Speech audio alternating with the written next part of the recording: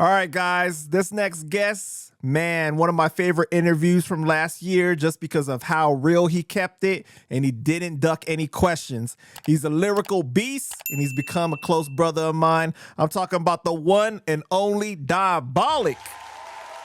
What up? What up? What up? What's good with you, man? I didn't know we were in front of a live studio audience. Yeah, you know. I had no idea. That's pretty impressive. They're all here for you, man. Nice, nice. Are they chicks, at least? You know, I think part of it, but part of them, you know, but, you know, you have an underground audience, so I don't really think you make any love songs or anything, you know. Maybe some, like, masculine chicks, you know, in today's era. Handsome bitches. Like fluidity and everything like that, you know. Yeah, handsome. Men have become feminine and women have become masculine, you know. Yeah. Yeah. You have a man's penis hairy, or a woman's penis? You know, like that. I know you like them hairy, right? That's what I heard. Hairy women? No. I did bang this one chick that had hairy arms, so once I'll never forget that. Oh no, come on, man. I remember noticing it. Like, she didn't have a hairy body, but I remember her arm hair was like noticeable. And it was like, what the fuck is this? What is going on here? It was good looking too, but she had like, I don't know. She had hairy arms, to me anyway. I mean, it's too much for my taste, you know? Pretty interesting. But you still finished. Oh, yeah. Oh, yeah. Yeah, absolutely. No brainer. No brainer. All right, man. Well, what did you think of the backlash from the last interview? You were in there responding to the comments a few times. Yeah, I figured I'd spice it up a little, but I don't know. People are they're always gonna get it. I don't care. The kids, what was the backlash? What was it for? Like Trump and shit like that? Probably. Well, I just want to highlight that one comment where the guy said that you remind him of Harvey Weinstein. That was nasty work. That was ridiculous. Like, that was crazy. It was mean. That was just a low down, dirty trick. Shout out to that guy, piece of shit. I know, right? You gotta get that guy's address. I'll send him a fucking dog shit in a jewelry box. Oh shit. Literally. I'll autograph it though. I'll sign it with a Sharpie and send it to him. Hey, you could sell that on eBay. Might get him some, you know, a couple dollars, couple shillings. Maybe. I might go to fucking prison, but we'll see. Right. Well, the thing that people were most upset about was the DJ Premier experience that you described. What's crazy is that you and I recorded that interview before the Nas and Primo album even dropped. And we didn't even know he was going to get all that backlash for the album. So when our clip finally dropped, everyone was like, oh, now everybody thinks it's okay to shit on Primo. But that wasn't even the case. Wait, like, maybe I'm out of the fucking loop a little bit. He's getting backlash for the album? Why? No, he got backlash during that time with when the Nas and Primo album dropped because they were like, oh, these beats aren't great, they're trash and everything. And then like people were like, oh, Preem ain't put anything good out since like, I don't know, forever. And then so when our clip came out, it was like gasoline on the fire. People thought that we were like trying to capitalize off of that situation that, I mean, you know, when it was like we had already recorded it, like I think even like a week or two before the album even came out. So we didn't even know it was going to be getting all that heat. Well, I mean, now that I know that, I wasn't like shitting on him. I didn't have Viper Records hand them money because Preem's whack. Like, that's not why. It was just the whole experience wasn't what I expected it to be, you know? And you build things up in your head and then they turn out to be something a little different. But I thought like, I put it into perspective because at the same time, who the fuck am I? I got into that room and stuff, but you know, it is what it is. I didn't think that album was bad. The Preem Nas album. I didn't think the beats were terrible. I didn't think it was that bad. But there was a couple that were a little like, a little redundant, but I thought the songs were good. They worked. I thought, I don't know, I thought it was pretty good. I think some people were saying like, you know, the problem is that every single time you listen to Preem now, you're expecting like New York State of Mind, like tier or something like that. Maybe that's the problem. So, I mean, part of the but problem is he's used fucking 35 years worth of samples already, man. Like fucking, you're in the 35th year of digging. You know, it's slim pickings at this point. That's part of it. He's not going to find the mass appeal sample again. Everybody, it doesn't exist anymore, you know? So I don't know what people expect. I think they get their hopes up too high is what it comes down to. It's something they always wanted, so they expect it to be the greatest thing they've ever fucking heard, and everything's going to be perfect and classic and exactly what you want. But I don't know. I thought it was pretty good.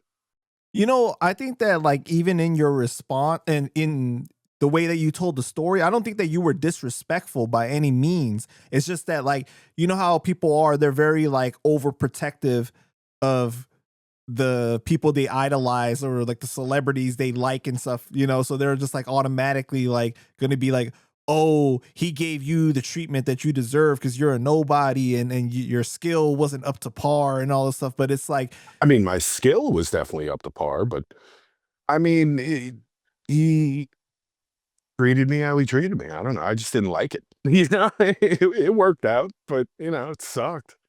It changed my outlook. You know, it's like I just expected it to be different. You know, right. it kind of But you know, sucked. You know?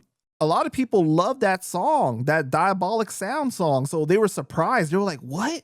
That's the experience? Like, they're like, damn, that's crazy. Yeah, it was rough. It was rough. It wasn't what I signed on for necessarily, but it worked out. You know, if people like it, you know, the fuck do I care, really? It's just a story of something that happened. You know, it's all relative, dude. Like, I don't know what people expect. There was backlash what, in the comments. I didn't read that one really. Yeah, I mean, that was the clip that got the most views. I think that we went up to like, I don't know, like maybe nearly 20 something thousand or something like that views or something for that clip. But people are just, they're fucking deluded. Sometimes, you know, people with fans and stuff, it gets a little funny because, you know, they'll get so defensive of people and they just forget like Preem's a person. He's a dude. He's not a fucking deity. You know what I'm saying? He doesn't do everything right. I'm sure. Neither do I. Neither do you. Neither do they. You know, we all fuck things up. We're all lazy sometimes. We're all fucking dialed out sometimes. You know, we procrastinate sometimes. But they don't take any of that into consideration. They're like, no, he can do no wrong because he made this beat in 1995. So it's, you know, they look at things like that and it's not reality, you know. absolutely. And that's one thing that I was about to touch on is because like I love Preem. Like he's a legend to me. He's amazing, right? But like everybody else, like we don't know who these people really are. Like when you're a fan and you're looking at somebody like, you know, that's a celebrity, you don't know who these people really are. But Right. the truth is that everybody is just human and capable of making mistakes. Just because they're really good at something they do doesn't make them exempt from being human and having flaws, or you know what I'm saying? Like Right. it's crazy. Right. That's why to me, when you put people on pedestals or you idolize people, it's a very dangerous thing because you're always going to be disappointed. Yeah, and you know, idolize them for what they're an idol for too, you know. Like they made some dope shit and classic stuff that you'll listen to because it's timeless. But that doesn't mean every experience with every artist that works with them is going to be fucking perfect and that they're right in every situation that they're in. It's just not, it's not reasonable to think like that. But whatever, you know, people are going to think what they're going to think. And the internet is what the internet is. You know, the impulse of Maybe typing a the comment. problem was really you, Bollock. Maybe the problem really was you. Might have been. Because you know, King Magnetic, he said his experience was great. You know, he didn't have no problems. Yeah, I mean, yeah, I don't know. Maybe. Maybe it was me. Maybe I was just sitting there for too long waiting all day. You know what I'm saying? That was really the biggest part. Maybe that like, Martin episode was just too good to pass up. It was just, you know, sitting there for like hours waiting, chilling, basically just like smoking weed on a couch while you guys fucked off in the office doing whatever you were doing. I must have been annoying. I don't know. I couldn't tell you. Well, the other backlash came from the Trump clip, right?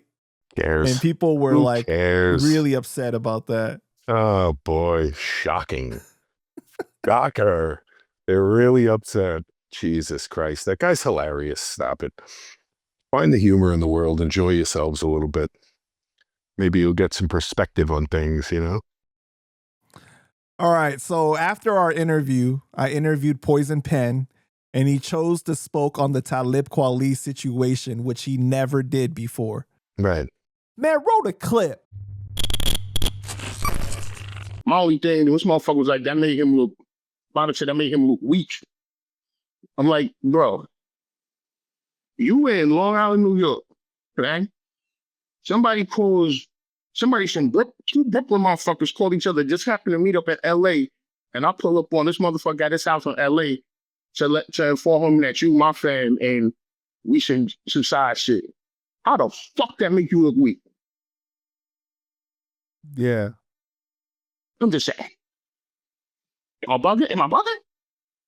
He thinks that Kweli's gonna think that he sent for that like he needed somebody else to handle his business.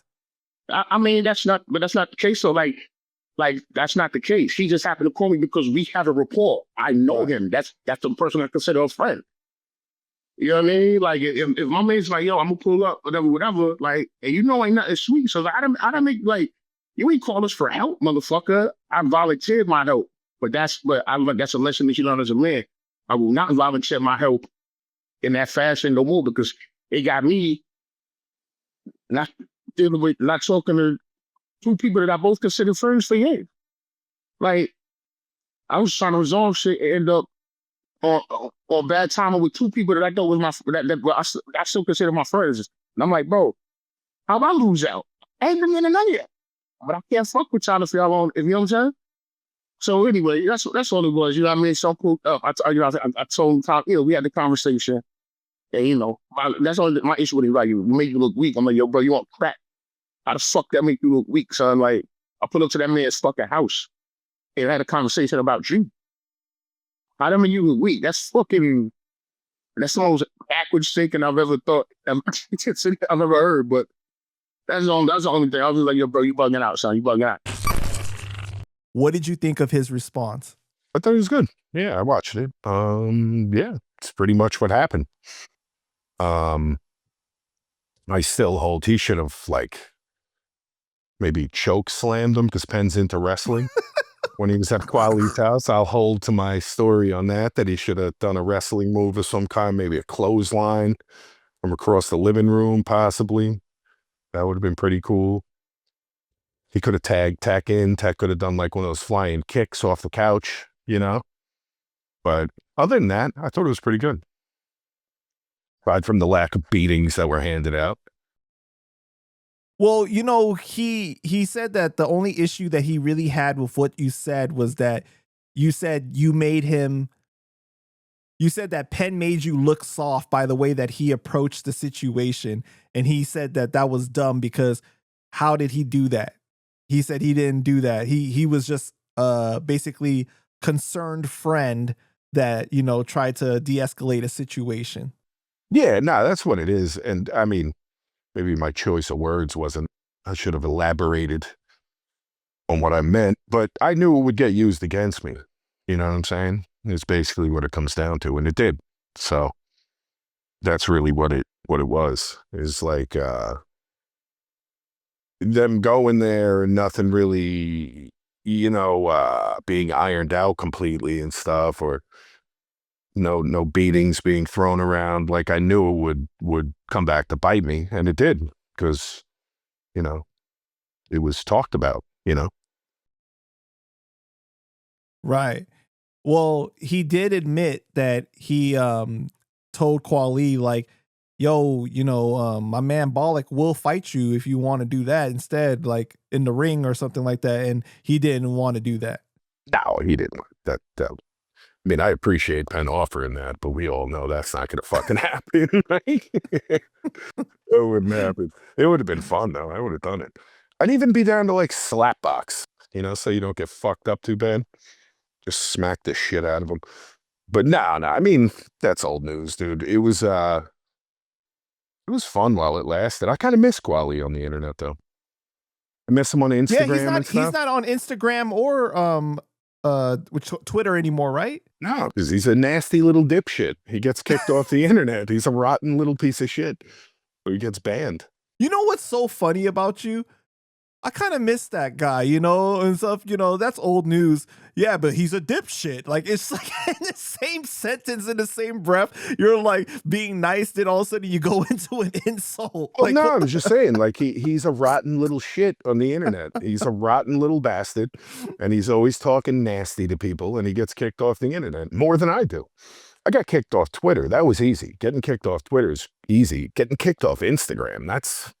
I don't even know how you accomplish that. Well, you know his brother works for Meta, right? Nah, I know he's another fucking... I know he was like a constitutional lawyer dork, but I didn't know he worked for Meta. Yeah, something about like in the past, like where like Kweli got suspended, like I think his brother was helpful in getting his account back. But I guess he went too far to the point that I think his brother wasn't even able to help him anymore. So... Unbelievable. That's what I heard. I don't know if it's true, but you know, I mean, like that's...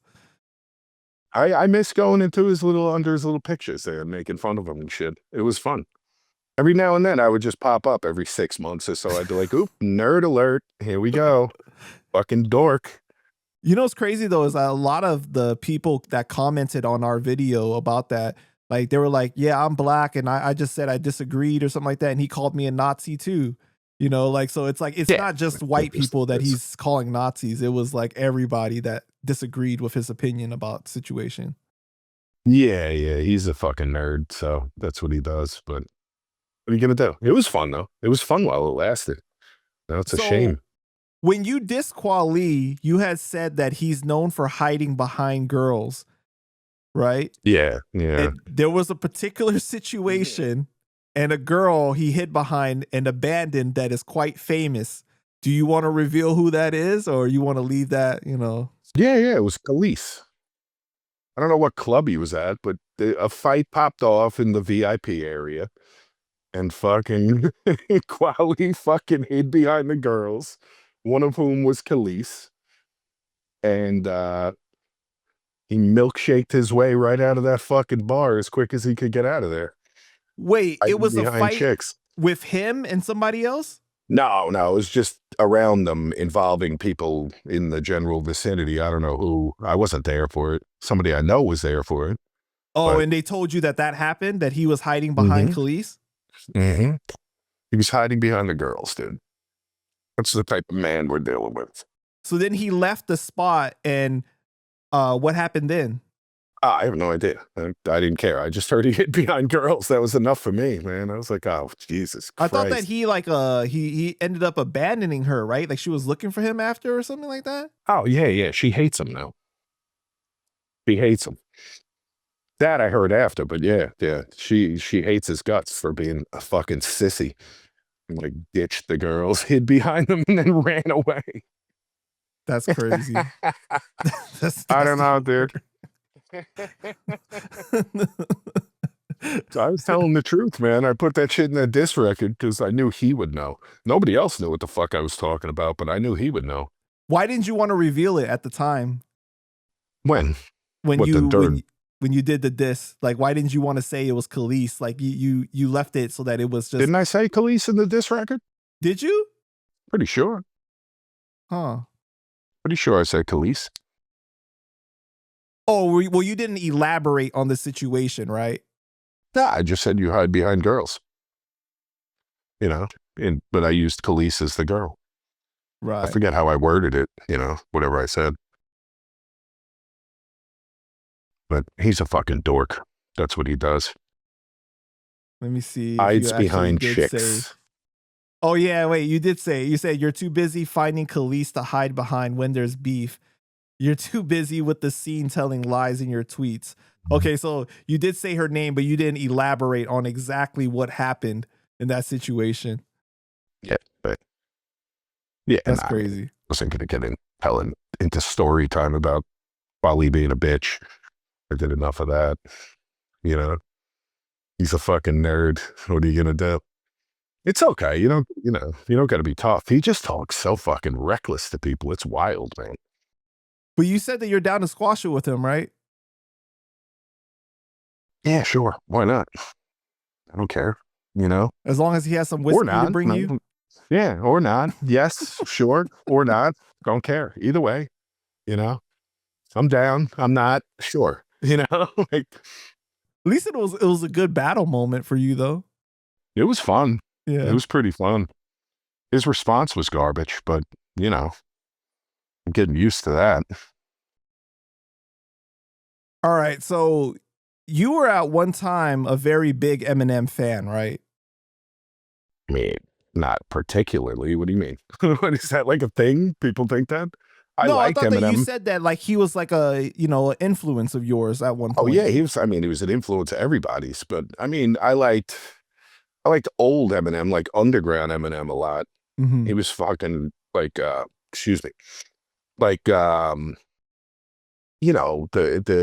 underground shit that I did with Scam that he talks about, that 365, that's a great record. The Rocket stuff. Yeah, 5-Star Generals, hearing him on that. It was like he stood out. You hear him for the first time, you're like, holy shit, who's this guy? That crazy shit, had a totally different style. He was dope. I liked his first album and his second album. After that, he kind of lost me, It kind of got a little weird. Wait, did you fuck with Infinite? Not really, no. Oh, you didn't like Infinite? All right. No. I had never heard it. I had never heard it until later on. It's all right. Got you. Okay. Well, in recent months, Kevin Black, who is a record exec, made waves when he said there was a time when Eminem and DMX had battled on Funkmaster Flex's show, and Eminem tore his ass up. Pause. There's no recording of this. Nobody can confirm this. I don't think even Flex has come out and even said anything about it, which a lot of times people don't seem to do. For some reason, they let people just lie or say things and stuff, and they don't fact check them, unless they really want some drama. But what are your thoughts on this situation? Because he caught a lot of flack about it. That's fucking make-believe, dude. These guys, I don't understand it. The internet is bringing out the worst in some people. That's not true. That never happened. I'll stick to that. The story is that, because I've seen the guy talking about it, like on Instagram and shit, that it happened on Flex's show. Right. He said that Flex used to have this thing where people would go on there and like battle each other and stuff. And basically he said didn't. That. What the fuck planet is he on? When did Flex have a show where he had people battling each other? What the fuck is he talking about? I have no idea. This would have been early Eminem, right? Like 97, 98. Yeah. Right? Mm-hmm. Yeah, that didn't exist. All we did was listen to the radio. I think 99 at the latest, but even then, though, like battling, people going up and battling on the radio. When the fuck was that a thing? I don't know if he said calling in and battling or actually being physically present there, but either way, he was saying that DMX had already been doing his thing. He was already popping, and a Eminem that was still on the come up. Sold like 5 million records, DMX, at that point. Why would he be battling on the radio against Eminem? Like, Eminem wasn't known. He was signed by Dre. Everybody knew that. Right. You know what I'm saying? That wasn't a thing that people didn't know. Where he was just, this random guy is going to get up on Flex and battle DMX. That never happened. That never fucking had. That's just fantasy land. Who is that guy? Like, is he supposed to be like an A&R or something? He was he worked for Interscope or something like that. And see why he doesn't anymore, because he's full of shit. Guy's fucking lying through his teeth. None of that was a thing. Did he never listen to the radio back then? Because that wasn't a thing. it's just what's so crazy is that, like, you know how like the whole DMX and Jay-Z battle is like spoken about like in a mythical way, like, you know, they were standing on pool tables and people talk about it all the time and stuff, right? So like it's so crazy that we would be what, like 20 something, well, nearly 30 years later, and you're barely bringing it up now. You know what I'm saying? Like, and nobody's ever spoken about this before. It just sounds kind of absurd, right? Like, bro, like, come on. It's fucking nonsense. It's made up, is when it's fictional. That guy made that up. I don't know why. I don't know why he made it up, but he made it up. It's like what Rhymefest did. Oh, talking about Eminem called him the N-word in the battle. He's quoting the shit. Eminem was battling a guy named All-Star. Yeah. Everybody heard that battle. That shit was on mcbattles.com in 1999. We all heard it. It wasn't Rhymefest. Like, why? What are you lying for? Do you have early onset dementia? Is that what it is? Maybe? It's crazy because I interviewed Dibbs, right? And Dibbs was like, you know, he's all like, that never happened. And then he went through all the footage and everything. And he's all like, wait, that verse he spit to All-Star, and, you know, he doesn't say the N-word either. And M's people actually contacted Dibbs or the Scribble Jam documentary that they're working on, the people doing that. And they were, you know, they were like making it a point, like, can you guys like put out the footage to like showcase that it's not true? You know what I'm saying? So then they did that, you know? Man, roll a clip. As soon as Rhymefest said that, somebody sent it to me. And I'm like, oh, fuck it. First of all, if that had happened, Eminem would have got clanked with a bottle. Like, we don't play that shit. We don't. You know, that doesn't fly here. And I'm like, but fuck no. I'm like, I don't even think that. So I'm scouring through all the DVDs. And I'm like, yeah, it's fucking All-Star. Because it was always a funny battle. Like, blah, blah, blah, I'm playful with you. I'll staple stitch you. Everybody in this fucking playfulness, you try to turn my facial tissue into a fucking racial issue. And I'm like, and then that's it. And then the crowd's screaming, so it doesn't really matter. I'm like, there's no N-bomb in there. And I'm like, and that's All-Star. So you're watching Rhymefest tell a story that has absolutely dick to do with him. He's not even in the background on that one. He's over there fucking doing whatever he does. Had nothing to do with him. No. It's fucking All-Star. And he literally, Rhymefest says the words in the interview, except he adds the N-bomb in there. And then he tells the story like, and I couldn't even be mad at him that he called me that. And I just had to keep battling. I'm like, what the fuck are you talking about? You didn't battle. Period. No. It's basically, it's either I don't know. I don't think he does. I don't think he does drugs and shit. I think you're either mistaken or you're just fucking lying. Like, and you could, the receipts it are there. really seemed like a clout move. You know what I mean?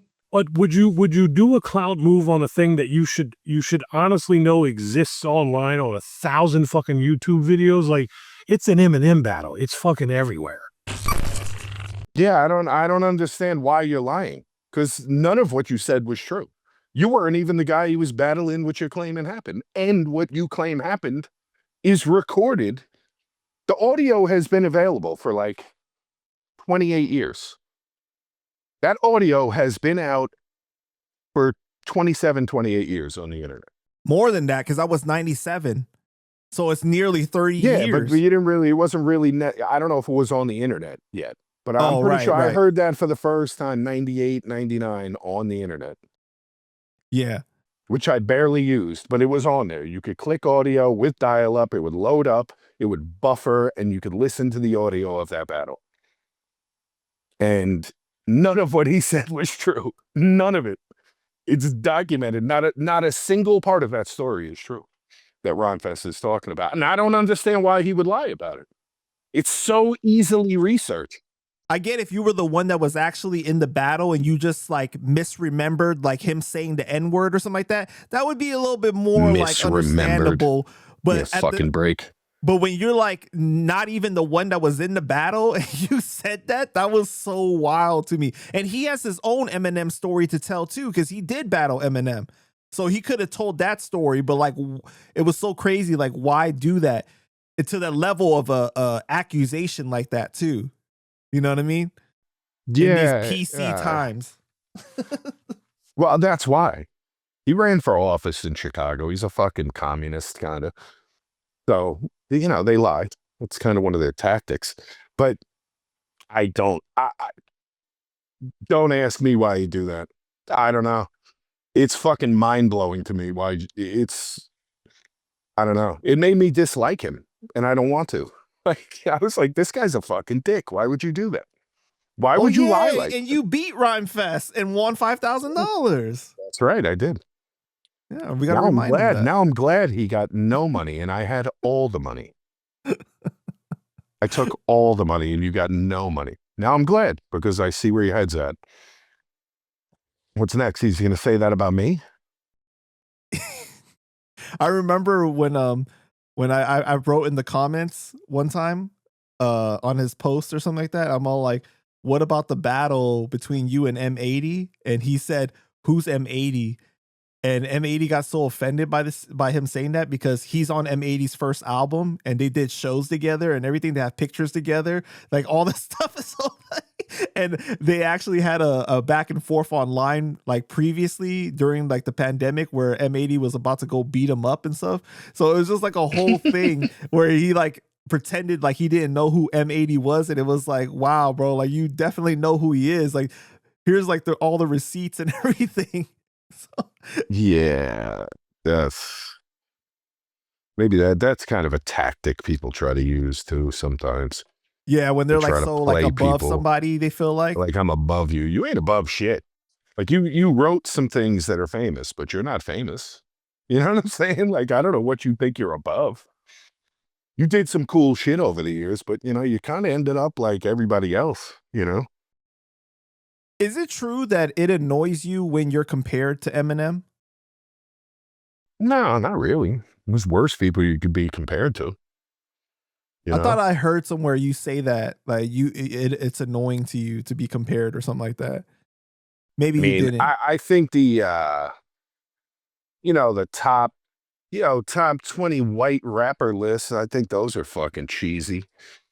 You know, that's kind of lame, but you know, it comes with the territory. We are white, so you know, people are gonna fucking notice that, I guess. They're very perceptive, you know, they see you, you're pasty, so they want to put you on lists and compare you. But I mean, there's worse things, you know, Eminem's nice, so I could be getting compared to people who fucking suck, you know? Right. Do you dislike that he's become the measuring stick for success as a white rapper? Like, if you're not like Eminem level, then they're like, oh, like, you ain't shit. You know what I mean? Like, yeah, you're cool, but you're not as good as Eminem.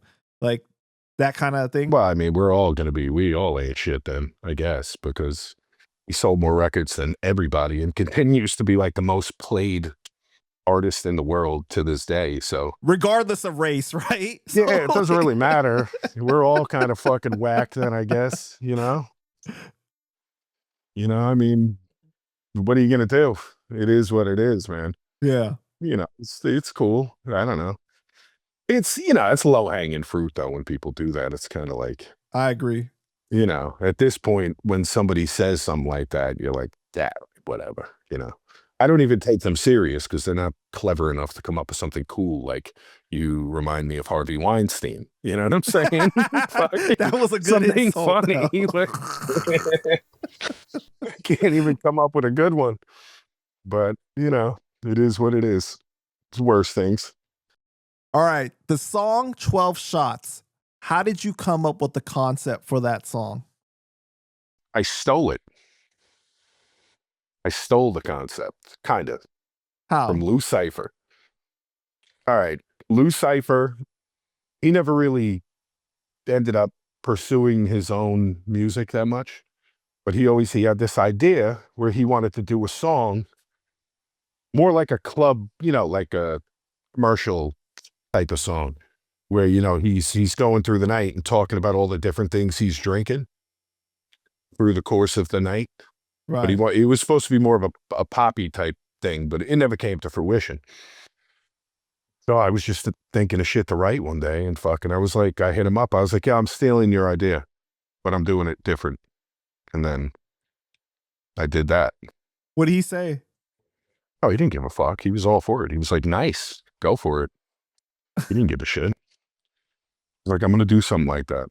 Were you like in a really dark space when you wrote that song? Because like on the song, you rap like, you know, I'm half a father, half a sucker, half a fucking rapper, half-assed, and half the time I'm a drunken bastard. Like, you know, like it seemed like you covered a lot of dark topics on there, or that was like for artistic purposes. Might have been a little, I mean, it was a little, maybe a stressful time in life, you know, but not really, not particularly dark. It was a dark song, you know, it had a dark idea, but you know, I'm just talking about the most exaggerated stresses that I'm going through, really. You know what I mean? You know, and like when I wrote that, I mean, my daughter was pretty young. Let me think. I probably wrote that and like, what did I say? You know, I said I was 28 when I wrote that. So I wrote that in 06, 07. And, you know, so my daughter was born in 2000, and me and her mom, she had just moved to Florida in like 05. Her life was a little stressful, you know? And, you know, I tapped into that though, you know, purposely. Right. You know, it's a dark fucking song. I fucking blow my brains out at the end of it. So definitely tapping into the darkness on that one. Well, I like the parts where you're talking about fucking the bartender, you know, Yeah, like yeah. where you're like, she's starting to look better as you're drinking more and Starting to more. look like Vita. Because Vita Guerra was like the hottie back then. I know. She had like the nicest ass. Yeah, she did. She is such a sweet ass. What a fucking lady, man. What a fucking lady. Sheesh. Yeah. Woo. How's she looking these days? I bet she still looks good. I don't know. You know, Father Time is undefeated too, though, so it's kind of hard, you know. Sometimes these bitches be beating the shit out of Father Time, though. You know, like Halle Berry still look pretty fucking good, dude. Yeah. But, you know, when you have money, though, it helps, though. It helps you can get, like, the nice products, the treatments, and all that stuff like that, and take better care of yourself. You know. I mean, it's input, output, you know. Right. Put a lot of alcohol and fucking drugs and shitty food in yourself, you're going to look worse, you know. You eat right and exercise, you'll probably be all right. When that financial stress isn't hitting you, like you kind of age a little more gracefully. Yeah, you're like chilling, you know. You gotta fucking wake up 9:30 in the morning, you got nothing to do, you go to the gym, get a fucking $13 latte, drive your $135,000 car to the fucking gym and get some lunch, your little avocado toast or whatever the fuck, you know what I'm saying? Oh shit. Probably easier on the body, man. All right. To this day, people still think you dissed Pumpkinhead on the song Reasons when you said, oh, yeah, but I'm stuck living in mom's house without a fucking bed because these major labels put out whack MCs like Pumpkinhead. But this was actually a reference to Pumpkinhead's song called Whack MCs that he put out in like 98. And PH actually commented on Facebook saying, your family and you didn't diss him, and the song Whack MCs is actually one of your favorite songs. Oh, yeah, like when I recorded that, I sent it to him on fucking AIM Instant Messenger. I was like, yo, check it out. Some people are going to think I dissed you. But he knew, you know, he knew I wasn't dissing him. He put out a record called Whack MCs. I was just making a punchline out of it, you know? Not to mention, Pumpkinhead was never signed to a major label. So it wouldn't even make sense to diss him, you know, for being signed to a major label. You guys that try to twist that narrative in the comments and stuff like that, he got you. He wasn't signed to no major. Yeah, no, it's a very simple punchline. It just made sense. Right. You know? They just don't know what the fuck I'm talking about. It's kind of obscure to kids who aren't up on it, you know? Because I saw somebody in the last interview, they put in the comments, Diabolic, diss Pumpkinhead, you know, and he's gone. And like, it's just like all this stuff. Buffoon. You can simple Google search, put in Whack MCs Pumpkinhead, and you'll see the vinyl pop right up. It might even be for sale. And when PH had passed away, rest in peace to PH, man. I I remember you put on Facebook and you spoke about this, and you said that, you know, you guys actually found it funny that people thought you guys had static over this situation. Like, you guys would laugh about it. Yeah. It was, you know, it is what it is. We knew it was going to come up, but I was doing gigs with Pumpkinhead, you know, all the time. Like a lot of shows in New York I did were Pumpkinhead shows or events he was putting together. It's like, you know, people are going to think what they're going to think. I mean, I get why they think that. It sounds like that kind of to the untrained ear, but that's not what it was. Not what it was at all. You couldn't be as close as you are to Poison Pen if you dissed Pumpkinhead. That just would not work. They were like, oh yeah, no, you know, like, that wouldn't work. No, that would have been a mess. Right. That would have been a mess for like my whole crew. You know, Pumpkinhead would go on runs with us. Like when I was touring with Tech and shit, and we were all going out a lot, like Pumpkinhead would come. He would go to fucking, I mean, especially Northeast shit. Like if he had something coming out, go up to Boston. We were doing gigs in Connecticut, Boston, New Hampshire, wherever we were going. He would rock. You know, he wanted to sell his shit and promote his shit. And like, that would have been a fucking disaster. It would just, the math would not math, my friend. It would have been a mess. I think even on Facebook, you have a flyer showing a show where like, or multiple shows where you guys perform together. Yeah. Fuck yeah. Yeah. So that's crazy. Yeah. I mean, I met Gwen Thomas for the first time at a Pumpkinhead's birthday show that I was rocking at. You know, like this is like, it's silly, but I get why people think that, because, you know, it sounds like that kind of. Sounds like I'm talking shit about him. How did the song Too Many Rappers come about? You got Mac Lethal, No Can Do, Awkwards, Recognize, SP83, Frankie Riptide, just tons of motherfuckers on that one, man. Oh, that's the Awkwards song. I forgot about that.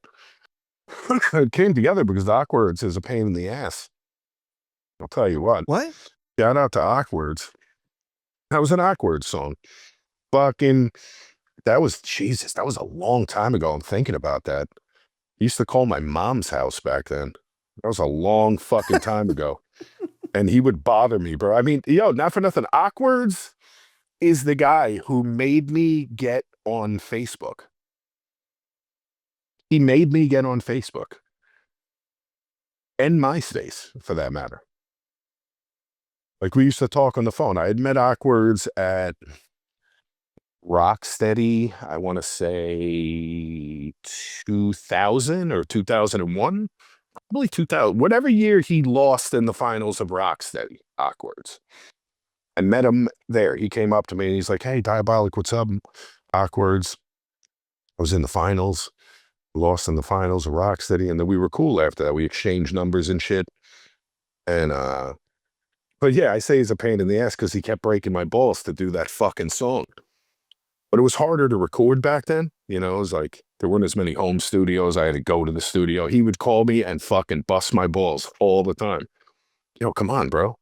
Get this fucking verse done. Come on. I think it was like an 8-bar verse, right? Wasn't it like 8 bars? Yeah. A bunch of guys spinning 8 bars, right? Yeah, Mm-hmm. yeah. I remember Mac Lethal said something about Bob with bitch tits, referring to the Bob from Fight Club. Right. His name was Robert Paulson. Yeah, that came together because Awkwards is I would assume he harassed everyone the same as me to get that done, and it got done. Because getting that many people to spit a fucking rhyme is not easy. So I give him a lot of credit for that. Shout out to Awkwards. Yeah, shout out to Awkwards, man. I'm definitely going to interview him eventually too. But I just think that it's so epic because of the amount of people with, you know, with a decent reputation and How many people were on that? I remember some. I remember like it was a lot of battle rappers. It was like a lot of us who battled back then. Right. Who else was on there? I remember. That's funny. Like No Can Do. I haven't heard that name in years. I didn't realize this was on there. No Can Do, SP83, Grunge, Tofu, Kelis, Frankie Riptide, Recognize, XL. Yeah, it's a bunch of people. There's a total of 10 people on that song. I mean, give him a lot of credit for completing that one. That was a tough one. That's funny.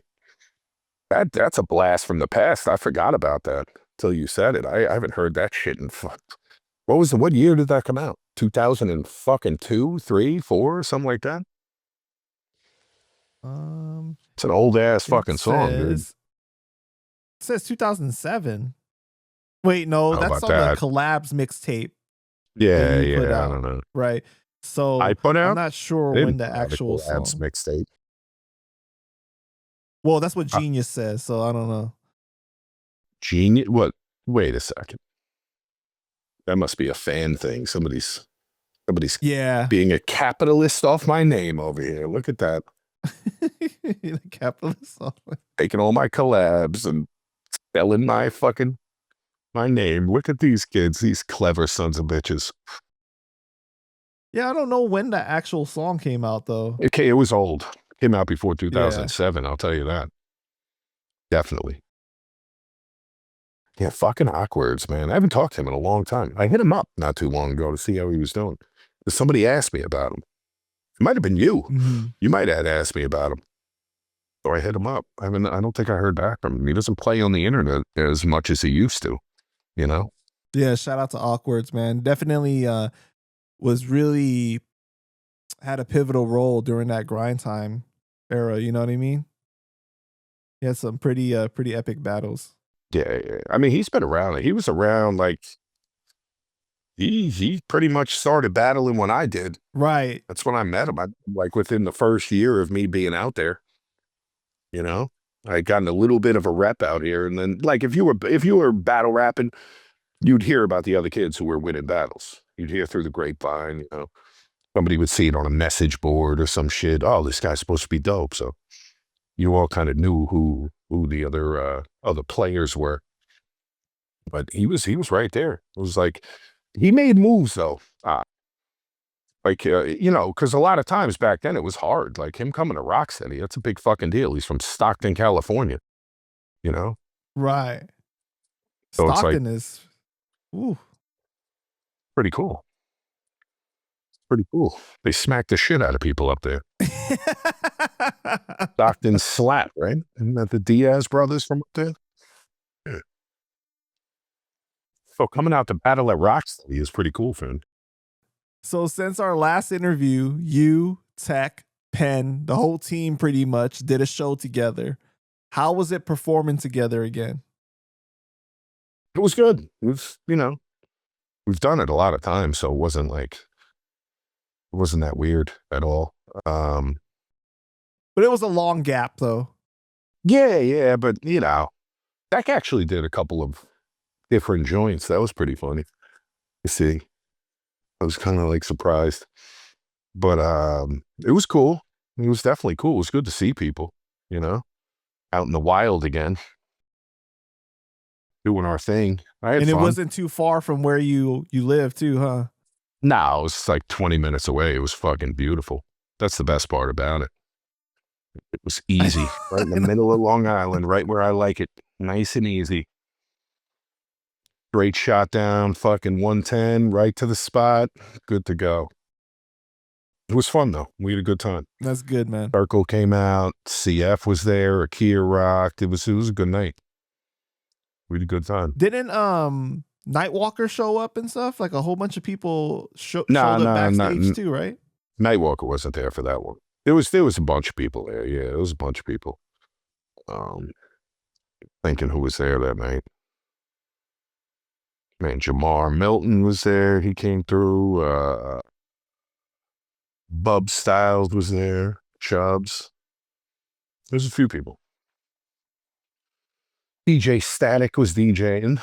They didn't bring a mixer, so he had to get creative with playing the music. That was fucking fun. Always a fiasco at shows. So in the past, right? You guys would like perform together, but you guys also battled while performing. right? Like there's been times where you guys battled each other, then performed like a song right after it. I think there's footage on YouTube. I don't know if we performed after we battled. We battled at Rocksteady. Like the battle, me and Technique battle you talking about? Yeah. Yeah, no. We battled at Rocksteady. That was the Rocksteady battle. Usually Rocksteady was at the pier. You know, like they used to do it down at the piers, but the city got fucking weird about hip-hop at one point, and they weren't they wouldn't let them, excuse me, I'm fucking tongue-tied right now. They wouldn't let them do it at the pier for whatever fucking reason, who knows. So they did I want to say they did the festival in the park that year, but they did the battle separately, and that was at SOB's. And me and Tech that was the finals of Rocksteady that year. But we were friends, you know, like we did. Volume 1 was out. We were selling them after, you know. That was a fucking funny night. I tried to kill PackFM that night. Yeah, wait. So Tried to like murder him. You and PackFM had like a serious like beef, right? Like I think like you even came out with a fuck PackFM shirt. Not that serious. Wait, did you have like a fuck PackFM No, shirt? he did. He had a fuck Diabolic shirt. Oh, okay. No. You have backwards. He had a fuck Diabolic shirt at that battle. Me and Pack battled in this, like we battled like 4 fucking 5 times. And it was like, we had like a little rivalry. We got off on the maybe wrong rivalry is the better word. Yeah, it was like battle. It was battle beef. It wasn't that serious. It got a little serious at first, but then it was just kind of perpetuated. You're keep in mind, this is over like the course of a year with like just events and different battles and bullshit and shit talk being exchanged. But I battled him the battle before Technique in the semifinals of that battle. And he was wearing he had like a t-shirt on his fucking head, like tied around his head. And during the battle, he took off the t-shirt and it said fuck Diabolic on it. Like he made a shirt to say fuck me because we had a battle beef. So I wasn't happy about this, so I tried to kill him. I went to kill him and Penn got in the way of that because that's what Penn does. And was like, no, nobody's fucking killing anybody. That's why if you listen to me battling, what do you mean? Like you went to go kill him? I was going to strangle him. On the stage, I was going to physically accost him. That's what I mean. Like I had every intention of physically assaulting Pack that night. But fuck the battle at that point. You were just really gonna go put hands on him. Yeah. I was like, oh, you made a shirt saying fuck me. So I was like, I'm gonna beat you to death now. You know, like he kind of skated off. He was feeling pretty good. He was laughing. I still won the battle. But I didn't feel like I won because he had a shirt that said fuck Diabolic on it. So I kind of felt like I was losing even though I won the battle. You know? Kind of sucked because the crowd was happy that he pulled that shirt out. They were like impressed with that. He should have done it sooner. He might have won the battle. But then, you know, it's like if you listen to me battling Tech, I'm saying Pack's whack. I kind of go off. I'm pissed off. Like I'm in a bad mood at that point. I'm very agitated when I battle Tech. Very out of focus. Like if you listen to what I'm saying, I just go off on a tirade like halfway into my first verse where I'm yelling about PackFM. Makes no sense in the, theme of the battle. But it was, that was fun times though. That was fucking fun times. Me and Pack battled in the crowd at Rocksteady. Yeah. I don't know, maybe a year later that year. I don't know. Whenever there was a show somewhere, somehow, and me and him just talked and like, we were like, this is stupid and ridiculous, And we've been cool ever since. It was like stupid. It was just, a lot of dick measuring going on, New York City battle shit talking, It It is what it is. I was kind of the new kid on the block, fucking talking shit. It was fun, though. It was like the best time of my life as an adult. It was fucking awesome. It was fucking phenomenal. Like in hip hop, it was the best time ever. It was all fun. Even though there was, you know, you had your little beefs, there was a little shit talk, whatever it was, but it was just fun. You were doing it like pure love of hip hop shit. Pure, like it was pure. That's what it was. We were just there. You know, maybe you could win some prize money. That would be fucking cool. But you weren't doing it for anything else but to get your shit off and get props. Kind of like a graffiti writer going out and bombing. Same shit. And it was fucking awesome. It was the best time ever. Let me ask you this though. New. Did he notice that you were gonna go strangle him? Oh yeah, he bounced. He was like laughing because he knew. He saw I was very upset. And he was happy that I was upset. He could see he pissed me off. He succeeded. He succeeded in his intent there. He's like, I'm gonna get this guy to try to kill me, and he's gonna be pissed, and I'm gonna bounce. And he kind of skated off because the way the stage was, you know, there used to be these tables and shit on the side. I literally stepped onto a table, and Penn was like, "No, get back here! Stop that! You know, break it up." Like, now I'm gonna kill him. How come no, Penn is always the like logical one? Well, he's usually hosting. I think he was hosting the battle. He was like involved, kind of hosting it. It's kind of his job a lot of times. You know, when he's throwing these events, he can't be like, let's kick everyone's fucking ass and get banned from doing shows at this place, you know? Penn told you the story about the fat Jewish. He kicks some ass when he has to. When he's not throwing the show, he'll kick some fucking ass. Right. But a lot of times in these situations, Penn was kind of involved as a diplomat between the venue and throwing the shows and hosting and promoting and doing a lot of other stuff. So he can't just go kicking ass. Not to mention, he's known Pac since he was like 15, 16 years old. He's not going to let me kick Pac's ass. He's just not going to let it happen. You know, you knew Pac before he ever met me. Like his man, you know, he's like, that's how Penn ends up being the guy who breaks it up, because like he knows everybody. He's friends with her. He doesn't want two of his friends beating the fuck out of each other. The worst thing ever. Right.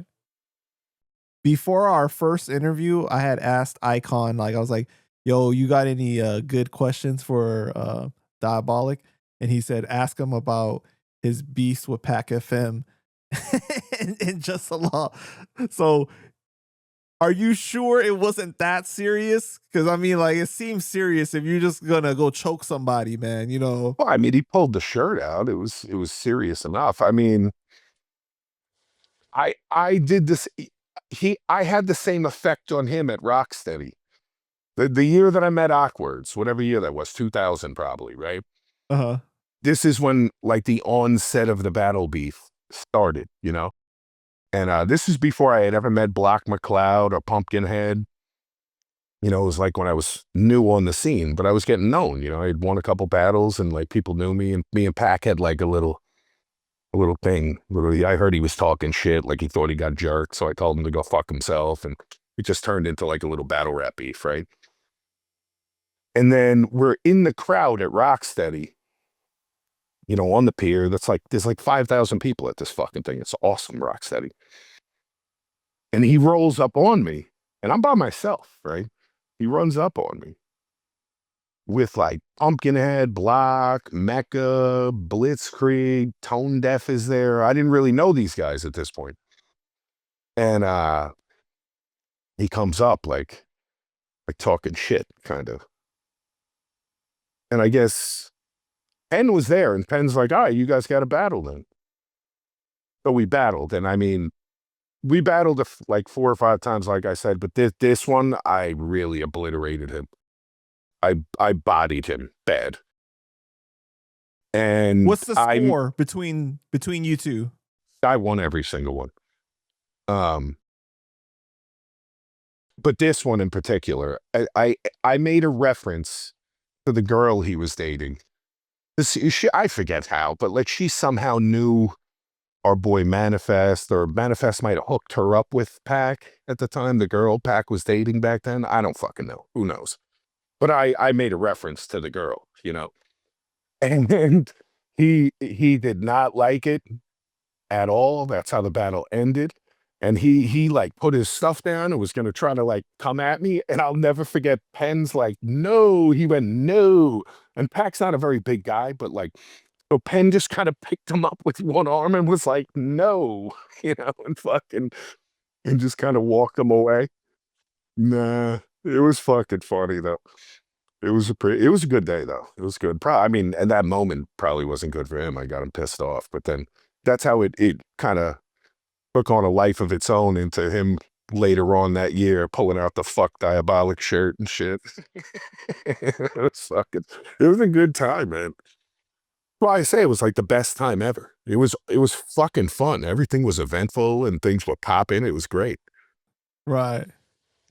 It was pretty cool. Shout out to PackFM, man. Yeah, shout out Pack. All right, tell us about the time that you and Tech were doing a benefit show and this guy assaulted these teenage girls in front of you guys and you ended up beating the shit out of them. Oh, that was in, where the fuck was that? Watsonville, California. I didn't see exactly what happened, but there was this fucking white dude and he looked like a meth head because he was wearing overalls with no fucking shirt under it. And it was like in a community center, like basically like a church gym with a fucking stage type of thing. You know what I'm saying? It was a community center. And then they had tables and this and that. And this kid, he was kind of being pushy and being annoying and shit. And how old? The guy? 20s, early 20s, I would say.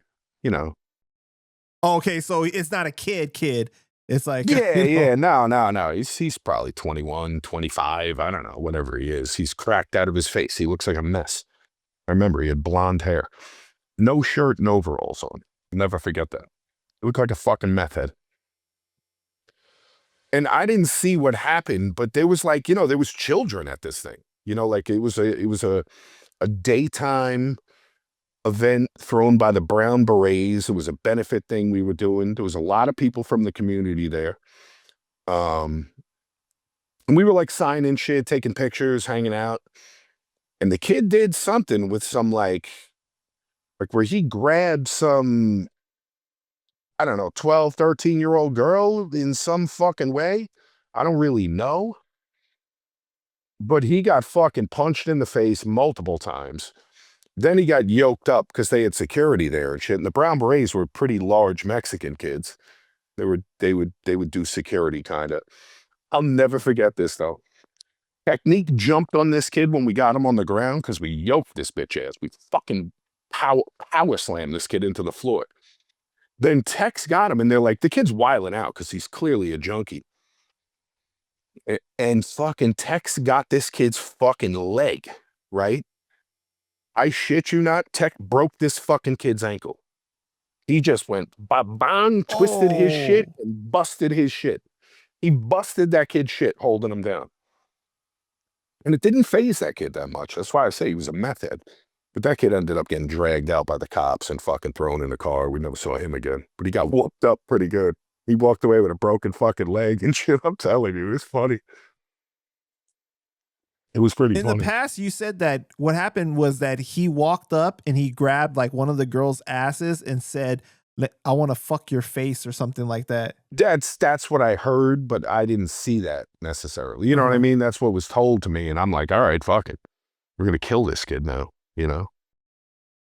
Yeah, you said Tech grabbed him by the neck and you started stomping him out or some shit like that. Yeah, I forget. I relive in that one. He got punched in the face multiple times. Multiple times, like immediately. As soon as it was like, wait, what happened? Wait, what? And then it was just like, boom, boom, boom, boom. But then he got slammed on the... Who told you what happened? I don't fucking remember. It happened like right there. So I might have caught it. Might have been an ear distance. I forget. It was like 20 fucking years ago. I could picture it. I could picture the kid's face. I could picture punching him in the face. They were obviously upset. She was obviously upset, right? Yeah, no, it was weird. It was odd. Like people don't expect shit like that to happen. you know, and like, we're not going to tolerate that. What'd you say? Wait, what happened? Like when somebody's mom says, this guy just said he wants to face fuck my daughter. So what? Excuse me? Her? The little kid? What?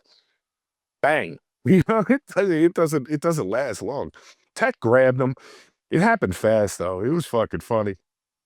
Then the kid got yoked though. I'll never forget because he was trying to squirm around on the ground and Tech broke his shit. That I remember specifically. Because at that point I was done. Well, he did the Kurt Angle leg, the Kurt Angle. There was a couple people on him. Move. Like, they were trying to fucking. It was like an off-duty cop was doing like security, like does security for the community center. I remember that. So he had zip ties. So he's trying to get this guy zip tied. But the kid's wiling out because he just got the shit beat out of him. And he's definitely cracked out of his face. But Tech's got his legs. But Tech took his fucking leg while this kid was wiling out and busted that shit, bro. He broke that shit. That shit was sideways when the kid was getting walked out of there. It was Did he fucking even scream? wild, dude. Nah, not really. Wow, so he was definitely... He didn't scream in pain. He screamed like he was wilding out. That's what I mean. So he definitely was high out of his mind. He was high. He was wearing overalls with no fucking shirt. Who the fuck wears overalls with no shirt? Doing a Immortal Technique show at a community center. Who the fuck does that?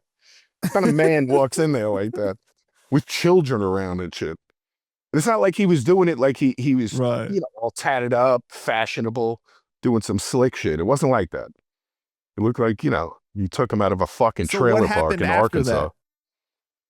He got taken away and I have no idea. I don't remember. No, I mean like you guys, like security didn't care that you guys beat the shit out of them or anything. Everybody just resumed back to normal. No. Cops were fucking yoking this kid too. They didn't give a shit. They didn't ask us anything. They didn't say 2 words to us. Wow. The security guys were like, yeah, that's awesome. Dope. Yeah, that was fucking awesome. What are they going to say to us? It's talking about molesting little girls. We're going to beat, he's lucky he didn't get beat to death. Thrown in a fucking garbage can. Right. That was a funny day though. It's funny. That's funny. I haven't thought about that one in a while. It's making me realize how burnt I am because I think memory's based on, you remember things based on the last time you remembered them. You never really remember the initial event as time goes on. And I haven't thought about that one in fucking 15 years probably. I'm thinking about it. I'm like, wow, I'm fucking burnt. There's been a lot of beer and pot since then. Because I could picture hitting the kid. I could picture the kid's face, but I can't picture how it started anymore. I can't picture how it started. And I used to know. I used to know how it started. I used to know more details. That's fucking funny, man. That's a good one. Wow, you fucking did do your homework because I forgot about that shit. Yeah, I do my homework, man. I rocked the shit out of that. Tech grabbed that kid and I rocked that fucking kid.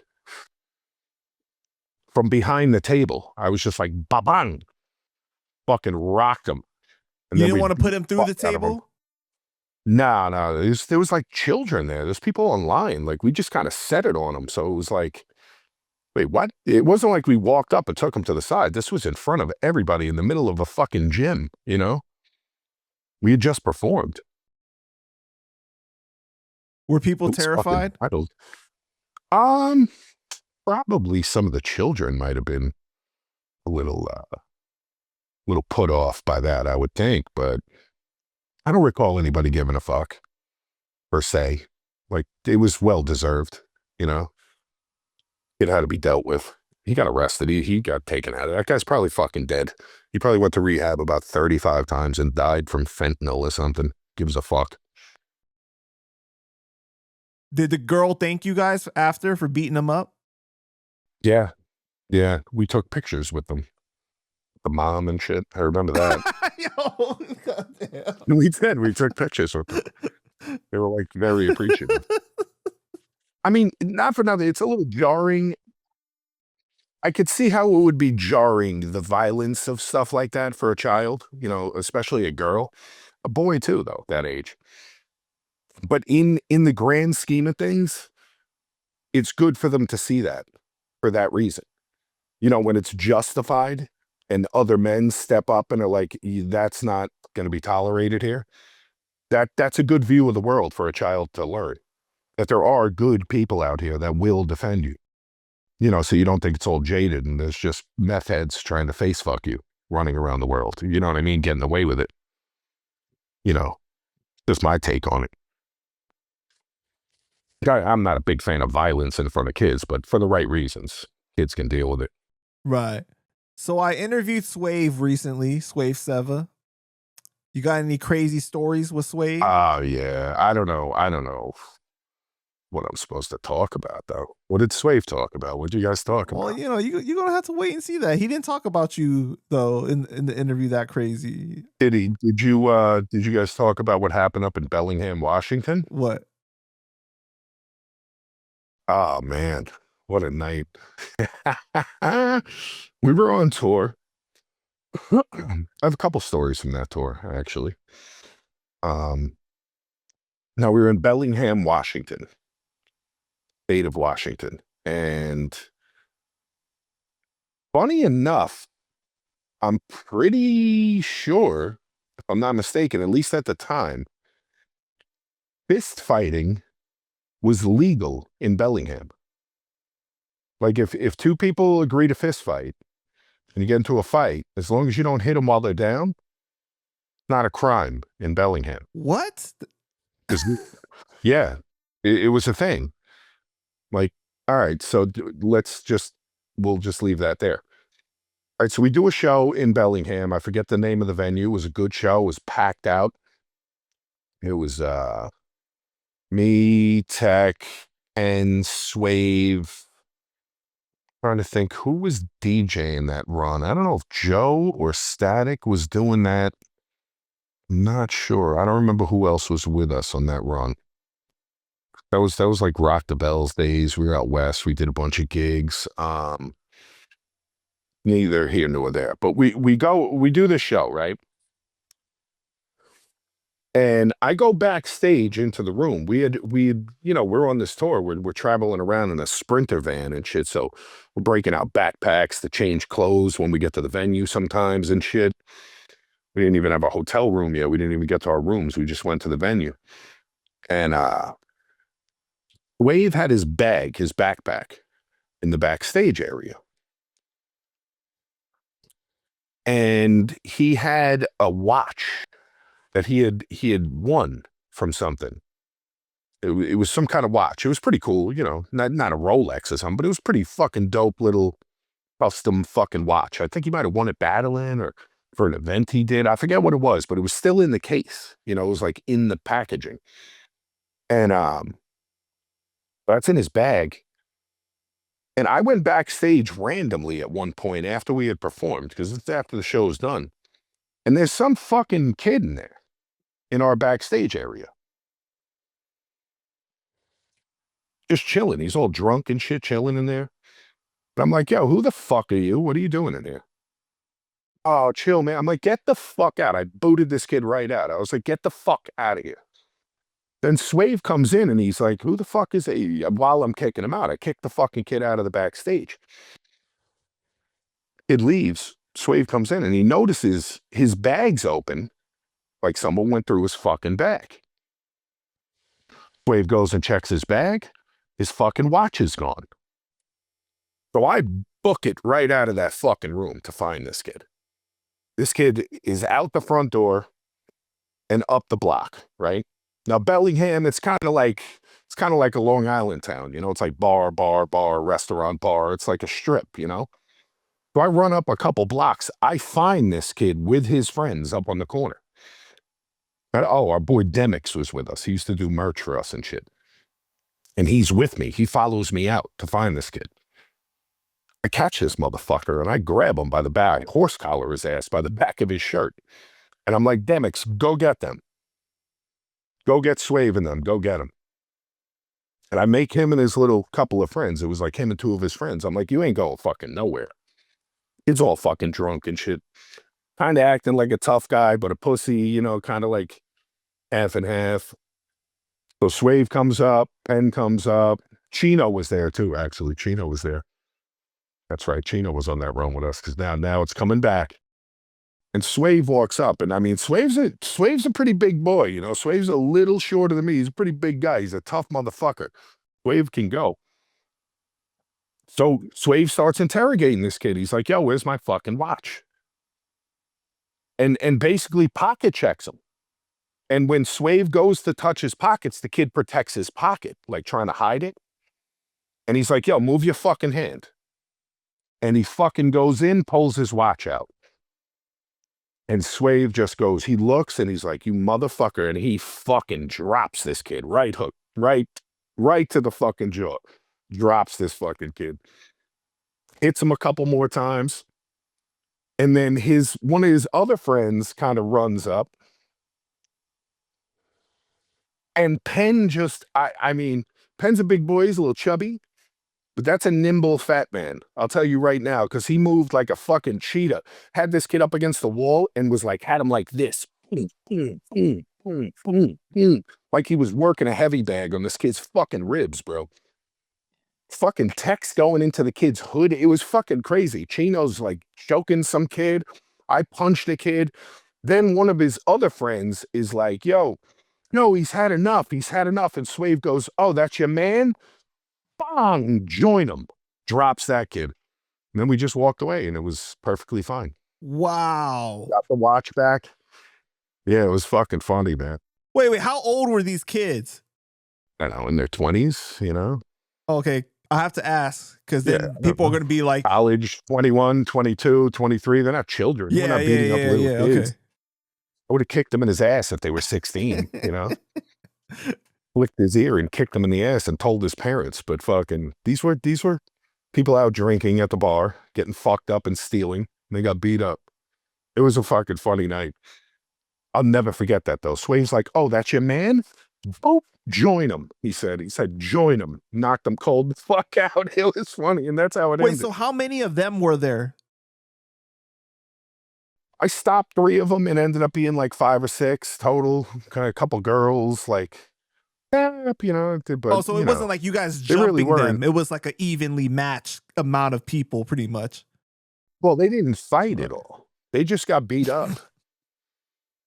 Like, once Swave fucking rocked this kid, like, when Swave was trying to sort out if this kid had his shit, it's not like he just came up swinging and beating people. Once he pulled his watch out of this kid's pocket, then it was over. Because, like, before that, they were trying to be, like, you know, a little bit tough, but then they're not tough. We'll fuck you up, you know? Like, Chino grabbed some kid by the fucking head and just kind of mushed him out of the way. Get the fuck out of the way, you know? Peck grabbed the kid. Peck grabbed this kid's hood, went into his hood and, like, swung him around. The fuck you think you're going? Get back here, you know? What about Penn? Penn beat the shit out of that one kid. It was fucking hilarious. It was hilarious. He had him up against the wall and he was like this. It was like uppercuts to the kid's fucking ribs. Fast though. And he moved quick. Like he just kind of chucked this kid and just started bop, bop, bop, bop, bop, bop. It was fucking funny as hell, bro. I could picture it right now. I wish I could take my memory and make it a video so people could see what I saw. It was hilarious. It was one of the best things I ever saw. Is where in Washington? Bellingham, I believe it's called. Bellingham, Washington. Okay. In Washington. Yeah, it was fucking funny, dude. It was such a funny night. Then we went back to the venue and got paid and left. Got some food. Probably went to a fucking Denny's or something afterwards. And Swave got his watch back, so it was good. Happy ending. Yeah, for sure. What about the other story? I'm surprised they didn't tell you about my birthday in fucking Eugene, Oregon. None of these kids ratted me out for that, huh? Wait, are you talking about Bend, Oregon, or is it Eugene? Eugene, Oregon. Diabolic's birthday. November 9th. I don't know what Is year this it when you was. got arrested? Maybe. Yes, it is. Yes, it is. For beating up the gas station clerk? I didn't beat him up. I just knocked some shit off the counter. But yeah, I got arrested on my birthday. Well, so what happened? Yeah. That was the same tour, actually. That was a wild fucking tour, come to think of it. That was the same fucking tour. Because I got another story on top of it from that tour. This I never told Swave either. Wow. All right. We did Eugene, Oregon, which is where the Oregon Ducks are. So it's like a massive college town, you know? And it was my birthday. So they gave me like a big giant bottle of fucking goose when we were leaving, Grey Goose. Wasn't open, still sealed. It was in a bag and shit. It wasn't, you know, it was just sealed. It was with DJ Snips from England. He was touring with us for that, actually. That's right. Snips was on that run. Holy shit. It's all coming back. Fucking we ran across the street from the venue to this gas station. It was like Sunoco or something, you know, has a store and shit. So I needed to grab cigarettes and some drinks and shit because we were going to go back to the hotel and get fucked up. It's my birthday. We're going to go hang out, smoke weed, do whatever. And when I'm walking into the gas station, the kid who works there is like a towny dickhead. And he's like, yo, you can't bring that bottle in here. And I'm like, what are you talking about? It's a, you know, it's a bottle of liquor in a brown bag. It's not an open bottle. I'm not like drinking the bottle. I'm just holding it. You know, while they get the car together, we had thrown everything in the car. I'm waiting for them to pull the car up. I just ran across the street to grab some shit before we pull off. And he's like, yeah, you can't bring that in here. And I'm like, what are you talking about? It's not open. Like, I can't bring groceries into like, you can carry a bottle in a bag. Like, if I bought this at a liquor store and had to walk home with it, I could stop at the gas station and buy cigarettes with something I just bought, right? And I say this type of shit to him, and he's like, nah, man, I'm just not going to serve you. He's just being a total fucking cocksucker. And I'm like, the fuck are you talking about, bro? I was like, dude, I just need cigarettes. I'm not selling you cigarettes, no. And he's just like standing there with his arms crossed like a fucking douchebag. And I'm just getting more and more frustrated with this kid. Mind you, I'm dead sober. I'm not drinking yet. I just came out of a show. I'm trying to buy a pack of cigarettes, right? Maybe some rolling papers. I'm not even sure. And the kid's just doing this. So I got fucking pissed off. And I was like, you know what? Go fuck yourself. And I knocked like, you know, one of those racks of like gum or bullshit, whatever was on the fucking counter. Right. I knocked that shit and walked right the fuck out. Hopped in the fucking van. We left. We go a couple blocks down. We're staying in this like, you know, like a motel, you know, like a standard small town horseshoe-shaped motel. Go to the room. No big deal. Not even thinking anything of it.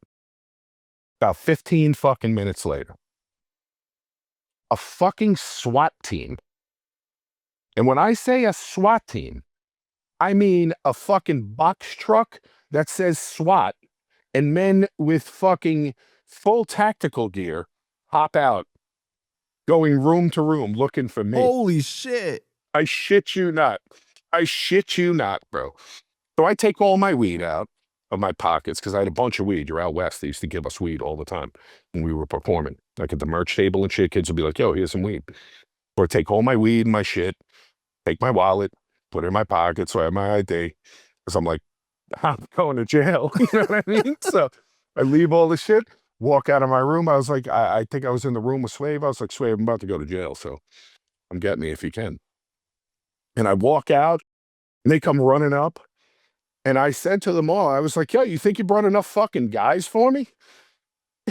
And these dudes kind of cracked a fucking smile. They started laughing. And fucking, you know, they cuff me, they put me in the car and they take me like fucking 4 blocks away. They process me in about 5 minutes, you know, take a picture of me and do my fingerprints. And they put me in this holding cell that had a TV. It was just like chairs in a plexiglass room. It was kind of a weird holding cell there. And I'm there for about 25, 30 minutes, and I got bailed out and left. What did they charge you with?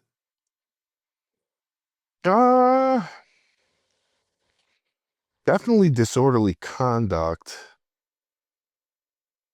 Destruction of property, I think. Why would they call that many amount of people to respond to something like that? They heard rappers were in town performing while in I don't know. That's just what they heard, because I said it to the cop when he's processing me. Like, dude, I'm not like these people on TV. Like, you see the protests, and you see when people on Reels fucking wild out getting arrested. I don't generally do that. If I'm getting arrested, I'm like, all right, I'll live to fight another day. Cuff me, I'll go figure it out later. You know, I'm pretty easy to get arrested. Like, if any cops out there that are going to arrest me any day, you'll know. They'll know what I mean. I'm very easy to arrest, but like, I'm talking to the guy when I'm in there. I'm like, why'd you guys have a fucking SWAT team? Like, what the fuck was that, dude? Could have just sent some regular cops, man. Nah, we heard rappers and da-da-da-da. You never know. People are armed or something. We didn't know. All right. Just wasted your fucking time, you know? Tax-paying dollars. But yeah, no, I mean, flak jackets, helmets, the whole fucking nine. Assault rifles. I came out laughing. I was like, holy shit. And I said it to them. A couple of them like laughed. They like smirked and shit. I was like, you bringing enough fucking guys, huh? I was in and out of there in 45 minutes. I shit you not. Did you get convicted? $700 bail. I don't know. Couldn't tell you. I went to court the next morning. So it's like a small town judge. You're talking about a courtroom that's the size of a fucking large bedroom. It's weird. And I was like, and I said to the judge, I was like, you know, do you think I could just like pay for whatever damages there were, and, you know, we could just get rid of this and be over with this? And he's like, no, this is serious. Da-da-da-da-da. So they appointed me some attorney who was like a private attorney, but I guess that's what they do there in Oregon. They give you some private attorney as your public defender for that. Talked to them once and then never heard from them again. Never went back. Never heard from them. I don't know. I mean, I've looked up, do I have a warrant out there or anything for this? I don't think so. I think they just kind of said, fuck it. I don't know. Oh, man. Never had any closure on it. Never had a problem about it. I've looked it up. I've searched myself, and there's nothing. I can't even find it, you know? So I don't know. So next time you're in Eugene, Oregon, and they're like, you have a warrant from 16 years ago. Yeah, I don't know. I feel like they're pretty liberal out in those parts, right? They're pretty lefty. I bet they wrote that shit off. They don't lock anybody up for shit out there. Be all right. I've been to Oregon since then, just not Eugene. What Swave told me that you beat up the gas station clerk then. Yeah, how he remembers it. I didn't beat him up. I didn't even touch the kid. I just knocked some shit off the counter. I didn't catch an assault charge. All right. That's just how he remembers it. Because they sent the fucking SWAT team. That's probably how he remembers it. Because that happened. They sent like the whole police department to come get me. That's insane. It was pretty funny. That's probably the most excitement they've had like in forever. I mean, yeah, maybe. I mean, that's a pretty poppin' area though. Like University of Oregon is pretty serious. Oregon Ducks and shit, that's pretty poppin' town. You know, there's a lot of people there. But rappers? I'm sure it gets pretty eventful. Oh, those crazy rappers come into town. Those crazy underground rappers, they start shooting up the city, you know? That's what we're doing. Yeah, that's probably what they thought. I don't know. It was funny, though. I also shit in a garbage can on that tour. That was cool. What? Yeah, I shit in a garbage can on that tour at the hotel. That was an interesting run, actually. Why? This is going to be news to Swave, but all right, when we were in LA, a lot of times we would stay, I don't know what the name of the hotel was. It's kind of like a motel, but it's like multiple stories. Like it's kind of a shithole, but it's kind of not. It's right by Randy's Donuts, that famous donut shop. Motel 6? No, it's not a main, you know, it's not a name brand hotel, but it's right over in that area, and we would stay there a lot because it was cheap, and Technique was cheap on tour when it came to getting rooms. But it was okay. It was cool. It was by the fucking freeway. It was easy to navigate. Text grandma didn't live too far from there. So it was like, it kind of worked for us. But they would always put me in a room with Swave or Fats, because Fats had a sleep apnea. So he had a Fat Boy sleep apnea machine.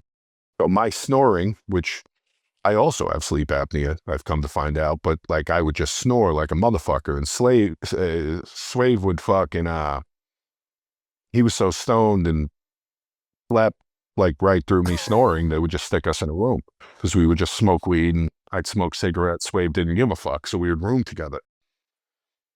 All right, so it's like 9:30 in the morning after a fucking night out. I ran to the store, get some fucking coffee.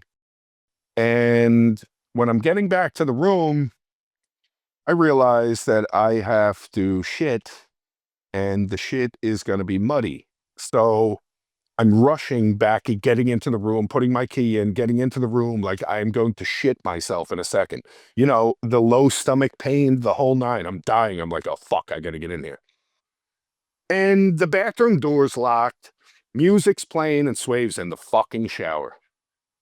I knock on the fucking door. He doesn't answer. The music is blaring off of a fucking speaker attached to his cell phone. So I go out of the room, couple doors down. And mind you, it's one of these hotels that's multiple levels and it's just like balconies. You're outside when you go in your room. You know what I mean? You're not indoors ever. So I go to the next room and I'm knocking on Penn's door. They're probably sleeping still. Nobody answers. Go to Tech's door. Nobody fucking answers. So I go back to my fucking room and I'm sweating at this point. I'm going to shit myself. So the only option I had was the garbage can in the room. I fucking shit in the garbage can, wiped my ass with tissues. I was about to ask you, I'm like, did you even have any paper to wipe? Yeah, there was tissues. I wiped my ass. I would have used my socks if I had to and threw them in the garbage. I'm not fucking gonna have a shitty ass. But yeah, I shit in the garbage can. I took the bag and tied it up, went out, found the fucking housekeeper because they have the garbage can on their shit, dropped it right in her fucking garbage and fucking went right back into the room. Took a plastic bag and replaced the bag. Never even told Swave. Did you even tip her for that? No, she wasn't there. Oh, she was in one of the rooms working. I just saw the cart. I was just going to throw the shit like in the hallway, like off the balcony. I was just going to throw it. Oh, shit. Into a corner somewhere. I didn't give a fuck. I got to get this fucking diarrhea bag of shit out of here. But it was an emergency. It was either that or shit myself. You should have threw it. It was one of two things were going to happen here. No. I wouldn't do that to my worst enemy. That would be fucked up, dude. Yeah, that was an eventful tour, actually. I got arrested.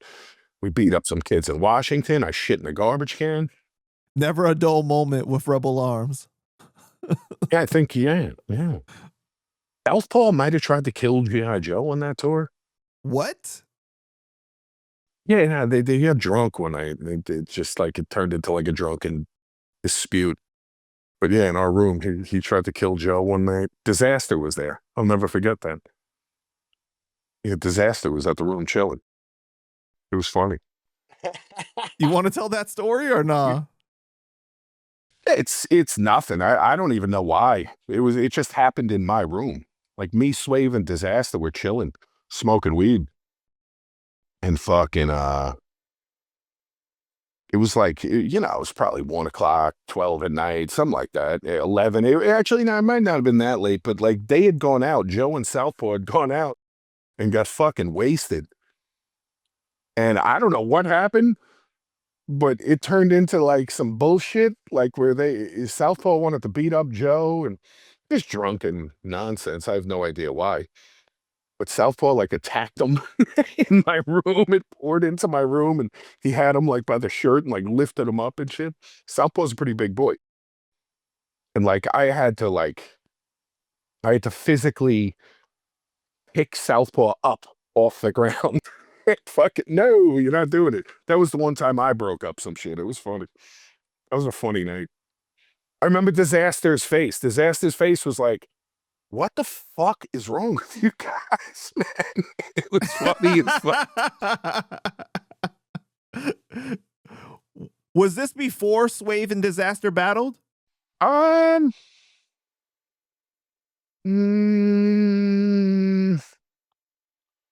Maybe not. Probably not. What year did they battle? Was that like 07 maybe? 06, 07-ish, 08? I don't know. 2010. That was 2010? Yep. It could have been after. Okay. It could have been before. It could have been around that time. You know, it was like, yeah, I don't know. The timeline is a fucking mess, dude. We were doing those runs all the time for like, from like 07 to 2013 every year. So they kind of, they blend together a lot. All right, time to spice it up a little bit. Oh, we're going to spice it up from shitting in garbage cans to what? Well, you had some spicy shit too. You probably was eating some chilies. And I did. There's a lot of beer going on. There was beer, there was weed, there was a fair amount of Denny's. Fair amount of Denny's would go down late at night. Right. It was fun. Fat Burger, we definitely hit up Fat Burger a couple times, me and Penn. Damn. Burgers with eggs and shit. Good stuff. All right. Yeah, it was a rough day. Time to spice it up. You posted a picture of Matt Danzig in front of Just Allah's house. Oh, yeah. Why did you do that? Yeah, I forgot what that was. Just to fucking fuck with him. You don't think that went too far? No, that had nothing to do with me. That was just the picture somebody gave to me. That happened though. You know, that was just that's something that just happened. That was just me fucking with him. I didn't know that happened at the time that it happened. Like I just found that out afterward. Somebody had told me about it and sent me the picture. When I look back at the Misanthropic Live, you guys ended things on such a positive note. And you guys were supposed to have a political debate and everything like that. Even with Mag, he had like a positive ending with Just Allah in that situation. And he was like, I'm gonna buy your album and everything like that. You know, he actually sent the money to Just Allah. Just Allah never gave him the album. So then in the interview with me, I like that. I would have done the same thing. Mag's all like, I wouldn't have given him the album either. Mag's all like, I want my refund. I want my money back. But anyways. I'd be like, nope, you're not going to get it. You were mean to me. So you guys were supposed to have a political debate. What the hell happened? Nothing. I don't know. I think Just's house burnt down at some point. Like, right. I believe that would have affected his output. Being on the internet, I would think he probably has to reconfigure life a little bit, but it just didn't happen. I don't know. You know, if he hit me up right now, I'd talk to him. I don't, you know. I like Just. You know, it is what it is. Right. It happened. And turned into a thing, sort of, you know, but I don't dislike Just. You know? I like Just too, man. I don't like that it's like, I don't like that it's viewed like it's, all right, this is eternal now. Now we have eternal problems. It's written in stone that we can never be cool ever because we got into an argument on Facebook and it turned into a little battle rap track beef. You know, we never beat each other up. Yeah, you know? but you was mad disrespectful about his mom though. Even at the end of the live, he's like, "Why you got?" We were talking he's shit. like, "Why you got to say fuck That's my mom for?" Shit. He said it at the end when you guys had squashed it. He's like, "Why you got to say fuck my mom though?" Like, you know. I mean, it's because I'm a fucking third grader sometimes. That's why. Your mother. That's why. You know, it's like your mama. You fuck your mom. You know, it's like, because I'm a fucking third grader sometimes. That's why I said it. But then I'm sure I said at the same time, I'm sure she's a very nice lady. I'm sorry about that. Like, you did I'm apologize in the end, I believe so. Yeah. But let me ask you, what did you think about his list of racists in hip hop, though? I mean, I vaguely remember it. Who was on it? Was I on there? So did I make it? You racist in hip hop. He's got HHDX, Slain, Vinnie Paz. Wait, what? Like Hip Hop DX? I think so. HHDX, like Hip Hop DX, the website? I think so. That's odd. Okay. Well, all right. Well, Slain, it's an interesting. Vinnie Paz, Ill Bill, Esoteric, DJ Fundo, Marky Mark, Eminem, Yellow Wolf, Sage Francis, Soul Khan, R.A. the Rugged Man, Kosha Dills, Diabolic, Apathy, Necro, DJ Clips. Like 17th on the list? Jesus Christ. I thought I'd do better than that. Wait, who else? Who was after me? R.A. the Rugged Apathy. Man. I like quote. Really? Necro. And you said DJ. Yeah, Necro and DJ Clips.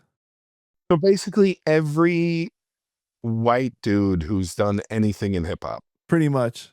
In the underground. Pretty much every white person is racist. Well, Marky Mark's not in the underground, and he named Marky Mark, so. And Eminem. Yeah, I think didn't they beat up some Asians or something? Yeah, but I'm saying that he's not underground though. Way back in the day. Yeah, no, I get it. He's not even in hip hop. He did have some history. He did have some history of racism when he was younger, I believe, that people have spoken about. Yeah, they beat up some. I feel like they beat up some Asian people.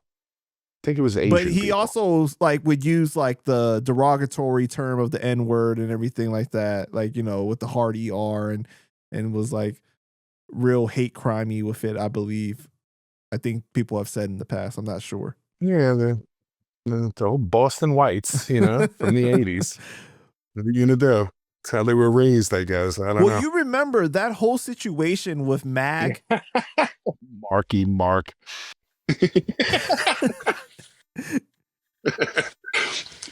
It's so comical. Oh my God. That whole situation with Magnetic and Just the Law started because Just was telling Mag that Slain was a racist and stuff like that, and to stop doing the tour with him. And Mag was like, well, show me the proof. And like he didn't show it to him. So then he got mad and called him like a coon or something like that. What was his a coon? Called him a coon, yeah. Which is ridiculous.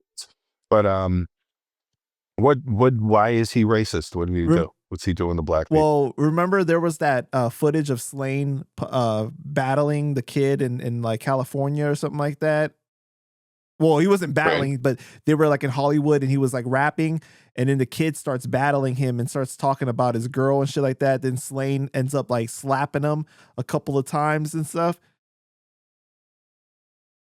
Why is that racist though? They say that he says the N-word in the video, but I don't really hear Slain saying the N-word. I hear the kid saying, yo, the cops is right there. And then he says the N-word. The kid says it. I don't really remember hearing Slain say it though. But that was one of the reasons. Was there are we talking hard R's here, or are we just saying like I think the with not the hard ER. Yeah, we're not talking about hard R N words here, are we? No, I don't think so. That's not what we're saying here. Then yeah, I don't know. But then there was the situation also. You can smack a black guy without being racist, dude. Like it's not I've smacked few black people in my day. Wasn't because they were black, you know. But then there was the situation where he had tweeted out, Slain had tweeted out, the only time I get to say the N-word is when I'm fucking Just the Law's mom's mouth or something like that, or some shit like that. So it was pretty wild. That's not racist though. That's just ridiculous and funny. Actually, that's fucked up, but it's like, and I don't think it's racist. I think it's disrespect. It's funny. That's what he said. People really called him out for that. I don't know. I don't think there's racist intent there. People really called him out for that. There's levels to this shit. And he said that he was drunk at the time that he said it, and he realized that it wasn't such a good look like the next day after looking back at what he said, pretty much. I mean, maybe not, but it's, you know, it's all intent matters, man. Come on, let's be serious. I'm not as sensitive as the world has tried to make everybody, you know. But his lists are fucking ridiculous. They're fucking silly. Like, What's the basis for them? I don't know. Like, what's your basis? Like, what's your, we're like, why is apathy racist? What did Esoteric do? Esoteric's like the nicest guy in the world. Another thing for the Slain situation, though, I believe that Just Allah was probably upset about that Stereotype song. You remember that Stereotype song? No. Where Slane's on there what is and it? they're like playing off of stereotypes, and he's saying like, I'm an Arab in a cab, Irish man in a pub, Puerto Rican stealing cars, and I'm high on drugs. And it's like, you know, like playing into the stereotypes. That's funny. But then he says single mother, white trash, N-word lover, cooking crack. And then like, so like he didn't like him probably saying the N-word It's in a that song. situation. Come on, man. Stop it, dude. It's a song. It's a conceptual song. Right. That's the whole point of it. Like, that's when you're allowed to say something like that. You know what I'm saying? Like, I don't know. Maybe I'm bugging. Maybe I'm the asshole, but it seems a little petty. I don't know. I have a theory. I think Just has a little bit of OCD about race, and it's unhealthy, personally, because these are all people you were cool with that would have you back. Like, if you weren't so outspokenly a dick all the time to them. But he was cool with them at one point, wasn't he? Like the majority of them. Yeah, but he would also go back and forth about it and be like, these guys are pieces of shit because I'm not doing well. And it's like, are they? I don't know. They don't seem like pieces of shit to everybody else except you. You know? I don't know. I'm not really into the racial dynamic created by social media in the modern day. It's regressive and absurd. It's rage bait. It's fucking not realistic at all to the way the world works. The standard is impossible, and it's bullshit. It's all fucking bullshit to me. So I don't know. I think that you have somewhat of a point, because some of the stuff you're talking about, right, it is seem to exist mainly online. Like you don't run into that problem in your regular everyday life as much. You know what I mean? Like I'm not saying you don't at all. Maybe in college, maybe at a college campus, maybe you do, sort of. Because kids like to complain at college and get into these causes, but like, you go to a fucking job every day, you do anything, you go to the store. None of this, that shit is not real. You know, it's not like a thing. Not where I'm at. It's not something people are hyper focused on when they're out and about living their lives. When you're sitting around fucking playing on the internet, commenting on fucking reels and bullshit that's fake. That's not real. Like people realize that's not real life. It's just, captions of things, you know what I mean? People probably in some of their worst moments ever, people fighting, whatever it is on the internet that people are going to fucking make a racial issue. It's like, I don't know, man. It's not an example of everybody. It's not an example of anybody, really. It's one thing that happened to be caught on camera now. I don't know. I remember the 90s. I remember the 90s when I was a teenager, and it was a much better place. We didn't have phones out. People weren't complaining as much. They were fucking living. They were doing their thing. People had causes they fought for. Some people were into that shit, but it was not like, didn't overtake the world the way it has in recent history. Yeah, for sure, man. It didn't become such a hyper political bunch of horseshit, which is what I think it is. But what do I know? I feel like a lot of people, not most, probably a lot, take out their anger online and say some of the craziest stuff that they normally wouldn't say in regular life. So like a lot of times you see in the comment section some of the most racist stuff being said, but it's like, would you really say that to that person's face? You know what I mean? Like it's kind of crazy. Probably not. You probably get fucking punched in the mouth. Right. And I don't think conversations go like that between people generally. It doesn't go like, hey, fucking, insert racial slur here. That's not how conversations go amongst people. It goes, even if there's about to be a fight, generally, even if there's about to be an issue, it doesn't even go there. Maybe it would, I don't know, maybe, but like, I don't know. It's all nonsense, bro. It's people not judging things based on their life. They're watching things that did not happen in their life. It happened somewhere. But I also have a theory about the internet, bro. Like, I'm not supposed to know everybody's fucking business all over the country or all over the world, for that matter. I'm not. I'm not supposed to know everybody's fucking business all the time. I'm not supposed to know how the fucking annoying lady at the store reacted to the fucking, I don't know, 19-year-old black kid at the store. I'm not supposed to know that. I don't know their story. I'm not involved in it. I'm not supposed to give a fuck. I don't care. I'm not supposed to know the fucking weather in every state, for that matter. I'm not supposed to know any of it. I'm not supposed to know that there was a bad car accident in Oklahoma, yet I could fucking find it on Facebook. What, am I supposed to be scared to drive now? You know, it's like, we know too much, bro. We're not supposed to know all this. I'm not supposed to know everybody's opinion. I'm not supposed to know what your random impulsive thought is at 2:30 in the morning, drunk on a Tuesday night, because you thought it about, you know, what's going on with ICE, or what's not going on, or what's happening in Ukraine or with Palestine. I'm not supposed to know. I'm not supposed to have a judgment on you. I'm not supposed to have an opinion about your random impulsive thoughts. I don't know you like that, yet they're forced on me, and people do judge each other based on these things. So, I don't know.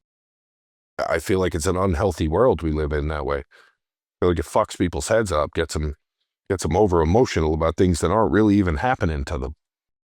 I do think that what you're saying has some, you know, validity to it, because it's kind of like ignorance is bliss. Like, when you kind of like just like know too much of the stuff, it can really lead to people being unhappy. And I really do think that the internet and social media has led to a lot of people being unhappy, you know.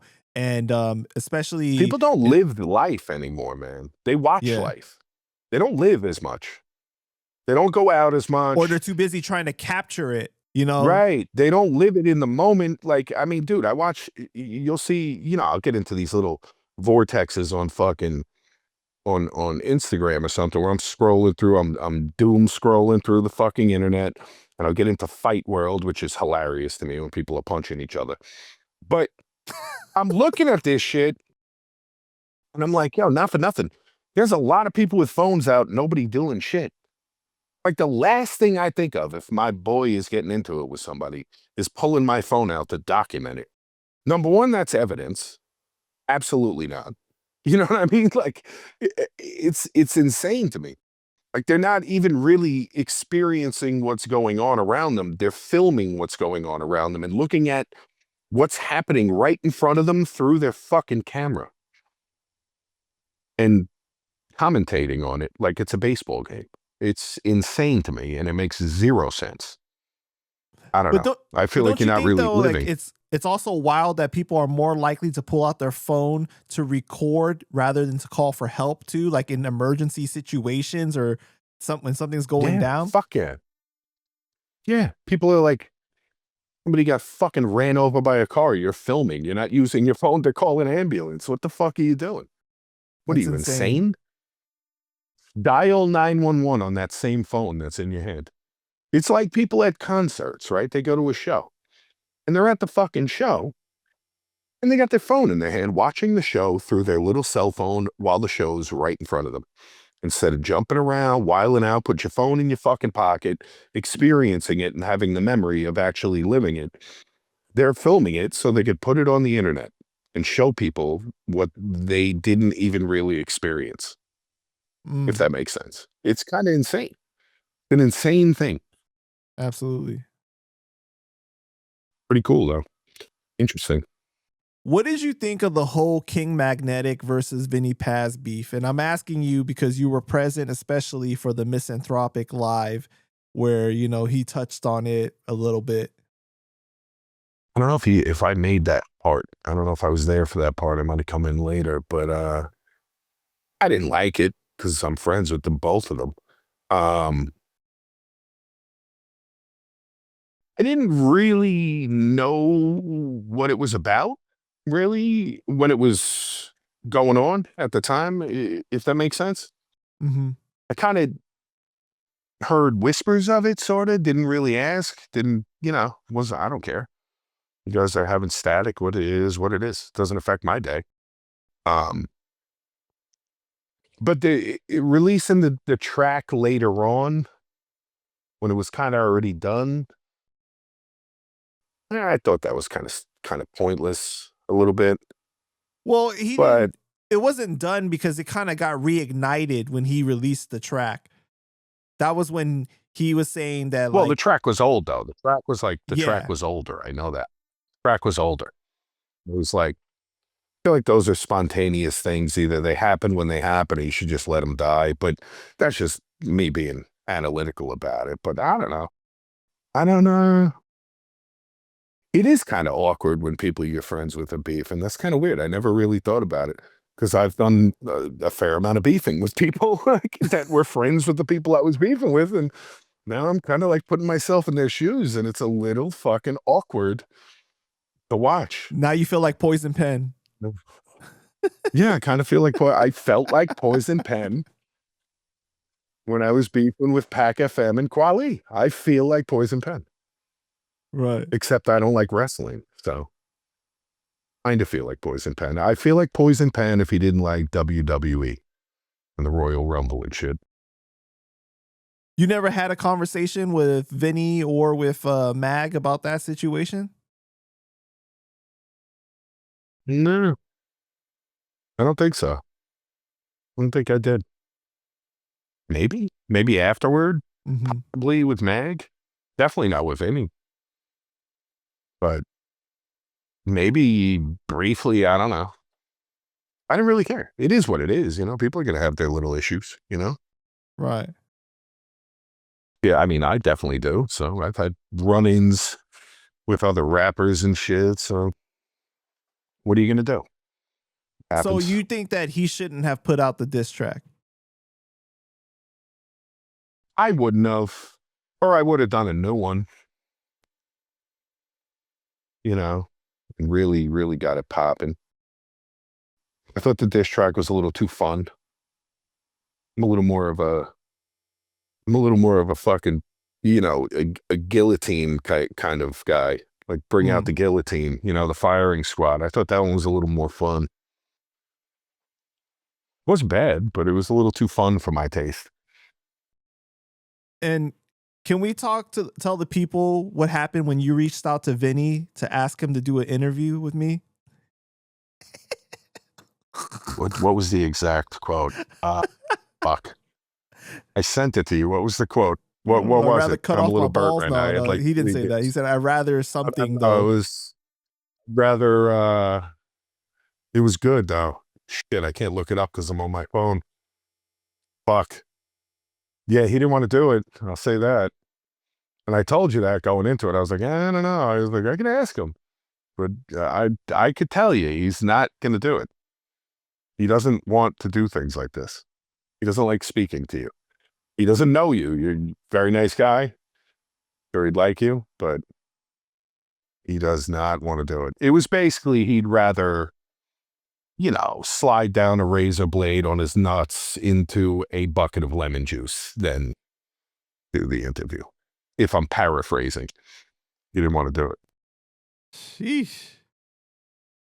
Now, if you start a boxing thing, I bet you could get him.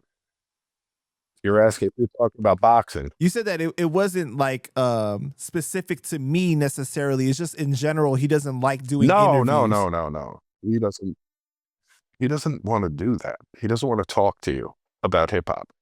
Or me, for that matter. Or anyone.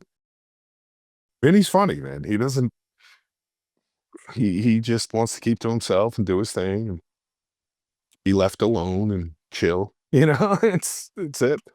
Now, if you want to talk boxing with him, he does his boxing stuff. He'll talk about boxing. He likes boxing, but he doesn't want to be interviewed about things that he did fucking 20 years ago. Who wants to talk about that? Well, some people don't mind. hey, there was this time you punched someone in the face. You want to talk about that? I don't mind, but no, he's not like that. He The minds. funny thing is that I was talking to Nino earlier today, right? Oh, I'm sorry to hear that. Preparing for this interview, and he was telling me, he was like, bro, like when you interview people, you could tell some of them have a hard time reliving the situation you guys are discussing.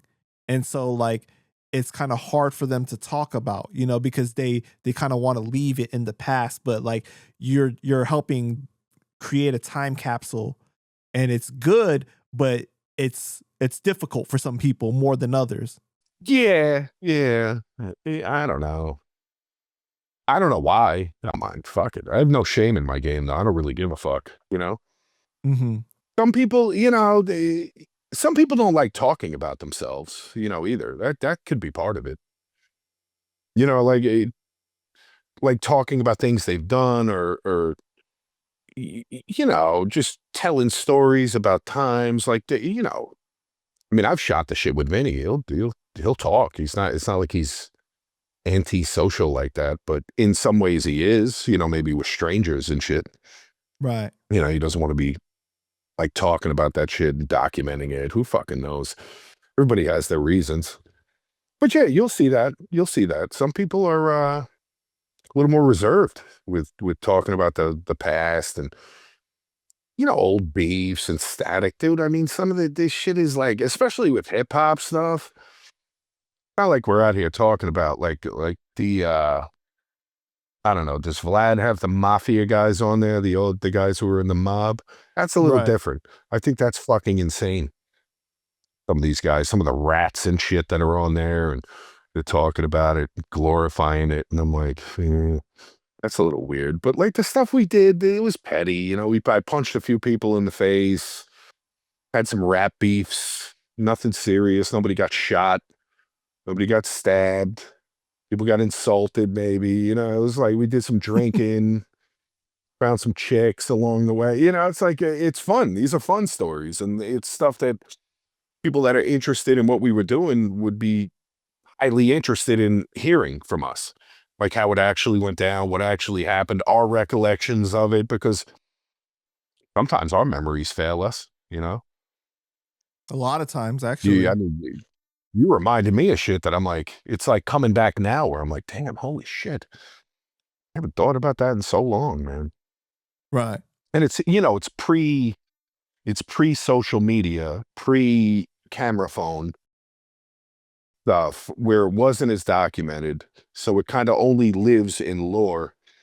People want to hear that shit. They want to hear it from the horse's mouth. They don't want to hear it from, yo, I heard this on this message board or comment section. You heard the story from a guy who was at the show. You want to hear from the fucking guy who did it or who was involved with the people who did it or was on the tour. And, you know, you want to hear some of the fucking lore behind it. It's interesting. Absolutely, man. I mean, I know I do. I watch these interviews. I watch them all. I love it. I think it's funny. I do. I like it.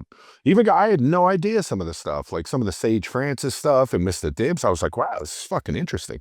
Like people's childhoods and all this stuff. It was like fucking very interesting to me. Yeah, man, for sure. All right. Well, during that live, Mag brought up a situation where a fan tried to battle you during your set and something happened. What happened?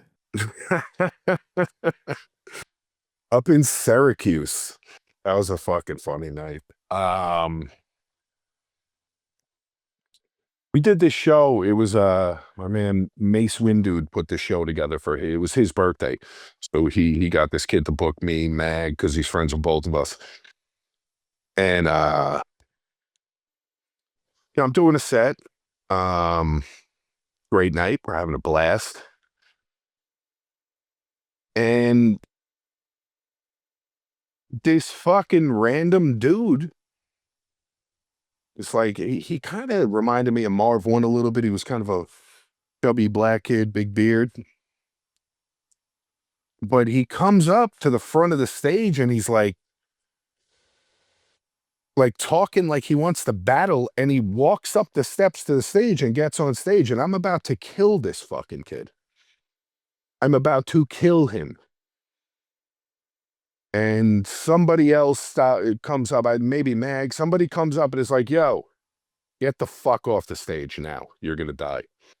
And he's still talking. So I stop my set and I'm like, I'm not even talking through the mic at this point. I am barking on this dude. I am pissed off.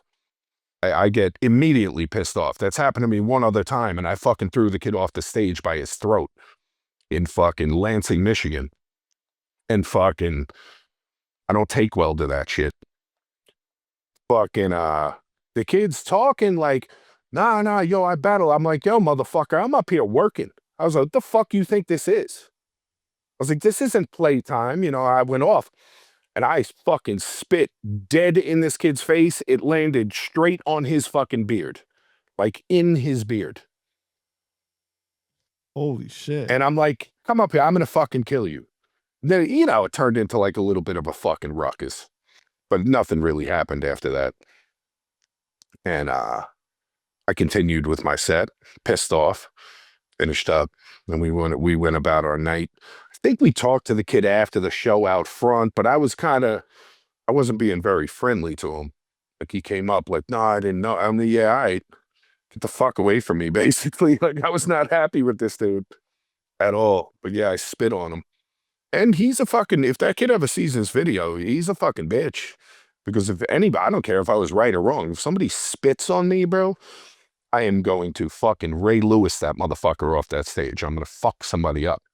You're not spitting on me. But I spit on this kid because I was trying to get him to fight me. I wanted to fight at this point. I was like, fuck this, I'm fighting. I was like, we're fighting. Do you want to walk on stage? You want to interrupt my show? We're fighting. You clearly want to fight. Yeah, we're not battling. We're fighting. We are going to fight right now. I'm going to fight you, and I'm going to beat the shit out of you. That's just really disrespectful because, like you said, you're in the middle of working. You're doing a live show, you know. Not to mention, it's my boy's birthday. Like, he put this show together because he liked the venue in Syracuse. He had been there, seen us perform there. He liked that spot. He liked the kid who threw the shows there. He was cool with him. He put it together and traveled from, because he lives over by Mag in fucking PA. And like, he put it together that we go up there and do this for his birthday. This was like, we were having fun that night. That was a fun night. And this guy just comes in, like, looking to fucking stir the pot. Yeah, because it would be a different situation if like he just saw you out in public and then asked you to battle or something like that, right? Maybe. But like, this is like you're actually I'm on stage doing a song. Like, I'm on stage talking to the crowd, and the kid comes up like, we should battle, and he just keeps going, and I'm like, yo, dude, shut the fuck up. And just like walks up on the stage like he's supposed to come up, and he's just welcome to come grab a mic. What's the other situation that you spoke about that it happened to you before? What, Lansing, Michigan? Yeah. What happened there? That was just random. I was on tour with Technique. We were in, it was a daytime show. It was like in the afternoon because that's where like University of Michigan is, I think. Is that Lansing? Or which one has Michigan Wolverines? You got Michigan State, and then you got Michigan. Wherever the Wolverines are, I think it's Lansing. I want to say Lansing. I think it was. Wherever the Wolverines are, it was in that town, like that college town where the Wolverines are. And oh, that's we're Ann at the Arbor. venue. Or Ann Arbor. There you go. That's the one. Ann Arbor, not Lansing. Fucking Ann Arbor. That's it. Ann Arbor. We were in fucking Ann Arbor because there was Wolverine shit all over the fucking bar that we were performing in. It was this big ass bar. Now, the stage was one of those, like, it was pretty big, but it was like one of those 2.5 foot step up. They're not that high, so you're like not that high above the crowd. Like, the crowd's right there. Maybe it goes up to their waist, you know, like maybe, you know, it's not a high stage. And I'm rocking, and it's packed. You're talking, there's 500 kids in there at like 4 in the afternoon. We're doing this show. And it's a wild show. And, some fucking kid just jumps up onto the stage and is like on the stage, like with his hands up, like he's part of it. And I literally, the chorus to my fucking song comes on, what, you know, and I stop and I look at this kid and I grab him by his throat and face like this, and I fucking throw this motherfucker like into people. Like he stage dives into the crowd. Out of here. This fucking kid was gone. You're fucking out of here. I chucked him. Did you see him get back He's up? looking like it was all good. I mean, he lived. He didn't die, so he definitely lived. Don't do. I mean, I don't recommend you jump on stage while people are performing. You're lucky if you don't get fucked up. Yeah. Especially as a guy, girls get treated different when they run up on stage. Yeah, girls will get treated a little different. We'll put our arm around you and kindly escort you off the fucking, get the fuck out of here, lady. But men jump up on the stage, you're gonna get mushed. Unless you're Lil gonna Mama. Get punched. Who is that? Who's Little Mama? You don't remember when See, Lil Mama went on stage when Jay-Z was performing New York State of Mind with Alicia Keys? Oh, yeah. Actually, I just saw that recently on fucking, I was scrolling through some shit. Yeah, that's it was right. Just such an awkward moment, the way that she was staring at him and everything. And like, he's just like, kind of like, well, chill, like trying to like signal to her, like, what the fuck are you doing? Or you remember when 50 ran on stage when Jay-Z and Diddy were performing? No. Oh man, that shit was hilarious. I mean, I'm sure I've seen it, but I'm fucking burnt. I am fucking burnt. I'm thinking about it. I drank like 3 beers and it's like my memory is shot immediately. It's like, nope, you don't know shit. All right, well, you're gonna like this next one. So there's this rumor that you had beef with the rapper Datin back in the day.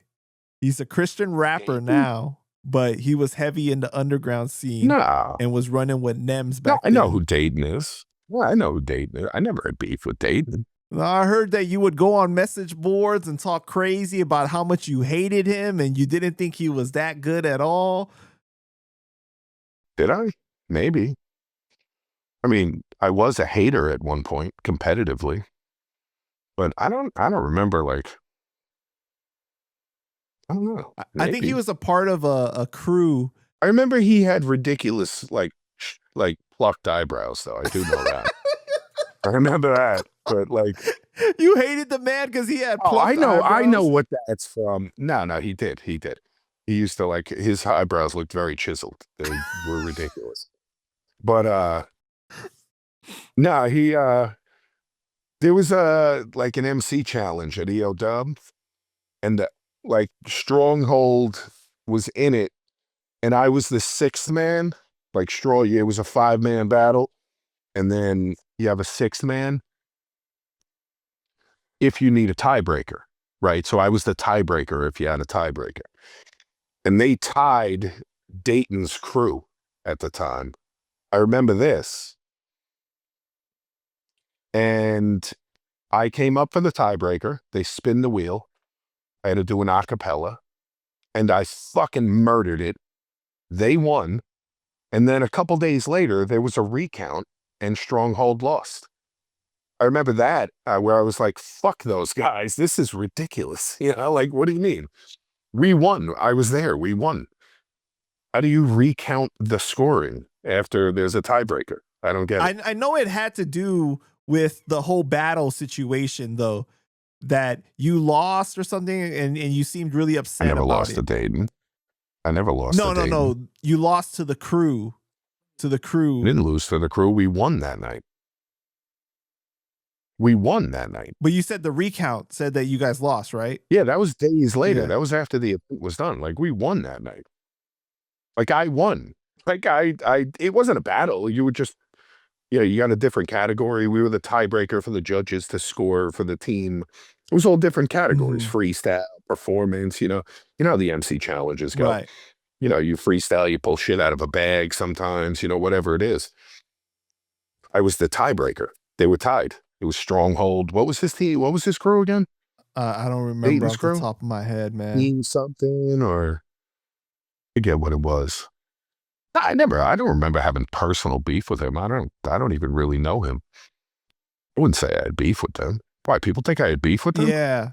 And I spoke to Nino, and Nino confirmed. He's so like, I remember seeing on the message boards that I might have talked that shit Diabolic after was that, talking crazy about him and everything like that. Well, I thought it was very political how it happened after. I remember that vaguely, but it wasn't personal. I might have talked crazy. That's possible. That's very possible.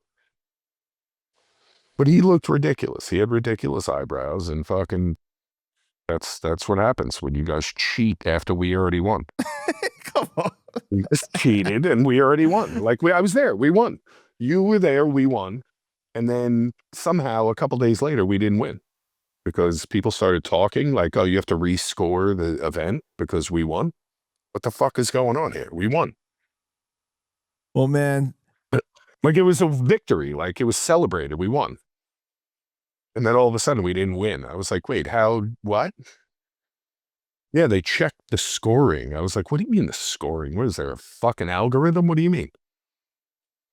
I don't know, though. I have no personal problems with Datin. He's a Christian rapper now. Yeah. He's been for a while now, I believe. He was all right. He was pretty good at rapping back then, the way if I remember correctly. He was pretty good. Well, he won 106 and Park Freestyle Friday Championship. So, I mean, Yeah, that doesn't matter to me. That's embarrassing. But that's messed up, man. Come on. Don't do that. It's all right. Freestyle Friday was a fucking joke, but it was a good look. Don't get me wrong, but it's not indicative of battling, dude. Well, shout out to Datin, man. Freestyle Friday. That's my guy. How is his Christian music? How does that? Because I haven't really ever gotten into it. I think it's dope, bro. He's actually dropping a new album next month, I believe. Oh, no, at the end of this month, I believe. I'm interviewing him soon. I mean, in my experience, I remember him being pretty cool. Yeah. Like the few times I crossed paths with him, he seemed like a nice enough guy. Well, he was really tight with Nems. They was in a group, right? And you was really tight with Nems too. Not back then. I was cool with Nems because he was younger than us, though. That was a different version of Nems. That was skinny Nems. That was skinny, like Nems used to get fucked up. He was a train wreck back then. He was good though. That was skinny Nems. But like I don't know. I'm trying to think back. I remember their fucking crew. There was other people in it. I'm trying to think who was in it. See, this is shit I haven't. That's an era that's so long gone. It was so much fun back then, but I guess I was talking crazy. Maybe I was. I don't know. It's been confirmed by Nino, okay? So it's true. I mean, he was there. He was probably egging me on to talk crazy, is what it is. He was probably like, yeah, get him. Get him. Do it. You tell him.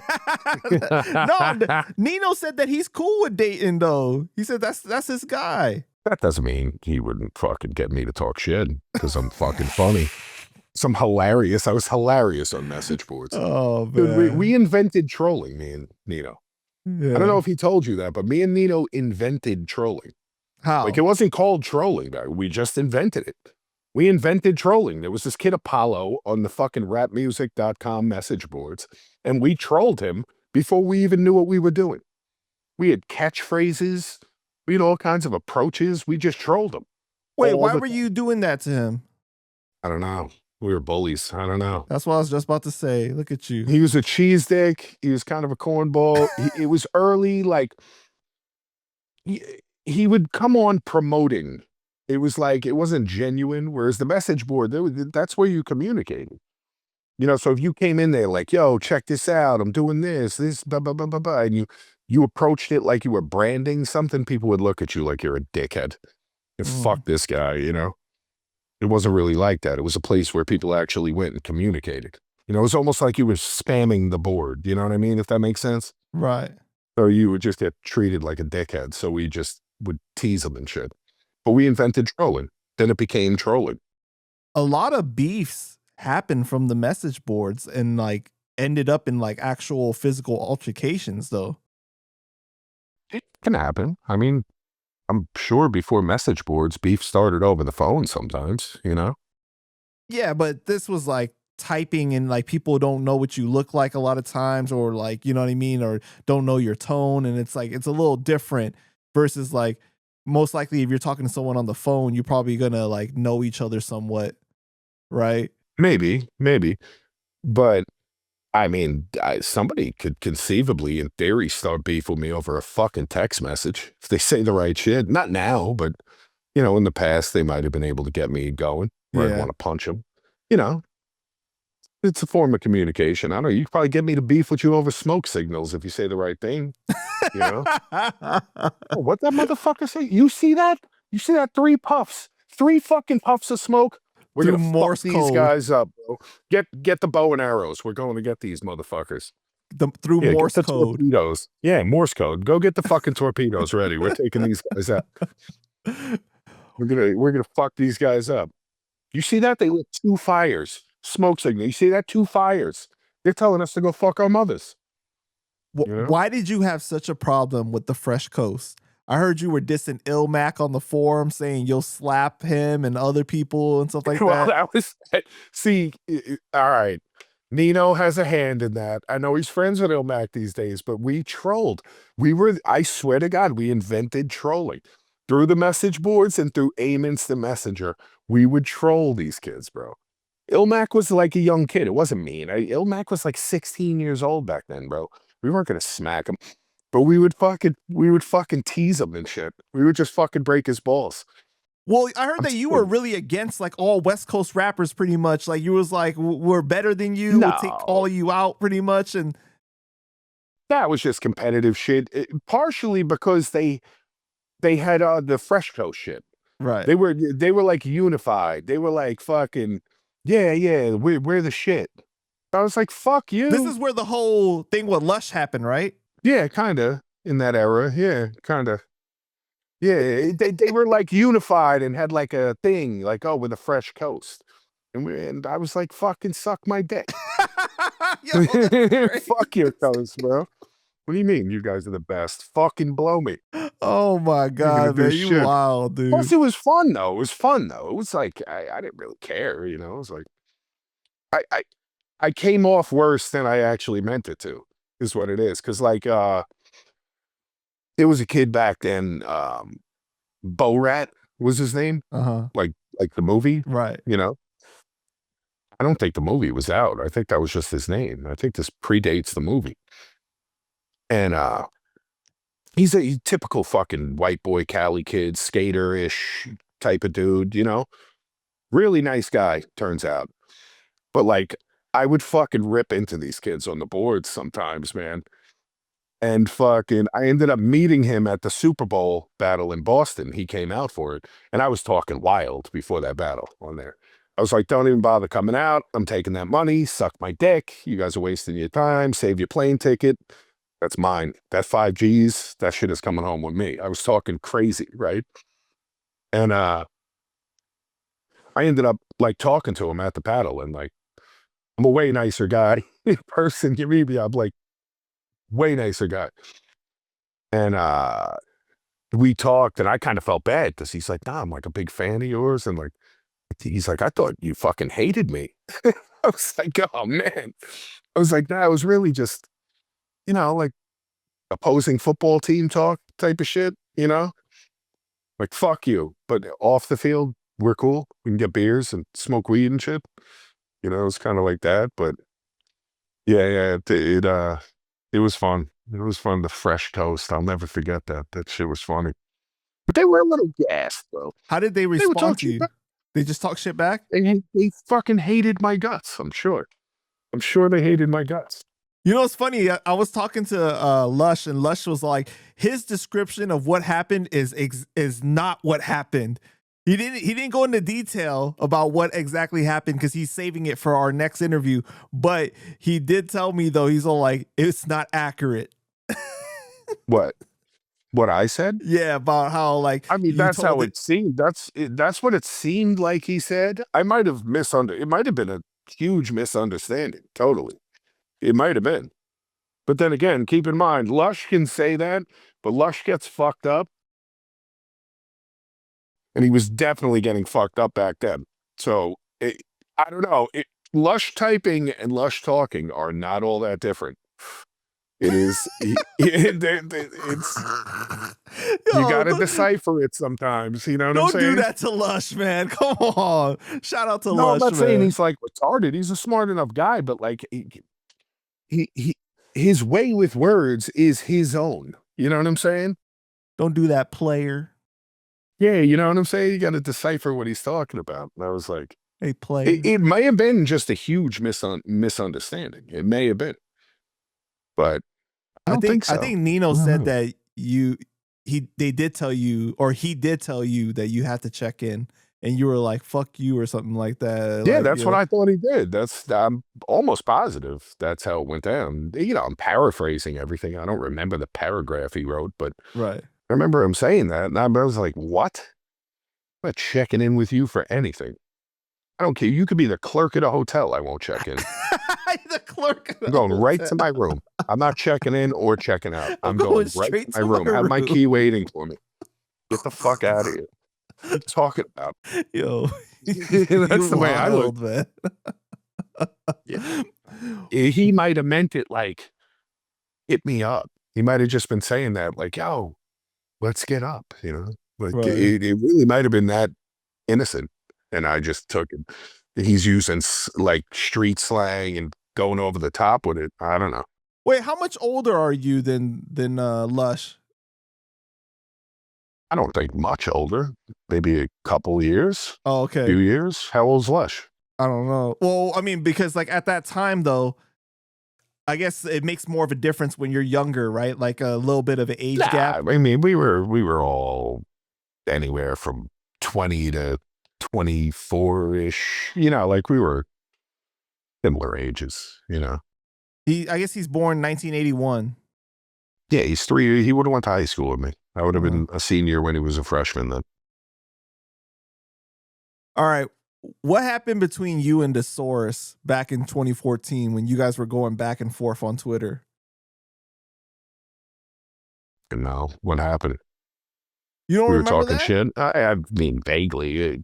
Vaguely. I talked a lot of shit on Weren't you Twitter. guys supposed to set up like a battle or something like that? Battle? I don't think so. Were we? I don't know. What did we say? You know better I than can't me. look at the tweets now because your Some fucking Twitter got shut down. Go to the Wayback Machine. What's up, man? You got to pull this shit up. I don't think they keep track of Twitter. It doesn't? No, I don't think so. Oh, so once I'm gone, it's over? Yeah. Fuck, I'm lost. And then you have to be somebody important for them to back up too. So, you know.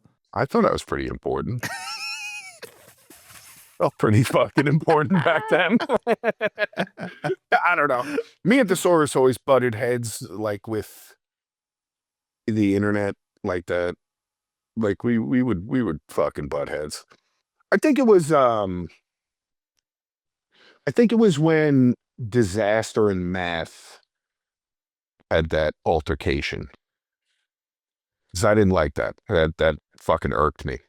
And I was friends with Disaster, and I kind of talked shit to him too. I was pissed off about it. Like, I mean, I talked to Diz the other day. We were friends. But like at the time, I was like, that's fucked up. You got this guy in a room outnumbered 100 to 1, and you fucking pull that shit there. You know, it's kind of fucked up. I thought it was fucked up. And I was talking wild. And I think the source chimed in, and we, you know, I don't know what we said. Who fucking knows? I don't know. Probably just mouthed off to each other. So you were really vocal at that time when the whole Math and Disaster situation happened? I mean, I wouldn't say I was really vocal. I had an opinion on it because it happened. I was friends with Math, and he's outnumbered. He's getting hopped by fucking 13 people, you know? I don't think it was 13 people. I'm exaggerating, but it was enough people. It was enough to be outnumbered. Right. In a place that you're not that safe, per se, you know? In a battle, you know, like you really shouldn't do that. But, you know, Math's done it too, so it is fair game, but it happens. I didn't know you were tight with Math like that. I'm cool with Math. What was Disaster's reaction when you said that? I mean, at the time, he was like, you know, fuck off, you know. But he doesn't want to hear it. He felt justified. he feels justified about it. It is what it is. I just didn't agree. I still don't. I don't think it was a good look, but it is what it is. It happened. Nobody got fucked up. Do you feel like that was karma? No, I just think it was something that happened. I don't really believe in karma. Be honest with you. I think karma's real, but I think it was just something that happened, and I thought it was whack. It's kind of a sucker punch, sort of. Not like if you want to scrap. You want to fucking head up with somebody. Go after and have you can film it if you want. Have somebody film it. Have some friends around to break it up so nobody gets fucking killed. Do it on grass. So if someone gets knocked out, they don't crack their fucking head open. I recommend. But like that, just surprising in a fucking battle, like when it's kind of WWE style to begin with. I don't know. I thought it was kind of whack, but I don't know. Made for good TV, I guess, right? I don't know. I felt like the battle was so dope though. Like they were really rapping very well, both of them. That situation was necessary. Was a unfortunate situation to end it because it overshadowed how good the battle was. Yeah, no, it's good. It goes down in history though. It's an event. It's pretty cool now. It worked out for everybody. In retrospect, it's fine. At the time though, when you see it on the internet and you're like, what the fuck? That's fucked up. I had an opinion about it. So wait, other than that, did you and DeSource had other things that you guys disagreed about, or it was just mainly that? Nothing important, not really. Maybe probably politics and shit. We probably talked shit about that to each other on the internet, but I would fuck with them sometimes. But like when we would disagree about shit, I would fuck around with him. But it was I don't care. I think he's dope. I like him, battling and shit. Right. I hear from other people, like, I've met him a couple times. We actually took them around the city when they were out for the fucking WRCs, me and Penn. Took them out a couple places one night, him and Ilmac, way back, So I had hung out with them back then. I don't even remember that night. I was probably wasted. But this was before you said fuck Fresh Coast or after? No, it was probably after. Oh, okay. It was like later on.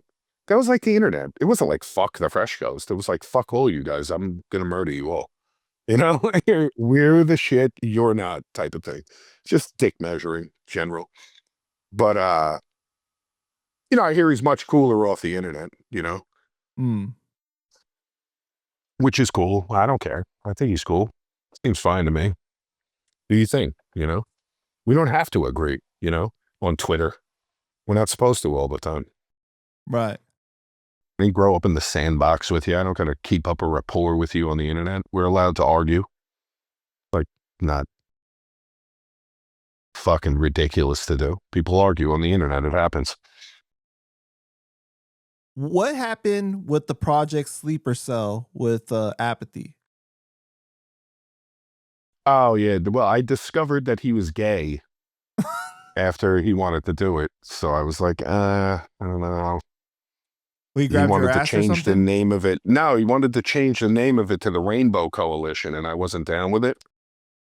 So it didn't happen. No, I mean, all jokes aside, we just didn't get it done. I don't know, like, it's tough to get group projects done. I've never successfully gotten one done. Right. Ever. So it's like, I see why they don't happen. Because, I see that a live stream from the pandemic time period, right, between you and App, and you guys are like, right. 2021 Sleeper Cell, we're going to do it. And then, like, it just never happened. Yeah, man, we just don't do it. I don't know. But it's funny, though, because you were talking about doing the podcast back then, and you already had the idea about doing it with suits and everything. Yeah. Like, you've been wanting to do a podcast for a while. Yeah. Part of it, I'm lazy with podcasting. It's like, ugh. Just podcasting? Yeah. Yeah, definitely lazy with podcasting. I'm lazy with rapping, definitely. What else am I lazy with?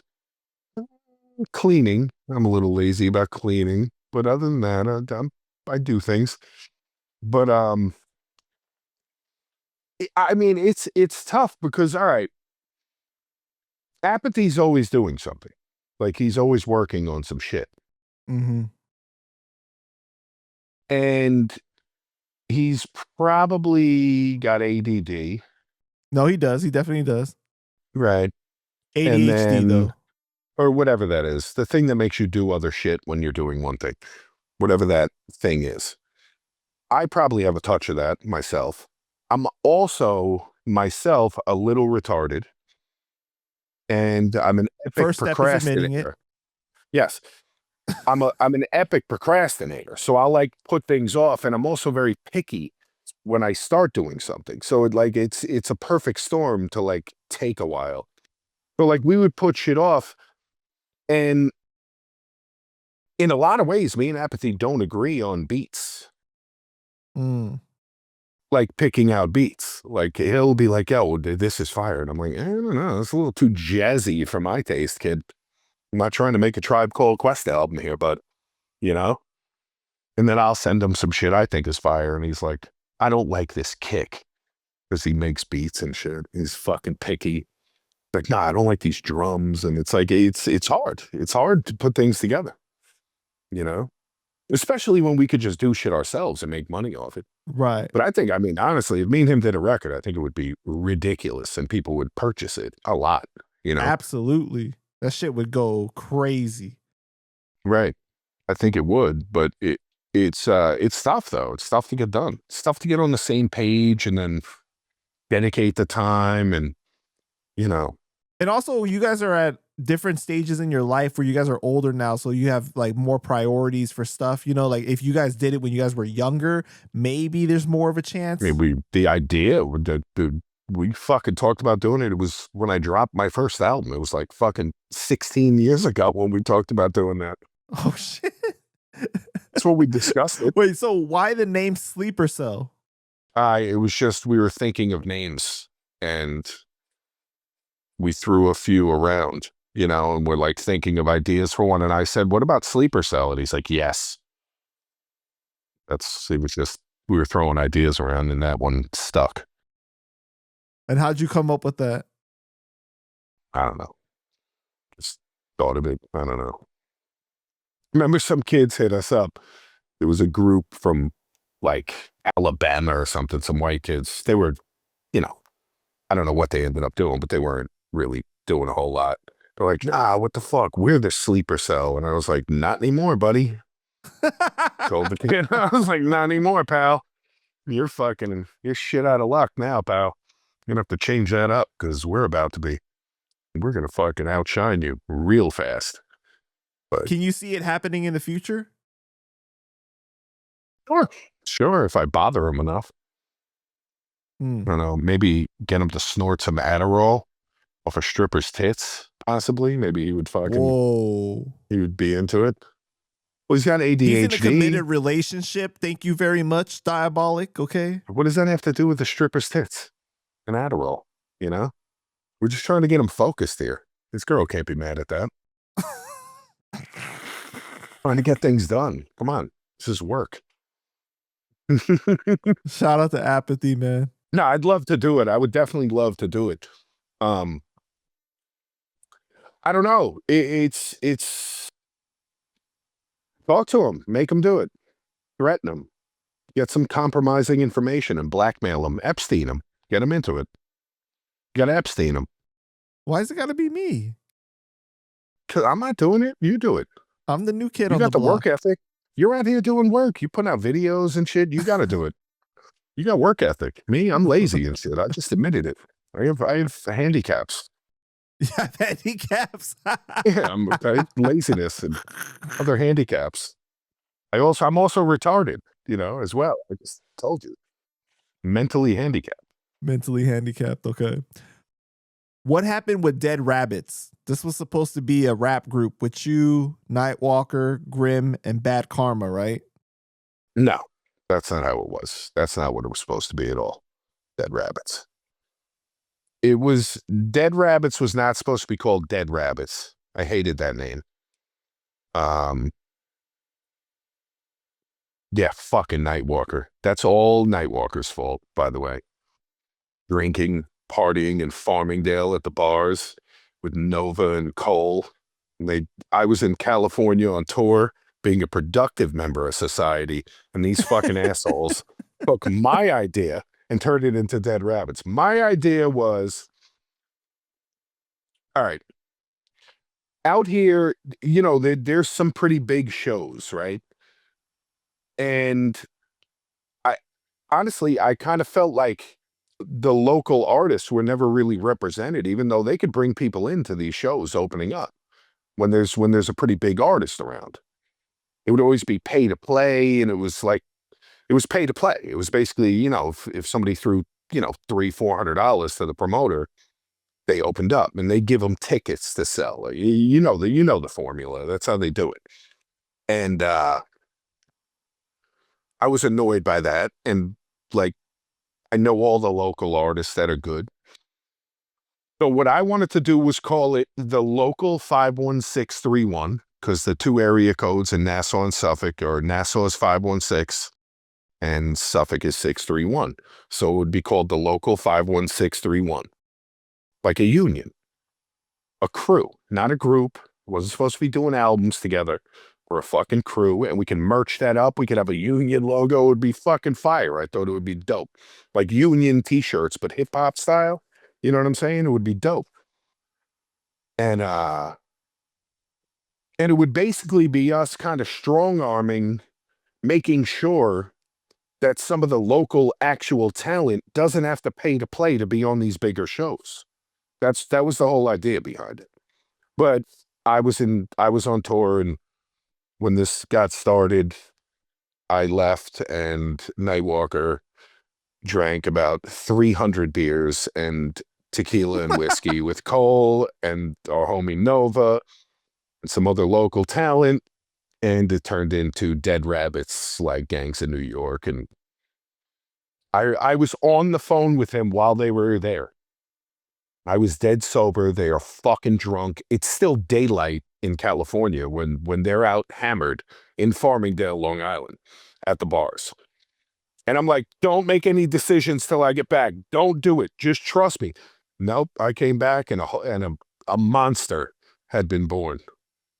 And there was nothing else I could do about it. And it turned into Dead Rabbits. And then it got taken to the internet, and people from like fucking Canada and other places were getting put down, and it was too much for me. That's not what it was supposed to be. In my mind, that's not really what I was trying to do. But I love all those guys. So what ended up happening with it when it went to Canada? So like it included people from Canada now and everything, or what? Well, kinda. Cole is very outgoing. Our boy Cole from fucking Bad Karma and Double Negative, he's very outgoing. So like, he'll be friends with a ton of rappers, people from other, you know, other places, other states, other countries. So it just kind of grew into a thing that's too much for me, man. That's not what it was supposed to be. I wasn't trying to start some big rap crew. You know, I don't want to do that. I'm not being responsible for what other people are doing coming up. I can't do that. I'll do that with people I know from my area, you know. Mm-hmm. Kind of died out. Shout out to my man Bravo. He just passed away. Actually, he was in it. Rest in peace. Yeah, rest in peace, Bravo. Bravo Exodus. He just passed away a couple weeks ago. I'm sorry to hear that, man. He was one of the OGs. Yeah, it was unfortunate, man. He had cancer. He passed away. It's fucked up. Happens though. Yeah. Yeah. Now we're doing a little gig soon. They're putting it together. A little benefit. Give his kids some fucking couple racks to go spend, hang out, you know. Yeah. But yeah, now Dead Rabbits, it took on a life of its own, man. It got crazy. It got fucking crazy. And then when we became that, when that was a thing, we do like local shows. It would be like things we were doing around here. And it was violent and drunk, and it was a great time. It was a great time. There was quite a few bar fights involving the dead rabbits out. It was almost too much for some people. Some people were like, damn, you guys are fucking wildin', man. What the fuck? But it was fun. It was fun. What's up with your man Nightwalker, man? I don't know. I love that guy, man. But like, and he's always like, yo, I want to see this interview. I'm excited about this interview. And I'm like, yo, you know these people. Like, can you give me like some insight or like some questions or something, like just something to go off of? And he's all like, I don't know. And he won't tell me anything. And I'm just like, bro, like, come on, like give me a little bit of something. I'm not telling you like tell me the deepest, darkest secrets or anything, like, but like a little something like to, you know. Oh, he mentioned that to me today, actually, when I was talking. When I talked to him today, he told me that. He's like a steel trap, though. He won't, he's not going to tell you nothing. Yeah, I get on him about it, and he's all like, well, who would you rather have as your co-defendant, though? And I'm like, okay. Right. Like, what the fuck? Right. Well, we're not talking to police here, Walker, man. Nah, Walker, I'll tell you a story. You want to hear a story about me and Walker? He was going to tell you. I told him he could. I was like, yeah, tell him about Rembrandt's. I was like, it's a great fucking Nightwalker Diabolic story. But you'd have to ask. Yeah, go ahead. He didn't tell you. No, I mean, all right. Nightwalker used to rent this house. I recorded a lot of shit there because he always had a home studio. Him and his friends rented a crib, you know, like him, like 4 of his friends had a house in just Plainview, Long Island, which is like 15 minutes from me. And up the block, there was this, you know, local fucking shithole bar called Rembrandt's. And that was like his local spot. You know, he's like a star in there. He knows everybody in there. And fucking, I don't know, man. We went there one night, me and him, and we're chilling.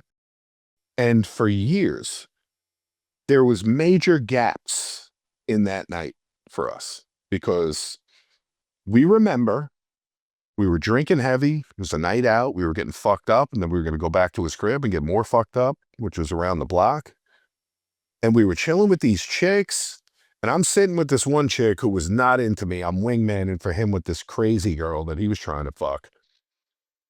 So we're just chilling, but we're having a good time, you know? And the next thing I know, we're in the doorway fighting the entire bar. Everyone in there, like 35, 40 people in that bar. We're fighting everybody. Me and Nightwalker. And he knows everybody. Yeah, well, they know him. You know, they might not like him, or I don't know. But fucking, dude, all right, it's a typical, you know, typical pub, long, straight down. There's a door that goes into like a little doorway to the front door of a strip mall. You know what I'm saying? It's like, so when you come in the front door, you're in like a little 6-foot room, and then you open the door to get into the bar. So you got this little booth of a doorway, right? And I don't know how it popped off, what happened, but it turned into me and Nightwalker were backed into this little booth by the front door with the doorway there. And they are fucking bottlenecked into the doorway trying to fight us. And I'm talking, there's like 20 people yelling, fuck you guys. I don't know what we did exactly. But dude, we are just punching everyone in the face. I never punched as many people in the face in one sitting as I did that night. Me and Walker are just punching people in a doorway, just rocking people. 20 to 30 people are trying to get through a doorway, but they're all stuck in this little area, and we're in this room fucking them up. We fucked up the whole bar by bottlenecking them into a doorway. Just the 2 of us beat the shit out of everybody, right? Then the doorman, bouncer guy, pretty big kid, Nightwalker knew him, is like kind of trying to help us, but Walker fucking picks up, you know those fucking big metal like canister ashtrays that just like sit in the corner of a room at a bar or on a sidewalk? They're heavy. They're like big metal ashtrays. They're like a cylinder, like a tall 3-foot cylinder. Walker picks this thing up and throws it. He literally broke that fucking bouncer's leg, we came to find out later. He broke his fucking leg with this fucking thing by flinging it, right? While we're beating the fuck out of the entire bar. And the only reason we stopped and left is because this little bartender girl, she was about 5 feet tall and 95 pounds. Little like Jabba Jaw bitch. She talked motor mouth. Jumped up on the bar with a butcher knife on top of the bar yelling while we're pulverizing her boyfriend. We're punching her boyfriend in the fucking face, beating his ass in the doorway, throwing people. It was fucking legendary, honestly. It was probably my crowning achievement in my adolescent, violence. Like of all the years of violence we did, the culmination of it all. That was like the grand champion night. We were grandmasters of fighting that night. And she's Wait, on what the year bar. are we talking about? Maybe 2010, maybe 2011, something like that. Wow, okay. And she jumps up on the bar with a fucking steak knife, like a big knife. I'm gonna fucking kill you. Get the fuck out of here. I'm calling the cops. And she has the phone to her ear. I literally horse collar Nightwalker by the back of his collar, pull him out the door, and I shit you not. That was the only time he almost got hurt because I swung Nightwalker out the door and he did like a little pirouette spin, landed on his feet. Mind you, we hopped in my car, drove out of there, wasted, peeled out, went back to his house and left. And then, but for years, I'm talking for like 5 years, bro, we never knew how it happened. Like all we knew, like we remembered because the adrenaline and the drinking, like we probably knew that night what happened. But afterwards, the next day, we were like, what the fuck happened? Like, I remember we were chilling with those girls and then all of a sudden we were fighting everybody. And fucking years later, Walker ran into the bouncer, and the bouncer whose leg he broke, he came to find out, was like, I'll tell you what the fuck happened. And fucking he told him. It was some dispute with some douchebag over nothing. But then his friends came up and we punched someone real fast. And then it turned into, we were highly outnumbered, so we just kept backing up and punching them in the face. And he's like, yeah, you guys kicked everyone's ass. Like, you guys did kick everyone's ass, but then you backed into the fucking doorway and really kicked everyone's ass. He's like, I don't know. But He's why like, did he it was break the kind of some bouncer's Matrix shit. leg? That was by accident. Because he flung the ashtray thing. It was just an accident. But the guy's leg was like fucked up for years. Like he had surgeries on it and shit. Oh, shit. Like, shining moment, though. That was amazing. So you understand copyright when he says that the whole blackout thing, like where like you feel like you're inserted into a situation and you don't remember what happened before. Nah, I don't understand that because I wasn't blacked out while it was happening. We forgot because of the adrenaline and the drinking. Oh, okay, got you. Like we forgot the next day. Like we both were like, how the fuck did that start? Like we didn't remember how it popped off because like we were like, 1 minute we were just chilling, and then the next minute, it turned out the bartender tried to charge me for other people's shit on my card. That's how it started. That little bartender girl with the knife, that's really what happened. I took the check and I was like, we didn't drink any of this shit. Whose drinks are you putting on my card? And then her boyfriend was there, and that's the first kid who got rocked because he was at the bar like, yo, shut the fuck up. And he was like, boop, watch your fucking mouth. And I didn't pay that tab, so that was cool. The kid tried to get fucking crazy. That's what ended up really happening. The girl tried to, she was being slick, trying to throw other people's drinks on my card. That's really what it comes down to. And I caught her, and I was like, yeah, I'm not paying for this. I didn't drink any of these things. We've been drinking beers and whiskey the entire night. Beer and whiskey. Why is there Long Island iced tea? What is this? What is this? I drank none of these things. What is this shit? And it was like hundreds of dollars of shit. It was like $150 worth of drinks. I was like, yeah, no, fix this. I'm not paying for this. Because we don't drink that. You know what's so funny? is that a few hours ago he had texted me to ask you about Rembrandt's, but I didn't see the I told message him until because just right now. He asked me, and I said, "Tell him to ask me about Rembrandt's. That's a great night." And That was a he fucking said, legendary night. That's the best I can do. And I just texted him. I was like, Walker, I didn't see your message. good like that. But Walker doesn't know like what he can and can't.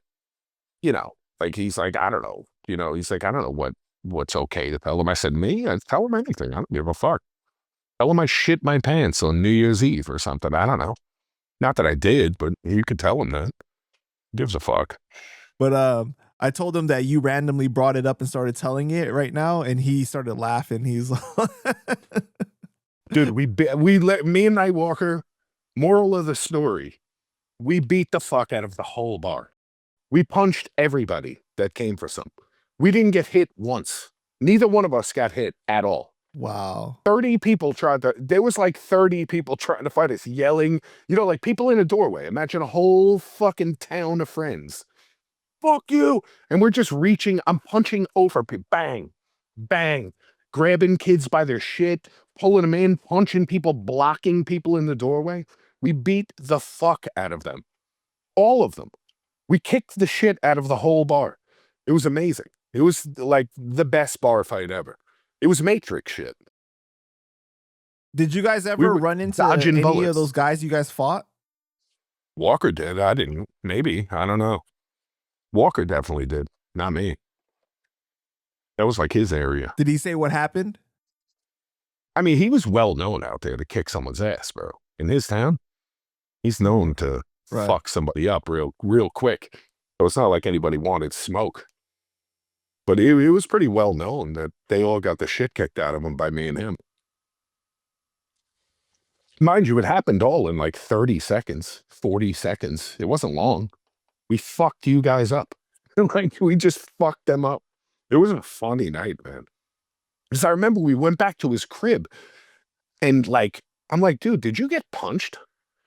He's like, no. Like, we're like checking ourselves. We get to the car, we peel out, we go around the block like 2 minutes. Driving drunk like an idiot. And I'm like feeling my face. I go into his fucking bathroom. We get back to his house to look to see, do I have a black eye or anything? Do I have anything wrong with me? I'm like feeling my head. I'm like, yo, we didn't get hit, did we? And he's like, no. He's like, I didn't get hit. He's like, did you get hit? No. Didn't get touched. How did we not get hit? There was like 30 people trying to fight us. How'd you all not hit us once? I don't know. We just went fucking wild that night. It was funny. That was pretty funny. That was a good night, Rembrandt's. Why did you have such a problem with Asher Roth when he first came out? You just didn't. You didn't like I Love College or what? I didn't have that big a problem, did I? You were pretty vocal about it, man. I mean, well, it's corny. It's like terrible.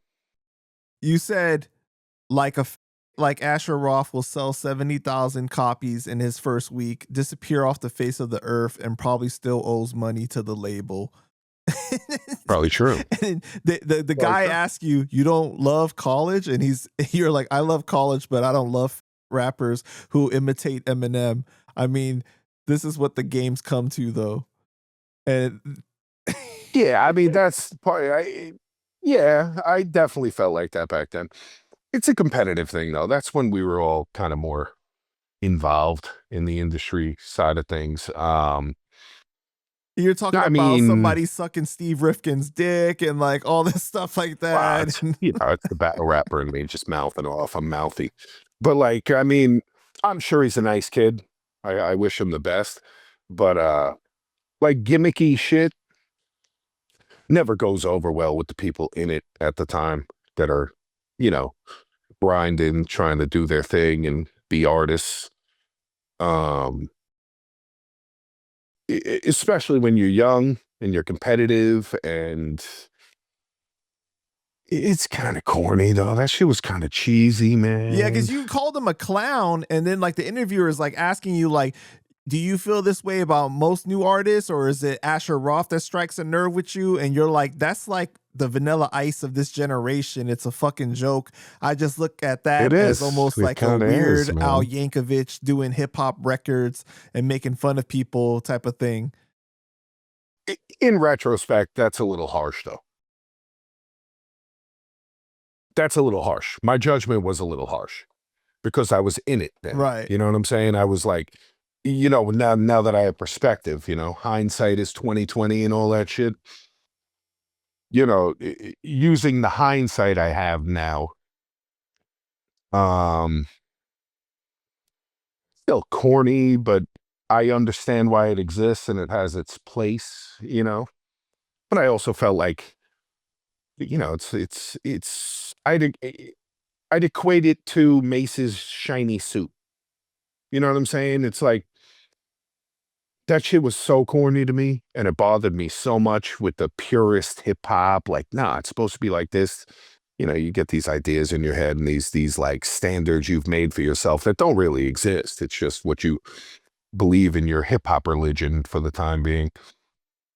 It's kind of what it is. But then again, I think Mace is nice. Right. I heard Mace spit a verse on fucking in a suit with matching fucking eyeglasses on their podcast, and it was fire. I was like, oh, Mace can rap. Mm-hmm. I forgot Mace can rap. You know, the shiny suit doesn't do you any justice. But It used to be Murder Mace, you know. man. Murder Mace was a problem. Yeah, it's, you know, it's when you're young and you're broke to begin with, because you haven't really started your financial life yet, you have these morals and beliefs that aren't really attainable. You know what I'm saying? Like, you can't succeed with them. You know what I'm saying? You just can't. You don't have to do the things those people do.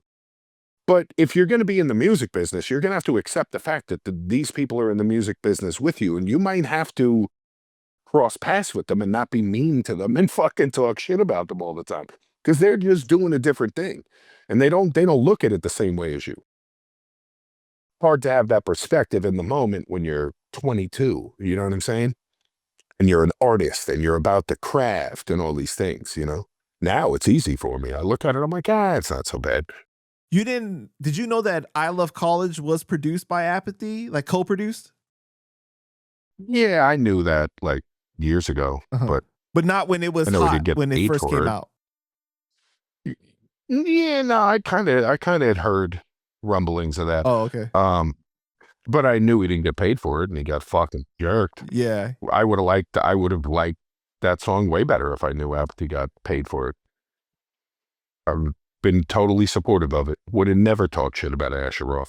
Do you think there have been other rappers that have come out like that you felt that way towards? Like what did you think about Macklemore when he came out? I mean, it's corny to me.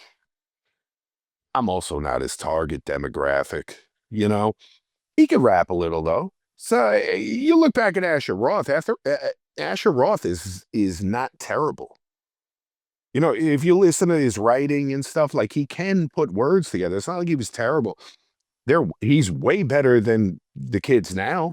Right. Than the trap shit, he's way better. Like, he's nasty compared to these kids, you know? You know, Macklemore's not for me, though. Mm-hmm. He's not making music for me. He's not trying to sell records to Diabolic. Oh, let me think about what Diabolic would think about my verse. I'm the worst critic of all the writers, you know, like, I'm the worst.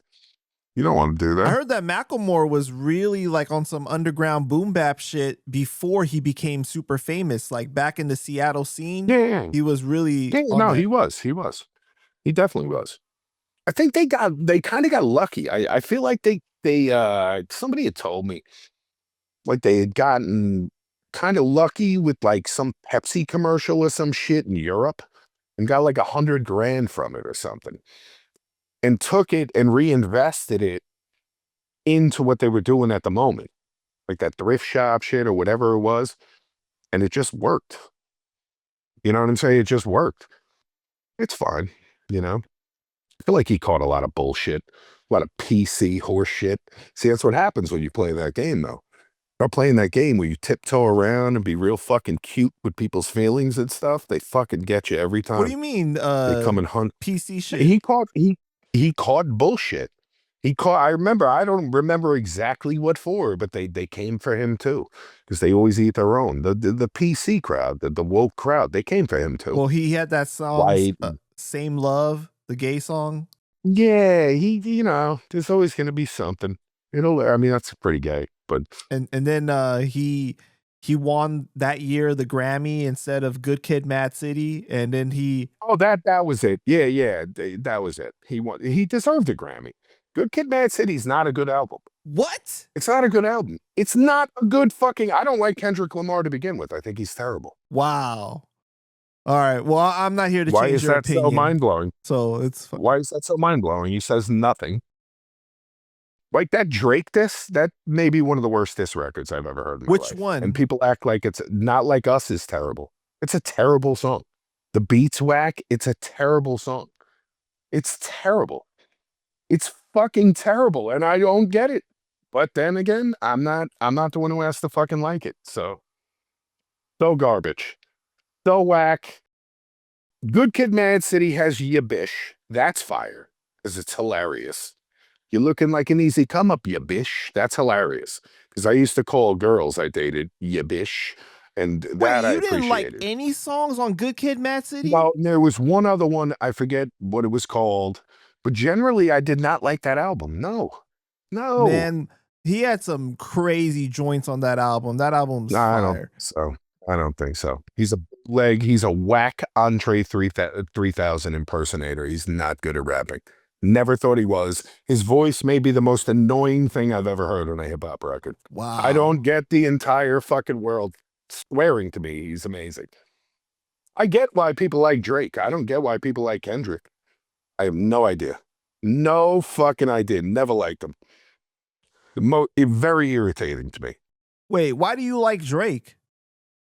I don't like Drake, but I get why people do. What do you get about it that people like about him? It sounds better. Kendrick Lamar is annoying. Okay. It's annoying. He sounds terrible. His voice is irritating. It's like this. It's like rapping like this. It's fucking irritating. So you don't like his cadence. And he says nothing. You don't like his cadence. I don't get anything about it. I don't like his writing. I don't like his voice. I don't like his flow. Could, I guess, be okay. I don't know that. Well, his writing is terrible. He's a terrible writer. Terrible. People swear, they'll be like, oh, he's a goat. No, he's not. Are you nuts? Are you kidding me, bro?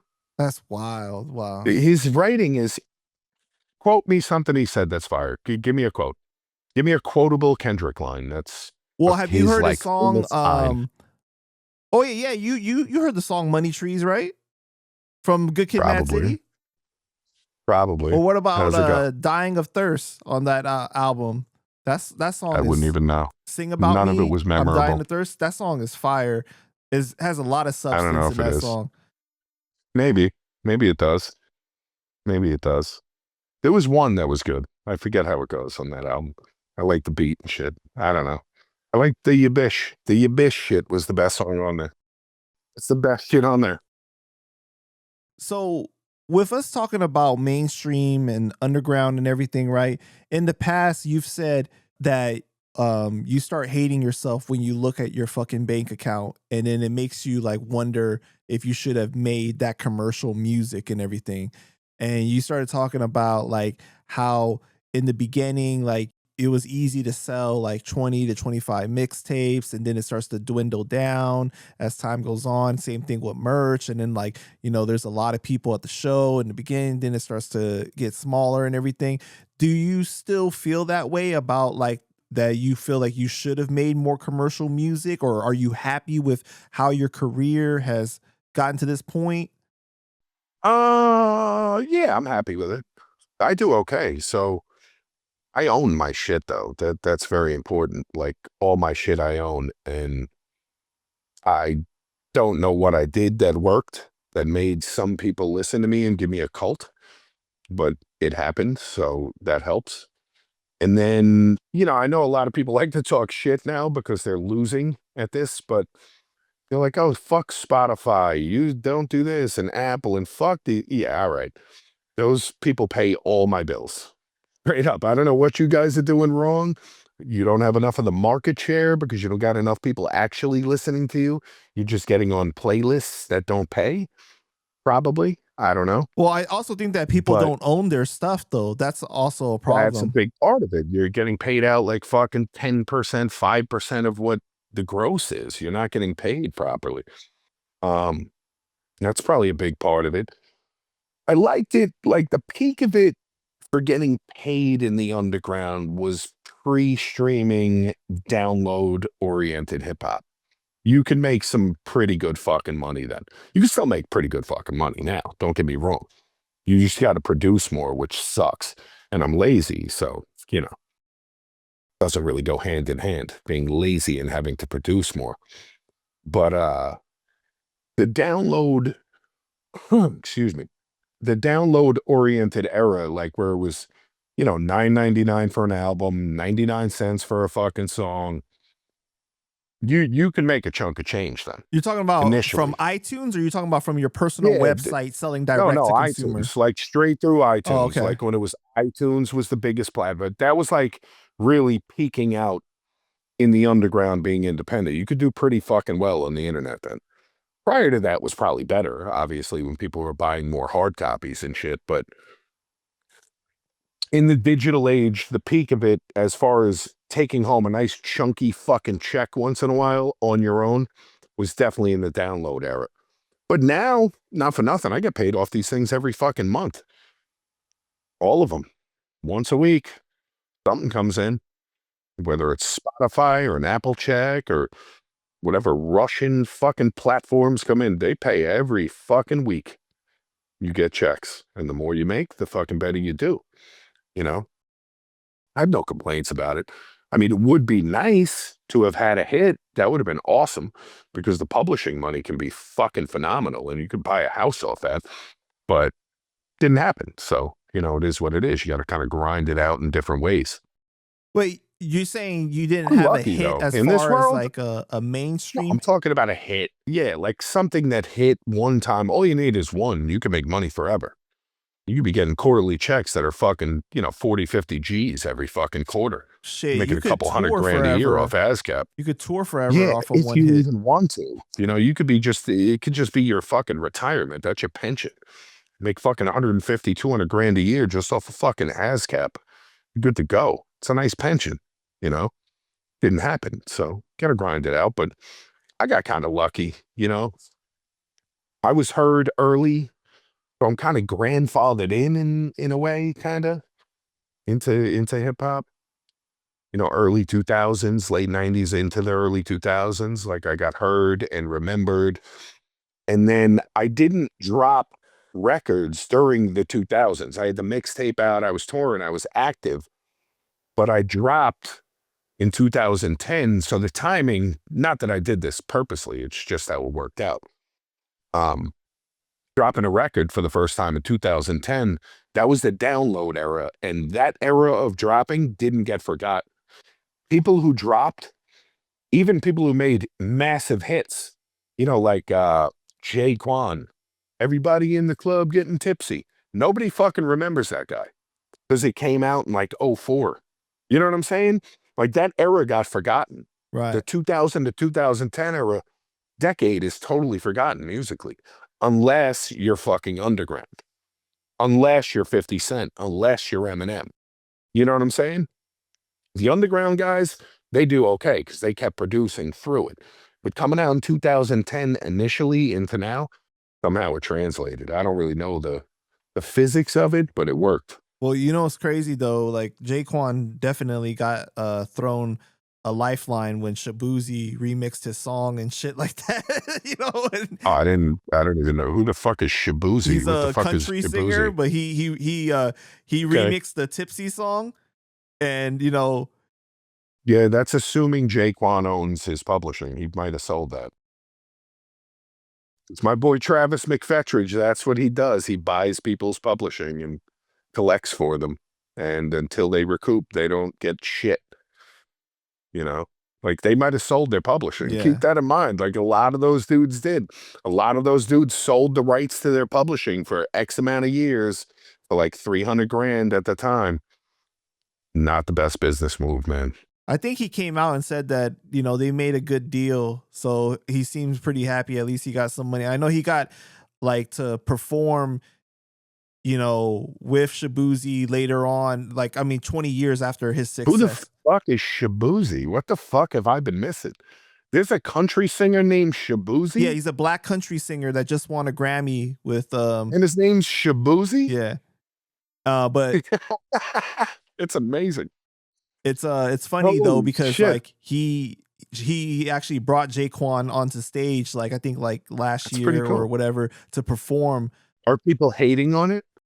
No, I don't think so. But Like in country world, is country world hating maybe. on it? I don't know. I'm not tapped into the country world like that. You know what I'm saying? I don't know. So, but all I know is that was a lifeline for Jaquan, because That's you were pretty cool. forgotten about, you know what I mean, for 20 years, and then this guy just remixed your song. Did he do a cover, or did he? He just like did an take the chorus? What did he interpretation do? of the song, basically. Like he changed some words and some things and stuff like that. It's obviously a different. What was the beat like? It was totally different beat? Yeah, I mean, because it's a country song. Kind of like it. It's a country song. Yeah, I know, but you could play those notes on a guitar and shit.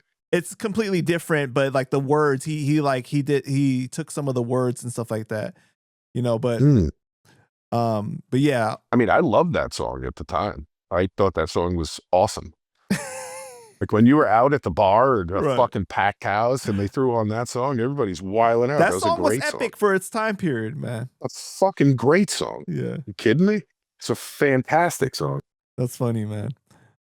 You know, you've come a long way, bro. Good for him. You've come a long way since those 99-cent 40s from Amigos Bodega, man. You know what I'm saying? So yeah, now I've moved up to PBRs. You know what I'm saying? Amigos, huh? Yeah, Amigos. Amigos is gone. Yeah. Amigos is gone. I miss those guys. They were selling me beers when I was like 15 and cigarettes and shit. Do you wish you had put out more projects? Sure. I just didn't know what the fuck I was doing, really. You pretend you know what you're doing, and now I just don't care as much. You know, like I'm back then. I mean, I wish I released earlier. You know, I didn't know what to do though. Right. You know, we were all trying to get deals. You know, get a deal. You get a deal. You get a deal. What the fuck does that mean? What would I do with a deal? What would I do with a major label budget when I'm 22? You know what I mean? I'd probably fuck that up royally, but maybe I wouldn't. Who knows? But looking back, I mean, going with Viper turned out to kind of be a mistake, but it wasn't at the same time because I was on the road with Tech all the time. Because Viper moved at a snail's pace. It really wasn't a well-oiled machine as far as putting out anyone but Immortal Technique. Probably would have been better to maybe go to Fat Beats or like Nature Sounds or whoever the fuck was doing stuff back then. At least you got to leave with your masters though, right? Yeah, that was a battle. That was a fucking battle, but I did. I stubborned my way right into that shit. It's like, I'm taking my shit. I'm leaving with my music. Fuck that. All right. What happened with you going on MGK's tour bus when you punked him?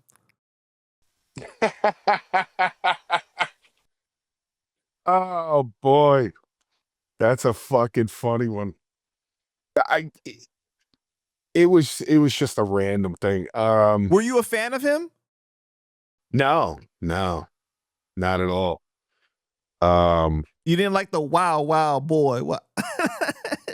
Whatever. I don't even know what that is. Whatever fucking song that was, I forget. I'll give him this. He puts on a good fucking show at a concert. He's a good performer. He's definitely a star because he's weird and shit. His music's terrible. He's always been a horrifyingly bad rapper. But it is what it is. You know, you make stars out of people. Do you give him credit for bagging Megan Fox? I guess. Not really. He's skanky and he didn't do it when she was in Transformers, so that's like he got like washed plastic surgery, Megan Fox. You know? No, kind of not the same. If he had gotten her like, Shia LaBeouf Transformer days, that would have been a different ballgame. I'd be like, damn, pretty impressive. But no, all right. my boy Frankie, DJ Apocalypse, he was my DJ coming up, like my best friend. I'm his firstborn's godfather. He was in a group in LA with John Otto, who was the drummer for Limp Bizkit at one point in like the mid 2000s. He moved to LA and he lived with John.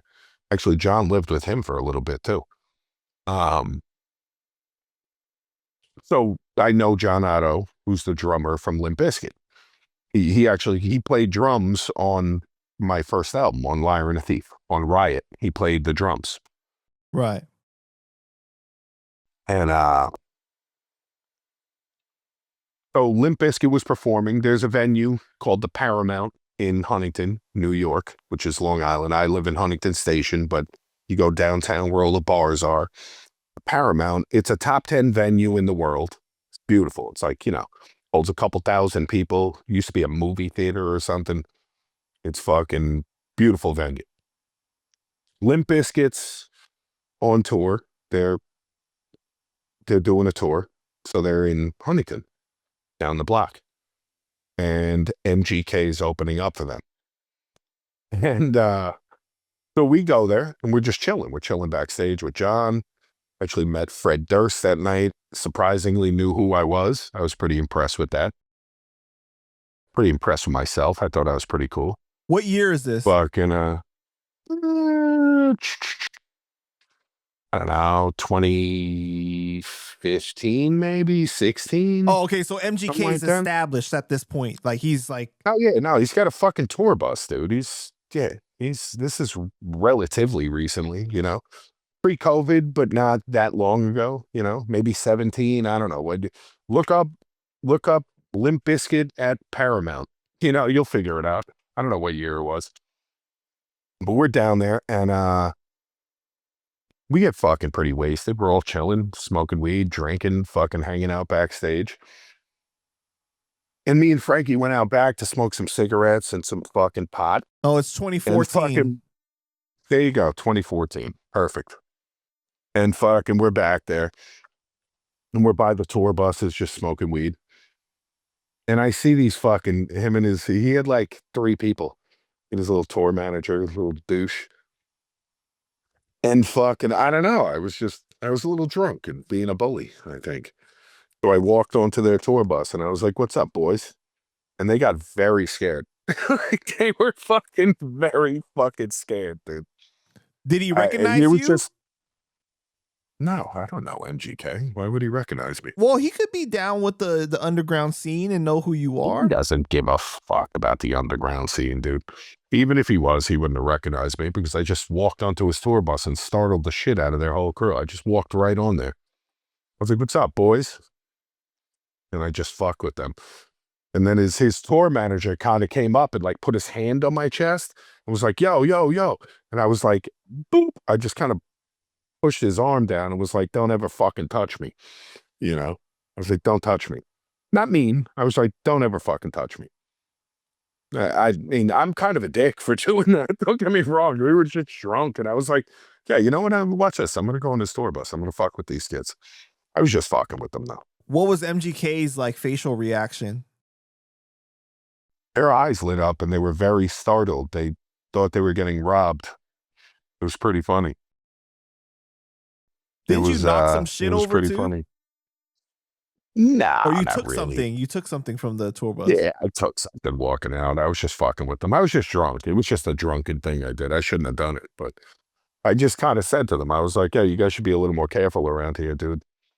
You're fucking stupid. You're leaving your tour bus open. I just walked right on. I took a beer. I sat down for a sec. I was fucking with them. Holy shit. I was just fucking with them. Yeah, I was just fucking around with them. But you guys just saw me inside. Like, why are you being so fucking weird? So you're not a fan of his rapping? No, I think he's terrible. That's why I walked on his tour bus, just to like kind of bitch them up a little bit. What'd you think of his Eminem diss? It was awful. It was fucking terrible, dude. It was fucking terrible. People try to give that shit credit. Like, oh, no, he kind of did his thing. No, he didn't. Stop it. Eminem destroyed him, bro. He fucking destroyed that kid. He's lucky Eminem even rapped to him. You should feel blessed. Your beard's weird. He's terrible. Absolute garbage. I don't understand the standards now, really. But, you know, it is what it is. He was super happy when Eminem dissed him, though. Remember, he like shook that champagne bottle up and was spraying it everywhere. He was celebrating and shit. It was like a acknowledgement for him. It's terrible. You should have done a better job then. Maybe if you won, you could celebrate. That's like losing the World Series and popping bottles because you got there. It's embarrassing. Yeah, we lost the Super Bowl. Let's celebrate, boys. We got here. You got smoked. You got beat 56-0 in the Super Bowl, bro. Do you have any opinions on artists that genre hop? Like they came in with hip hop to get on and then they go to another genre like MGK did with punk rock, Kid Rock did with country and rock. I guess Everlast kind of did it too, like Post Malone, like those type of artists. Nah, not really. I don't know. Do you think, man? I don't know. Not my thing. I wouldn't do it because I suck at it, but if you can. MGK is terrible, bro. Like, all his shit is garbage. Everything he does is terrible. Post Malone, at least, is talented. You know, like, I mean, Jelly Roll used to rap more. Now he, like, sings more. He's good at those things. You know what I mean? Everlast was good at those things. MGK is just a cheese stick. He's terrible. He's terrible. He paints his nails. Doesn't he wear dresses and shit? Didn't he get these guys are embarrassing. He's he loves terrible. The color pink, too. Yeah, it's fine. So did Cameron. He's not even cool about it, though. At least Cam was cool, you know? No, but his stuff is like real, like tight and like borderline, like, you know what I mean? Sus, but awful. Wait, so you like Post Malone? Nah, it's not my thing, but he's got talent, you know? Like you're talking about Definitely like his country talent. music or like rapping or what? Just all of it. I've never really heard Post Malone rap before. It's always been sing-songy shit, you know? Oh, okay. I mean, does Post Malone actually spit rhymes, like where he's spitting? Is that a thing, or is it more like, you know, kind of harmonizing? Yeah, it's kind of a little more shit. the new school kind of, yeah. Yeah, it's not really like rapping. It's not like something. He's not going to jump into a cipher and do what he does. You know, like he's got talent though. People seem to like it. I don't know anyone who likes MGK. I will give the kid credit though. He puts on a good show. His music sounds good live. He's swinging from the fucking rafters and shit, acting like a rock star. He's good at that. Puts on a better show than I do. I know that like crazy stans, they like to say that that Eminem. Wait, he is crazy fans? No. MGK's? No, stans, like Eminem fans. Eminem like to fans. say that Okay. Eminem made MGK genre hop, like to go to a different genre because he destroyed his rap career and all the stuff like that. I mean, I don't think, did MGK really have a rap career before that? I mean, he was signed to Bad did Boy, he have- you know, so That's what I'm saying. No, this is my point though. Did he really have a rap career, or was he just a budgeted rapper who was kind of famous for no reason? Because I couldn't tell you a single MGK song ever in my life. I couldn't tell you one thing he's done. I know he was on the Freshman shit at one point. He was supposed to be this guy. He was like, oh, we got this kid, Machine Gun Kelly. He's this white boy. He was terrible. And I couldn't tell you one song he's ever made. There's nothing quotable. I don't know one thing. You know?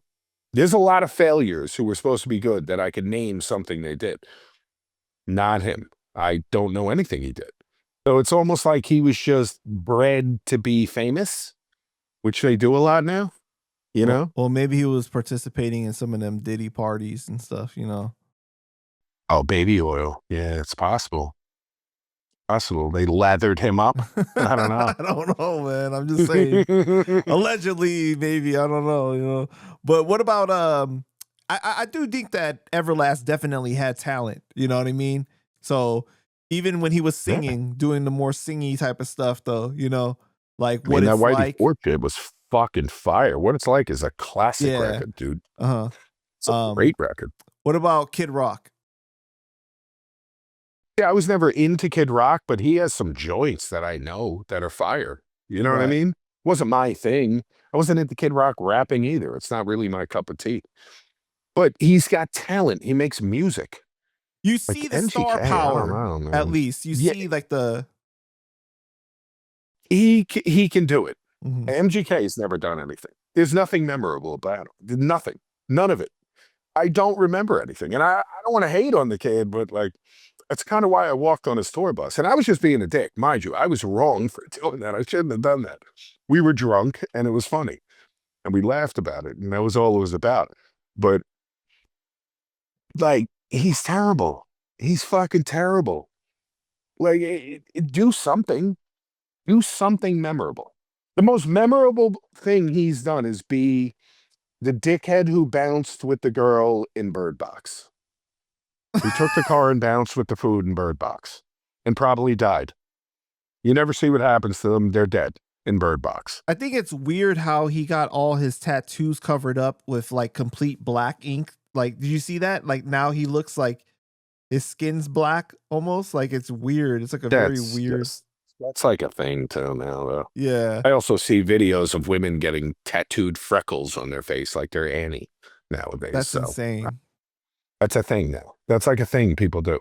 Like a trend, I guess, or acceptable. People are like, oh, it looks so good. No, it doesn't. You look fucking ridiculous. Yeah. It's going to be getting deep regret. Yeah, you look foolish.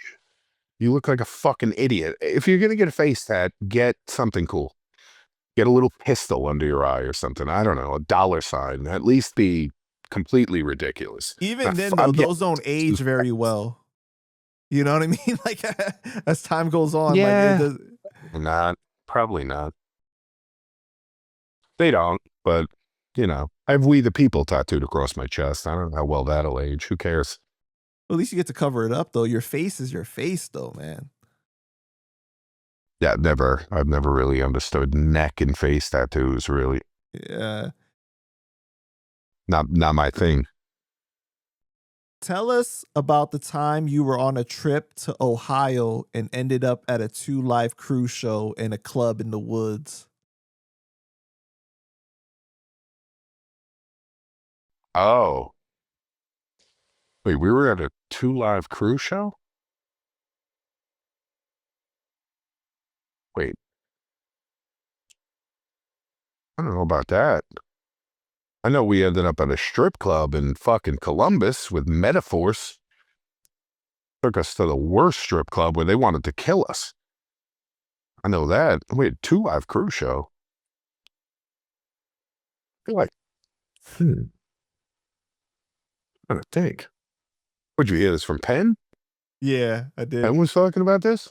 Yeah, it wasn't I think you might have misunderstood what he was saying. It wasn't a 2 Live Crew show.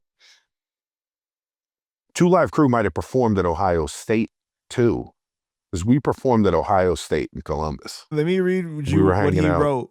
Ask him about the trip to Ohio where we ended up going to the 2 Live Crew show and ended up at a club in the woods. That's exactly what he wrote. See, I know what he's talking about. I don't remember the fucking 2 Live Crew part of it because we got fucked up and we're hanging out. But we ended up going, it's fucking Metaforce, bro. You know who Metaforce is? It's Copyrights boy. He's from Columbus. Right. Okay. Fucking Metaforce is chilling with us. And he takes us to the fucking hoodest of hood. Kinda in the fucking woods of Columbus, Ohio. Right? Like the hoodest of hood strip clubs. I'm talking. These girls, every chick in there was being pimped out, cigarette burns.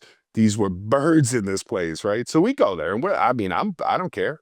I'm down. We go in there, and I'm chilling. I'm kind of oblivious to it because I just don't care. I'm drinking. I get a couple drinks and shit. And people, like, everything in there kind of stopped when we walked in there. And the DJ, I forget what they said, but like Penn would know better. He remembers better than me. I was a little drunker than Penn, I think. But the DJ said something on the speaker, like, you know, the strip club DJ, yeah, Candace, come to the stage, you know. He said something like, basically, these East Coast motherfuckers better get out of here before they get shot. And we left. We fucking left. Yeah, dude. We were not welcome. We were fucking not welcome in there, bro. How did they know you were from the East Coast? I don't know. They looked at us. I don't know. The way New we York talked. fitted hats? Maybe. Possibly. I think actually, matter of fact, I had a fucking, yeah. I remember that trip because I won $1,000 playing CeeLo with Technique and our boy Carrie and shit. We played CeeLo in the hotel room and I won.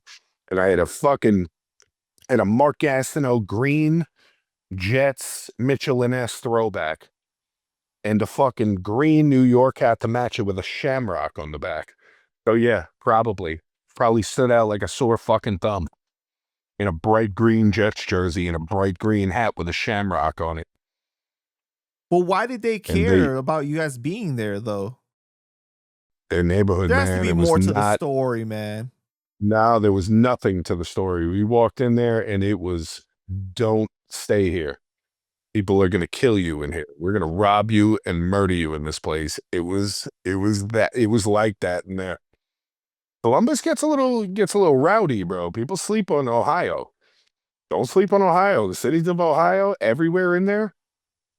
Every single city in that fucking place, from Akron to Cincinnati to Cleveland, when you get into the fucking hood part of there, wild, real fucking wild places. You're not always safe. You better know somebody.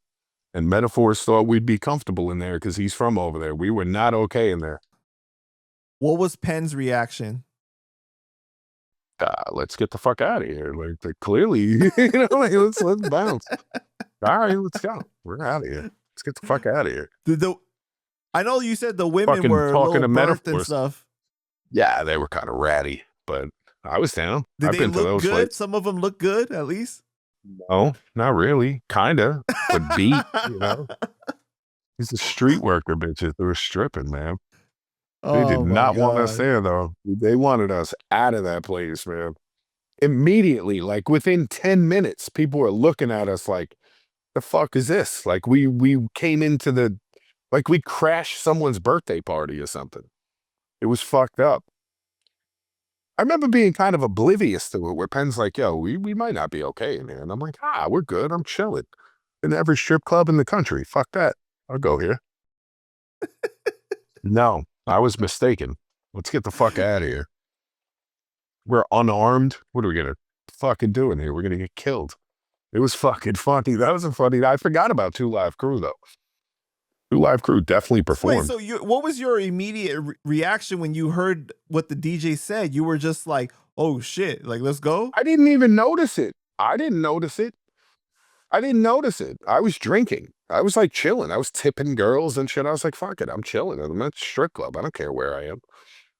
I've been to fucking horribly hood strip clubs before. I've been fine in every one.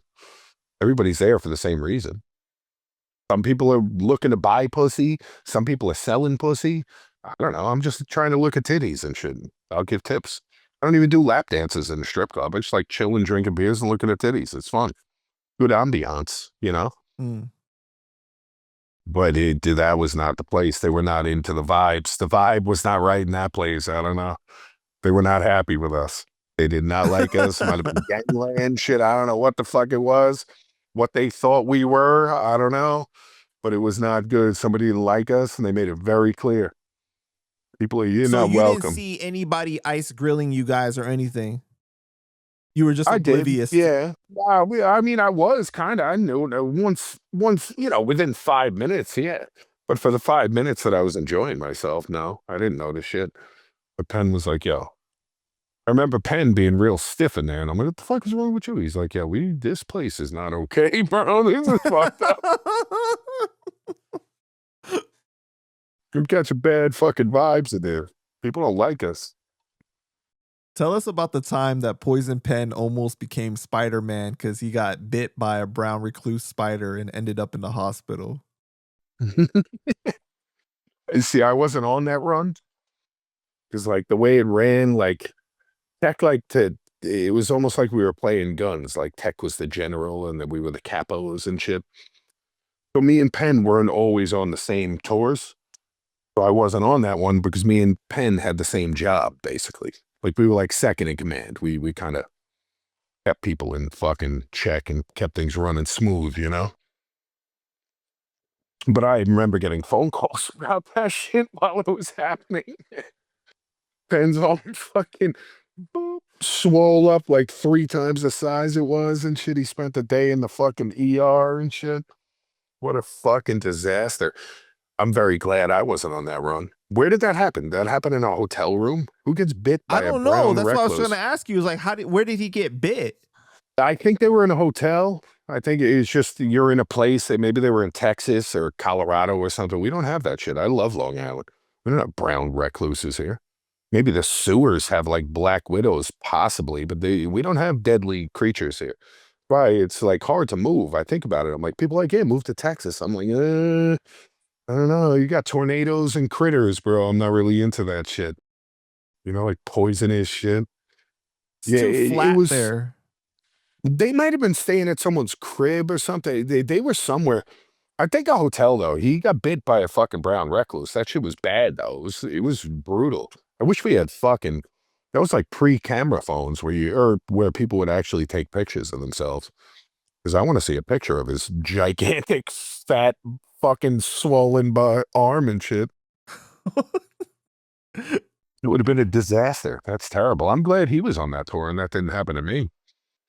Holy shit. So what did you hear when you got the call? That he got bit by a spider and we're in the emergency room right now. He got bit by a brown recluse spider and his arm is swollen up like fucking Arnold Schwarzenegger. Like just massive, swollen, like bad. But your reaction had to be like, wait, what the fuck? What do you mean? Like I was laughing. My reaction was laughing. Like, are you shitting me? Oh boy. I was like, so what are they gonna do? Is he gonna die? No. It just hurts and they're giving him antibiotics. Oh, all right. Oh my God. I got a better poison. So how did they know what kind of spider it was? They saw it actually bite him or what? No. They figured at the hospital knew. The hospital figured it out. Okay, got you. Yeah, they know. There's different things that happen. A brown recluse bites you, the venom does what it does. Black widow bites you or snake bite. They know that shit. Obviously, it's like regional. They're used to it. It's not uncommon for them to get these things coming in. They know what to do and treat it and shit. Man. I got a better poison pen story for you about the space cakes, kid. About the space cakes. We were in Humboldt County, California, where they grow all the pot. And now I know Penn likes to smoke ganj now, but Penn didn't used to really smoke weed back then. You're talking about maybe 08, 09, whatever it was, maybe 2010. I forget the year exactly. But we were in Humboldt, and Humboldt's kind of like, I forget the town exactly, and which exact town in Humboldt County it was, but there's a college there. I feel like Humboldt, like State University is there. So it's like kind of like a college town, typical college town. And we do shows there, and the shows are fucking weird because there's tons of people there, right? And they look like dirty, shitty hippie kids. I just looked it up. It's California State Polytechnic University of Humboldt. Yeah, it might have been it. Whatever it is. College Humboldt, town. I think. Yeah, whatever it is. And we're staying there. We have a hotel room right in town. There's a little diner around the corner. It's like typical college town. And these shows are weird there because like in Humboldt, you'll do these shows and you'll get these fucking dirty looking hippie kids, like white kids with dreadlocks and shit that look like they're homeless that will come up to the fucking merch table. Yo, dude, they'll come up to the fucking merch table go into their pocket and pull out a fucking knot this fat with $50 and $100 bills because they grow and sell pot. They traffic marijuana. They're hippies who are growers and, you know, the trimmers. So they have tons of cash. So they would come up to the merch table, hand you a half ounce of fucking the best weed ever. They'll give you fucking weed brownies, edibles, anything you want. We would walk out of Humboldt with ounces of weed that kids just gave us because that's where they grow all the weed. Like most of the weed for the country at the time. So that's where we are. So we had a bunch of free weed. Penn didn't like smoking because Penn has asthma. And I used to tell him, I'm like, weed smoking won't affect your asthma. But he didn't believe me. So he was scared of the smoking part of it because of his asthma. So he ate the brownies. So he ate the space cakes, right? I fucking warned him because I don't dabble in the edible world. I don't eat weed. I don't care if it's 50 milligram, 10. I don't eat weed. I've had bad experiences. I don't know what the motherfuckers that eat weed think is good about it. I don't understand it. All I've had is bad experiences. And mind you, I could smoke weed all day, every day. I'm perfectly fine. No side effects, no paranoia, nothing. I'm good to go. Your body processes it I differently. could smoke wax. I could fucking smoke vapes. I could do all that shit. I'm fine. I'll be blown out. I might be tired. I might nod off, whatever the fucking case is. But eating pot, dude, one time I ate fucking pot that my son's mother had made years ago. I was high for a fucking week off of this shit. A week, 5 days straight. I was waking up dizzy, dude. I did not like it. I'll never do that shit. Last time I ate one, it was 3 hours of paranoia, bro. I hated it. I'll never do it again. I ate a fucking 50 milligram gummy. I was like, why the fuck did I do this? This is horrible. I don't know why I did this. This is the worst experience of my life. I never do this for a reason. Smoke weed all day, right? Matter of fact, More weed every day.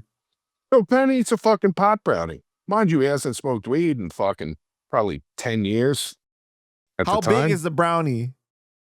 I don't know. I didn't see him eat it, but it was big enough to fucking ruin his life.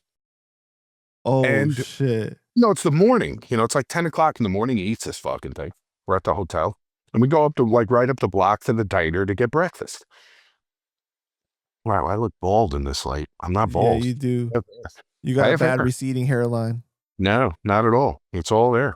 Not receding at all. Amazing. It's not. I'm just white. What's it called? We eat this thing about, you know, we go get breakfast. We're sitting at the diner. We eat our food. We're there for about half hour, 45 minutes. By the time we finish fucking eating, bro, and starts getting this fucking look on his face of pure unadulterated terror. And I shit you not, he goes nonverbal catatonic. He cannot fucking talk no more. He can't speak. He's fucked up, bro. Oh my No. God. And I know how he feels. And he's way less experienced with the intoxicant of pot at this point than I am. So I know exactly. He's tripping, bro. He is tripping, and it is terrifying because it's all paranoia. Eating weed is all the worst parts of weed. I don't know what everybody's doing. You guys are insane if you do it, whatever it is. He's experiencing all the worst parts of pot all at once at the highest possible dosage in the worst way you can possibly do it. So we get him out of there. We go back to the hotel, which is like right down the block. We get back to the rooms and we get him laying down on the bed and he won't speak, bro. And everyone's bugging out. Like Swave's bugging out. So Swave smokes more weed than anybody I know. Swave's bugging out. He's like, yo, what are we going to do? Fucking Penn's like making sign language, pointing to his mouth. I was like, what do you need? Water? So we get him some water because he's probably gotten cotton out. He's not speaking. So Swave says, yo, we got to call an ambulance. And then Tech and these guys start agreeing with him. And this is where the white boy house party in me comes into play. And I'm like, absolutely fucking not calling an ambulance. We're not calling an ambulance and getting police here. It's just going to make it a worse experience for him. And I shut that shit down immediately. I was like, we're not calling a fucking ambulance because he ate some space cakes, dude. He's going to be fine. I said, look, this is what you do. I was like, Penn, get out of that sweatshirt. Get his sweatshirt off him. He's got to cool off, bro. He's bugging out. I was like, crank the fucking AC. You know what I'm saying? Crank the fucking AC. Get it cool in here, bro. We gotta mitigate the disaster that's happening, bro. You know, and then just get him water, you know, get him a soda or something, get some caffeine in this bitch. You know, like we gotta do something. But they wanted to call a fucking ambulance, and I was like, absolutely not. We're not doing that.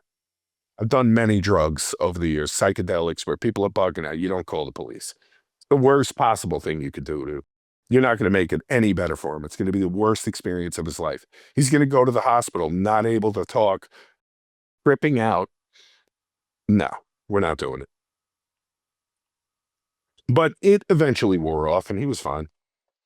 It was funny, though. It was pretty funny, the space cakes. I still bring it up to Penn all the time. Talk about the space cakes. You remember the space cakes? What did he say about the experience after he came down? That it was horrible. It was the worst thing he ever did in his life. He ate too much, though. He probably ate like 200 milligrams of fucking space cake. You know what I mean? He probably ate like a 300 milligram gummy, the equivalent. You know, like the potency. And not for nothing, but these gummies are bullshit. People will be like, oh, these guys eat 1,000 milligram gummies. Yeah, all right. Baking fucking shit is the most potent of them all. When you make the weed butter and you get it through the fucking cheesecloth and you do the whole thing and put it into food, totally different ball game than gummies. It fucks your world up if it's done right. Did he say like what he was experiencing, why he couldn't talk and everything? Because he was tripping, bro. He was tripping. Was he seeing things? Because I know, like, for some people, they have like a hallucination or like, you know. You're not really hallucinating, not acid, dude. You're just tripping, bro. You're bugging the fuck out. You can't breathe. Like, I know what he's feeling. Like, it's when you're fucked up, right? You ever get so fucking stoned in the past, because it doesn't happen once you do it enough, but you get so fucked up, you start noticing your breathing. Yep. That you feel like if I don't, like, make sure I breathe, I'm going to stop breathing. You can't forget about breathing, so you do it naturally. So you're conscious of your breathing. He was there. He was in that paranoia, like, it's terror, bro. I know what he was in. It's a non-experience. It's like if I gave my mom space cake, she would have a panic attack. She would have a fucking panic. It's like dosing someone with acid for the first time when they don't know, which we did to one of my friends. We dosed him when he was sleeping. That's terrible. Oh, it was amazing. He loved it. Not at first. The first hour, he was not happy about it, but he got into it. It was pretty funny. He had tripped out before. It wasn't his first time, but he was sleeping and we fucking gave him acid. He woke up like, what the fuck is going on? He had work the next day. He got pissed about that. He's like, dude, I got to work tomorrow. Not anymore, buddy. But yeah, and Penn's space cake trip was pretty impressive. It was pretty. He went catatonic, bro. He was not okay for like 2 hours. It was like 2 hours of not being all right. These fucking guys, they wanted to call an ambulance. Fucking amateurs. Are you gonna make a true 4? I already did. You did? Mm-hmm. You put it out? No. Why didn't you put it out? I scrapped the whole album I was working on because I wasn't happy with it. So I was gonna redo it to another beat. Oh, but man. I played it on my lives and shit. Pretty good. Pretty good. It's just too repetitive, the beat. So I changed it. Do you look at the Truth series any different now because of the climate that we're in? No, not at all. No. I just know we're fucked worse than I thought we were. No, that's the climate we're in makes me realize that we're fucking screwed. And it's not because of what people say. I don't really care about that. The climate we're in is that, all right, I'll see, you know, I'll go and like be doom scrolling through the internet, right? And I see people talking about things that I was rapping about in 2004. And we were doing things in, you know, the 9/11 truth movement with, you know, We Are Change, Luke Rutkowski and all these guys. Even Alex Jones was involved in that back then. And they're talking about it like it's like they just discovered something that, oh, yo, here, we're going to break this. It's never going to change because people aren't in it to change anything. They're in it to be right. And that's what I've realized about the whole fucking thing. And it's why I've become so cynical and jaded towards it all. And a little selfish in that light. I used to care more about like the outcome of the world, but I realized the world doesn't want to change for the better. It doesn't want to progress. Otherwise, progressives would do progressive shit instead of just trying to, you know, tax people and give other people's money away like communists. It's people just want to be right for the moment and be like, yeah, I told you so. And that's human nature, and we're fucked. So that's what the Truth series has become, is I'm just going to tell you what it is, and I'll be right 10 years from now, and you guys can talk about that on fucking YouTube comments and shit, and it'll just make my song keep playing at this point. It's selfish, and it's kind of fucked up to say, but that's what it's become. Nobody can agree. People don't know what's best for themselves. They always do stupid shit. You know, I do stupid shit. I mean, smashing beers to do an interview. Luckily, I can keep my composure and still speak, but probably not the best decision. People don't make the best decisions, and they're not going to make good decisions for themselves, especially on a grand scale where you have to disappoint half the country. You know, so I don't know. I think we're fucked in general. But it is what it is. It's fun. It'll be a fun ride. Do you plan to put out the fourth one on a different beat eventually? Oh, yeah. Gonna be on this album with Nightwalker. Oh, okay. I got the beat for it. I just haven't put the whole album together. This is the best one, too. Are you changing any of the lyrics because of the time frame or it still applies everything? No, everything applies. Everything I said applies. I mean, I wrote that thing during COVID. Like when COVID was going on, 2020, I wrote that. And I know what the fuck I'm doing. The writing's on the wall. Got you. This shit is, I don't know. I look at what people think and how they approach, the truth movement. It's like they're all about Epstein now. It's just trends. It's just they go with trends, whatever's popping. It was 9/11 once. You know, then it's going to be something else after this. Nothing will change. Nothing will happen. Because there's no consensus. I'm even seeing with the Epstein stuff. It's two opposing sides trying to use it against each other. You know? It's the Republican side finding the Democrats in the Epstein shit, using it. It's the Democrats seeing, Trump's in there, using it. They're never really looking up and trying to see what's really going on. They don't really care. So we got to discuss a good amount of your discography last time, but we didn't get to talk about the Collusion project with Vanderslice. How did that come about? Matt Diamond of Coal Mine Records hit me up and asked me if I wanted to do it. And I said yes. That's how it came about.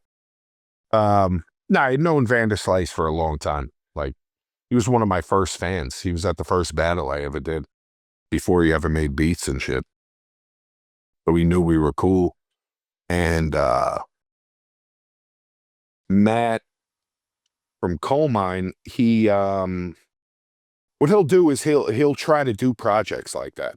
Nowadays he's doing a lot of reissues like of older stuff, but like he would try to get like a guy like me and a producer that's doing well with a name put us together, do a, like a 10-song album. And that was like his business formula. And it worked. So that's how it came about. And yeah, we just did it. We did it quick. Honestly, it was the quickest album I've ever done in my life. And you've had a long relationship with Matt Diamond, right? Like he's done like publicity for you for your projects before and stuff. Yeah. He did like from Fighting Words kind of on. He did like PR through there. But he's from out here. He's from my town, just not my high school, like a different high school. But he's from out here, and I had met him probably in 2003 or something before he did PR. He used to be a DJ, and we were always just cool. And fucking, he's the only guy I've ever given my masters to, because that's the only project I don't own. Why did you not want to make it so that you could own that project? Well, because he pays you up front. Oh, okay. That's part of the deal, that he's trying to build up his catalog. And the reason I don't like doing that is because people don't pay your back end sometimes if they're pieces of shit. Like Baby Grand, Chuck Wilson. He was a nice enough guy when I met him. He offered me a deal. He was actually pretty cool. He was cool to hang around with. But he doesn't pay back end money. So if I give this thing away, I'm never going to see anything but what you give me up front. Matt was like, yeah, I'll give you X amount of dollars, thousands of dollars up front as an advance. You recoup that, and then, it's a 50-50 deal from there. And I was like, cool. And Matt pays. I get paid every I heard you say that he's like the only person you trust, pretty much. Yeah. Well, he pays me every month. He pays me every month or every 2 months, whatever. Sometimes he's busy and it'll be like 2 months, but it's monthly usually. Generally monthly, every other month. Yeah, here. PayPal me, whatever it was, give me a statement. Does the same thing for Vanderslice, and we're cool.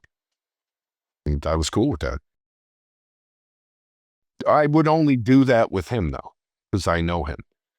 And we're friends. Like, we became friends before we ever did that, How do you feel about how the project turned out? I like it. I think he could have been better. A Vanderslice works at a snail's fucking pace sometimes. So I was kind of straining for shit to do sometimes. I'm a little picky, But generally, I like it. I thought it was pretty creative. I think it was fun to do. Yeah, it could have been a little better in my mind. But people seem to like it. Kids hit me up about it all the time. They're like, I fucking love that record. I'm like, oh, shit, it's good. Are you guys planning to do a follow-up? No, not really. No, we never talked about it. Kind of a one-off. Like, just do it. Got you. Yeah. It's kind of a one-time thing. So the last official album you put out was The Disconnect, right? Yeah. I put that out like a month after that Vanderslice record. Right. That was what I was working on. Yeah, I was working on that prior. Like, I was trying to delay the Vanderslice record, but I didn't want to like fuck Matt over because he had plans. So I just said, fuck it, I'll just do them back to back. And that was June of 2019. It's right. Now 2026. Why has it been so long since you dropped an album? Because all right. You ever see Office Space? Yeah. It's not that I'm lazy. It's that I just don't care. That's why. It's basically why I haven't dropped an album.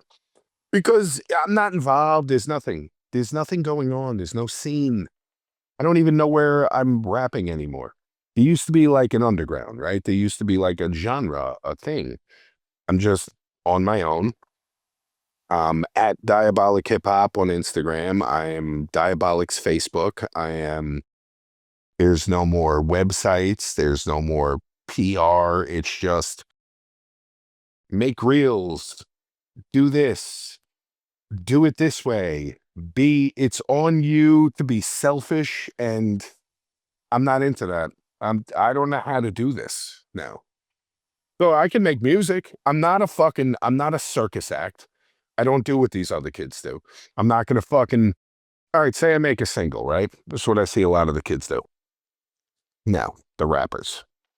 They'll do a music video, but like 10 different times the same verse is shot and made into a reel that they're pushing of the same song from the same. It's like a lot of bullshit to me.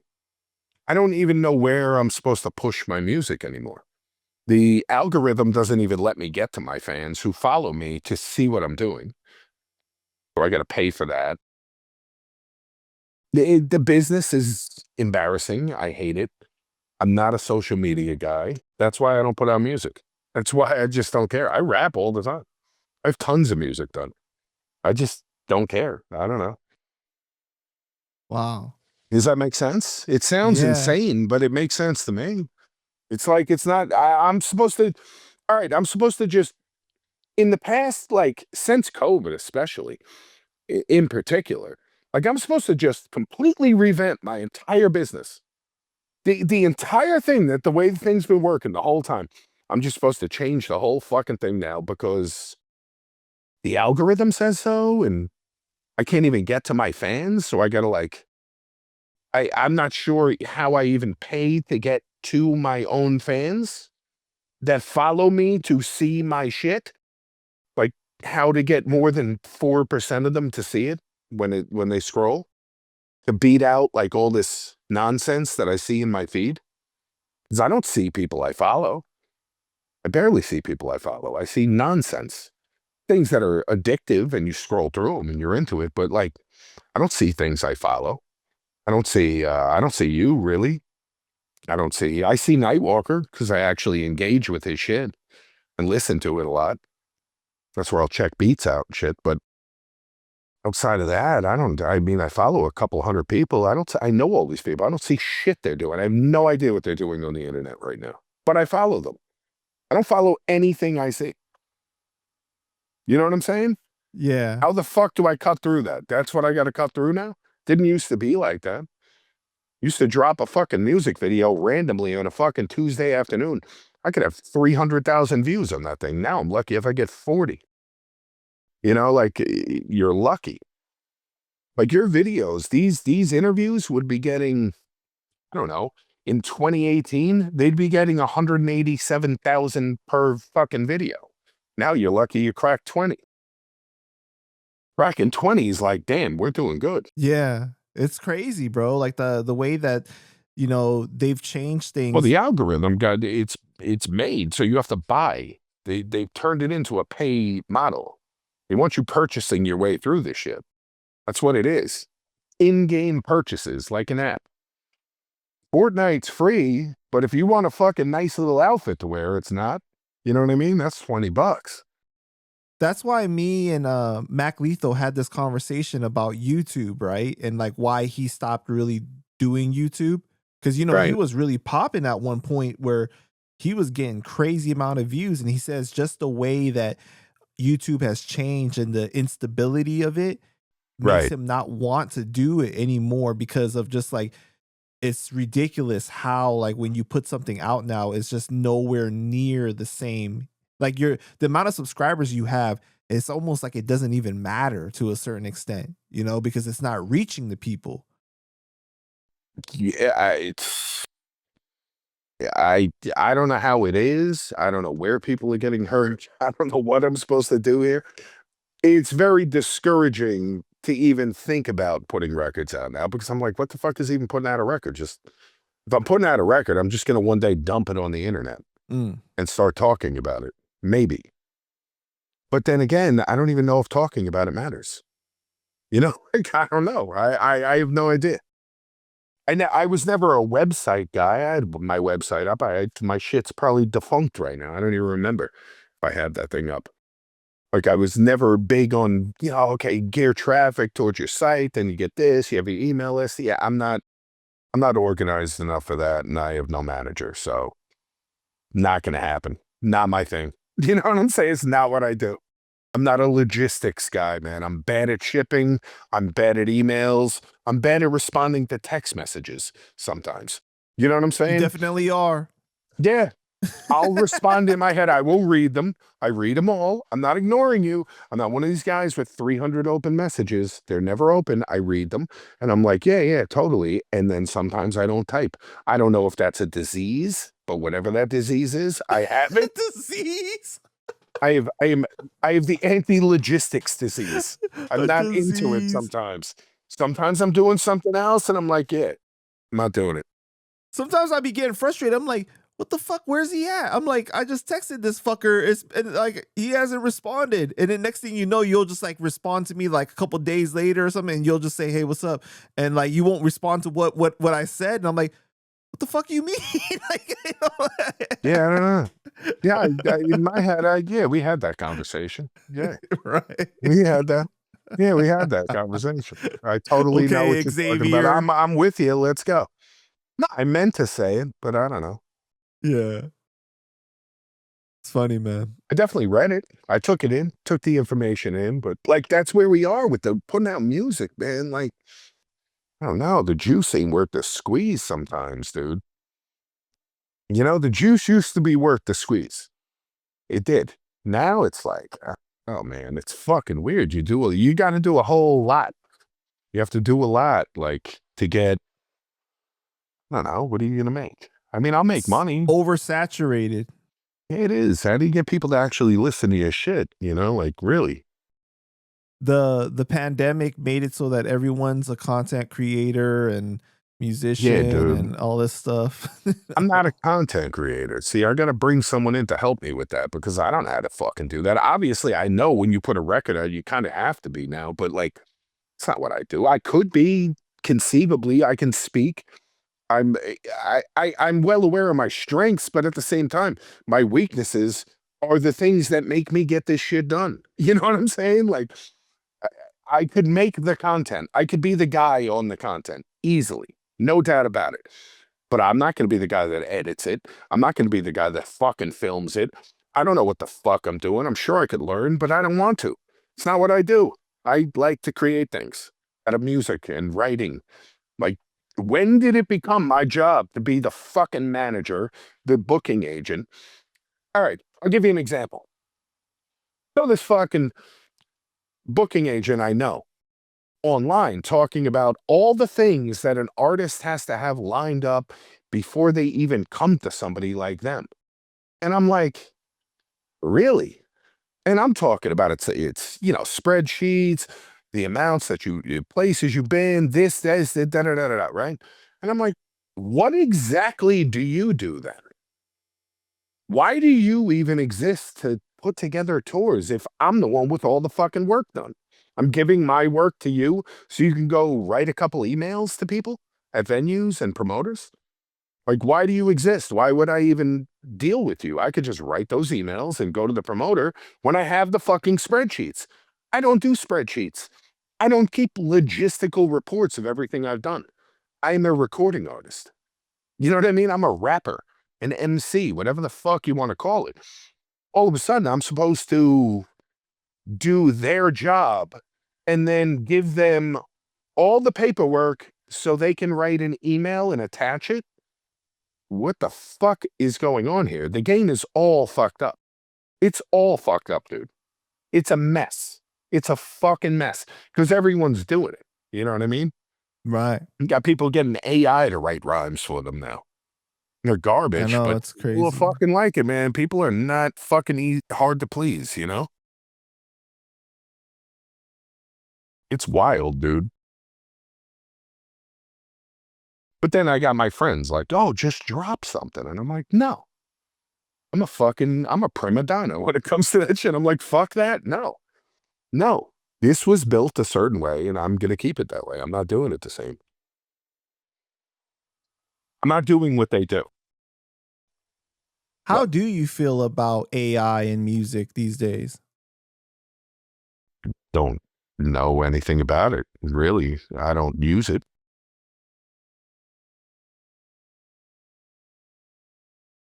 I mean, I guess it could probably be good for like mastering. I would think probably made it cheaper, and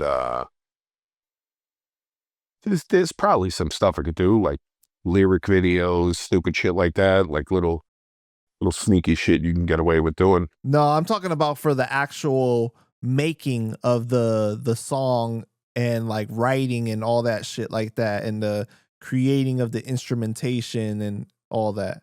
I mean, the instrumentation, I don't mind, because I've seen a couple guys like where they'll basically make AI create, you know, make me some 70s acid rock that I could sample, you know what I mean? And it'll make them things they can sample and then flip into things. I've seen that done. That's pretty cool, because then it's sample-free music that's sampled music. You know what I'm saying? It's pretty cool. That's pretty slick. But I mean, as far as like, I've seen AI artists and like, I don't know, man. If you're a rapper and you got AI writing for you, I mean, God bless you, man. Good luck. But that's some cheesy fucking cornball shit. You're not even a human anymore. But then again, it's playing up people's greed and they're going to make money doing it. So it's going to get done. So it doesn't really matter what I think, because it's happening, and it's going to happen.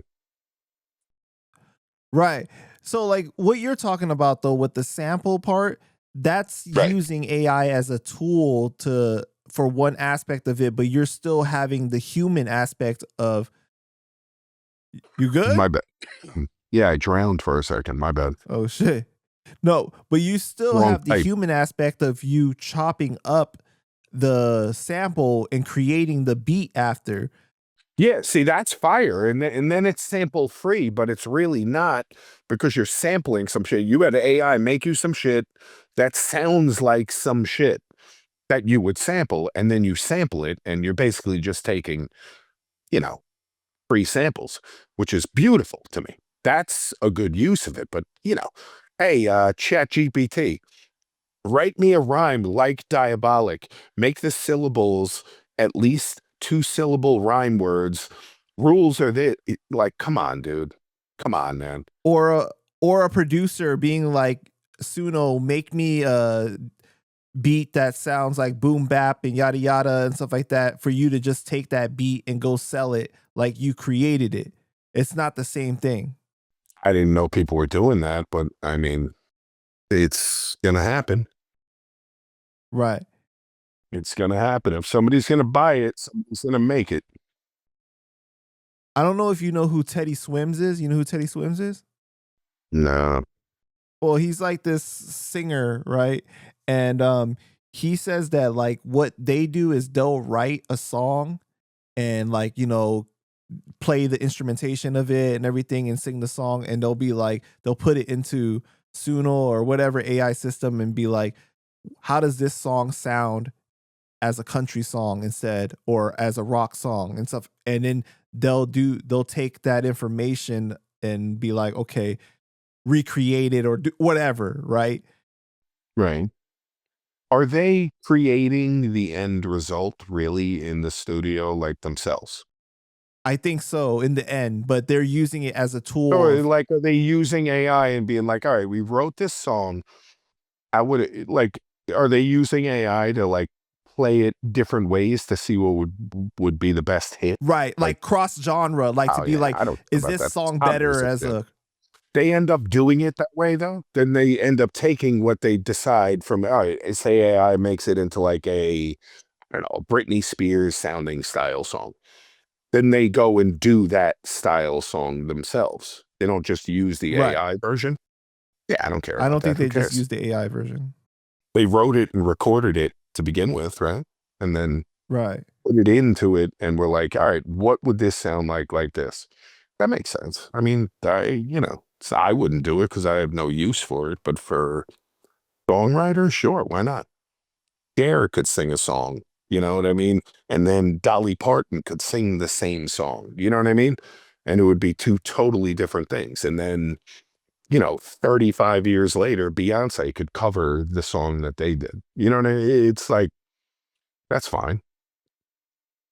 But I don't know. I could see a lot of I bet you the battle rappers are using that these days. The low tier battle rappers, I guarantee they're using AI. Guaranteed. To me, it's just more about like if you use it as a tool, trying to preserve as much of the human aspect of it as possible. Like I wouldn't respect someone to be like, okay, like create this whole song for me and I just put it out the way that is, right? Or like write the whole song or create the whole beat or something. Like if you use it as a small part of the tool, then that's a little different. But at the same time, it's still like, I don't know. There's something magical about music. No, I mean, with the sound of music, like the sound, and like, especially with songwriting, because like, all right, songwriters,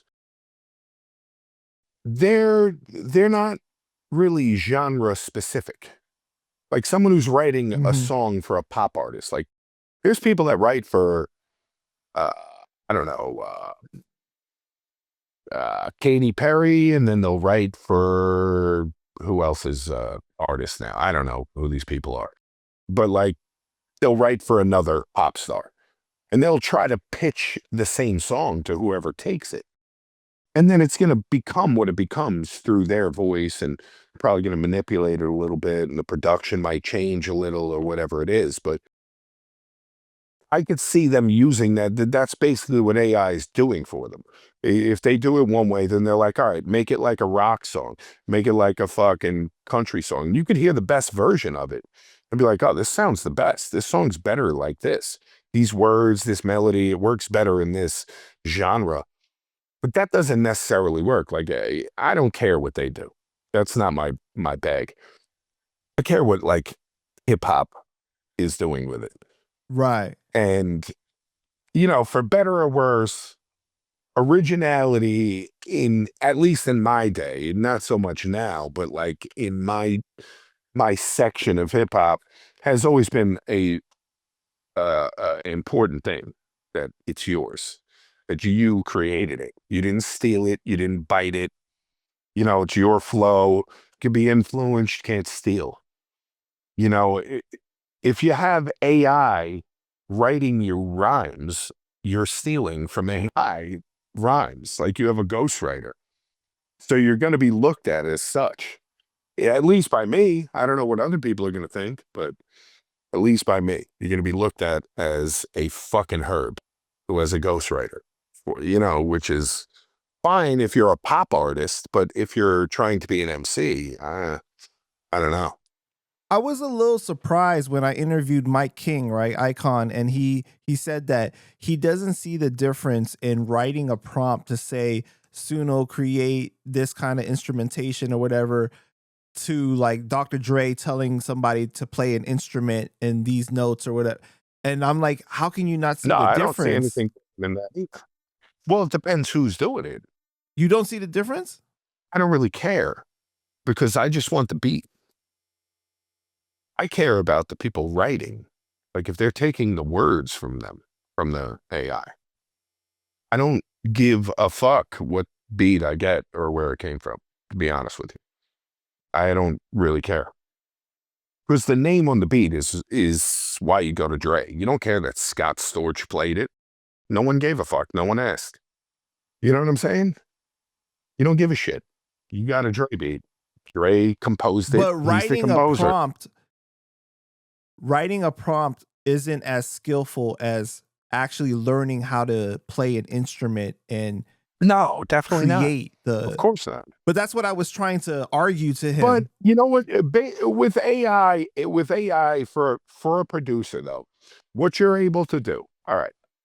You ever see the video of I've seen it circulate a lot, so maybe you've seen it, but it's Justin Bieber. And he's in a room, like in a studio, with an entire fucking orchestra right there. You ever see that? And he makes them make a beat where he's like, all right, make it go dum, dum, dum, dump, dump, and he gets them playing some fire shit. It was pretty impressive. If Mhm. you've never seen it, go look it up.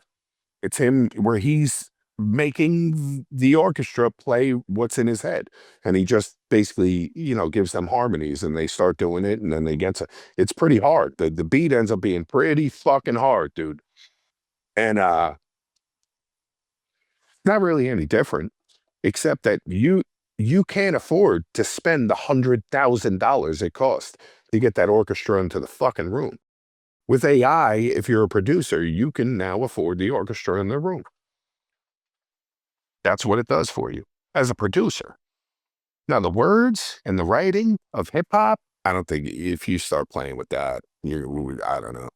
I don't really care about the beats. We've been stealing for years with machines. It's all the same. No different to me with the beats. We've been ripping shit off for years. You can't call a producer the same though, right? Oh, you can. Like, It was his your idea. skill What's set is the fucking... Dude, what's the difference? That you didn't go dig through a record? Most people aren't playing notes, not the people I get beats from. People that play notes, I don't want their beats, they're garbage. Nobody's that nice. No hip-hop producers can play good enough that I fuck with. Maybe one or two are actually talented on the keys. And you know what? The best beats are sampled. Straight up. All their best beats are sampled. What AI would allow you to do is compose the sample in your fucking head and tell it to make it for you so you can sample it. That's all it does. I think that's awesome. But I'll probably end up using that to make beats, honestly. I'll probably end up using that because I hate digging. I fucking hate digging. That's the reason I don't make beats. I'm good at making beats. Very good. I hate making beats because I gotta go find shit to play with. Asshole, you spend hours just listening. Prompting a fucking computer to give me what I'm thinking of. Yeah, I want some Wu-Tang shit, some you know, like I want some fucking murky vocal sounding fucking ambiance that I could chop up. I'll take care of the drums and shit, you know? I just want that shit, you know? I want that sound. Where am I gonna find it? I'm gonna go through 3 million records before I find something kinda that I like. Oh, I could create the sound I want to chop up and then chop it up. I'm down with that. I see no problem with that. I see no difference in that than me playing with a synthesizer. Only this works better. Okay. I don't like the writing side. That's where the creation's done. The beats have always been stolen, though, in my mind. I don't know. But I'm anti-AI, though, generally. What's the craziest message a fan has ever sent you online? I mean, I know exactly what they are. I think I told you some of them. We were talking one day. I think I read you a couple of them, right? You remember that? No. Remember we were talking one day. I read you them. Nah, I got this one fucking fan, bro. It's gibberish. It's insanity. And it goes on for years. Years in my fucking Facebook fucking fan page inbox. It'll be, I see like, I wish I had it in front of me. I could read some of it. It's fucking pure insanity. It'll be like, you know, why can't we be friends? And then start talking about Jimmy. Jimmy thinks I'm fucking this. It's crazy. It's just all over the place. I don't know what the fuck it is. I don't know if it's a role-playing game, like an RPG for them. I don't know what the fuck they're doing. I've never responded. And it's just this shit. I need you to be part of my life. Joseph thinks that I'm like this. It's crazy. It's craziness. I don't even know what the fuck it is. Pretty wild, though. I remember one time this one person had sent me a message talking about like another artist or something like that was sacrificing animals and putting them in their like backyard or some shit. It's some fucking wild thing. It was insane. Yeah, I mean, I've talked a couple kids off the fucking ledge over the years, like that were may or may not have been suicidal, but they seemed pretty suicidal at the time. I've definitely gotten on the phone with them.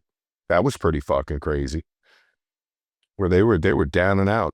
And I don't know. I happen to read the messages and respond. Maybe that's karma. Maybe I do believe in karma, or like Jesus, or I don't know what the fuck. Allah, who the fuck knows? I don't know. Whoever put that message there. And I just happen to open the shit up and read it and hit them up like, yo, man, don't do that. You're fucking bugging. Hit me up. And they did. And I talk them off the ledge, and they're doing better now. Had a kid hit me up. He's like, yeah, I know it's been a couple years, but I'm doing better now. I took your advice, dude. You were right. I got away from this shit. I did this. I'm doing better in life. I was like, oh, shit. That shit worked. Those were pretty crazy, but they weren't like insane. Like, they didn't disturb me. I was like, oh, shit, this kid's fucked up. There's a reason I opened this message now, you know? So I've seen a couple of those, but like this one motherfucker, I don't know. That one, the insane gibberish, there is a crazy person in my inbox, without a doubt. Definitely insane, schizophrenic or something. You don't block typing them? me messages. I think I have, but they come back, so I just stopped. I blocked like 3 of them, but it's the same person.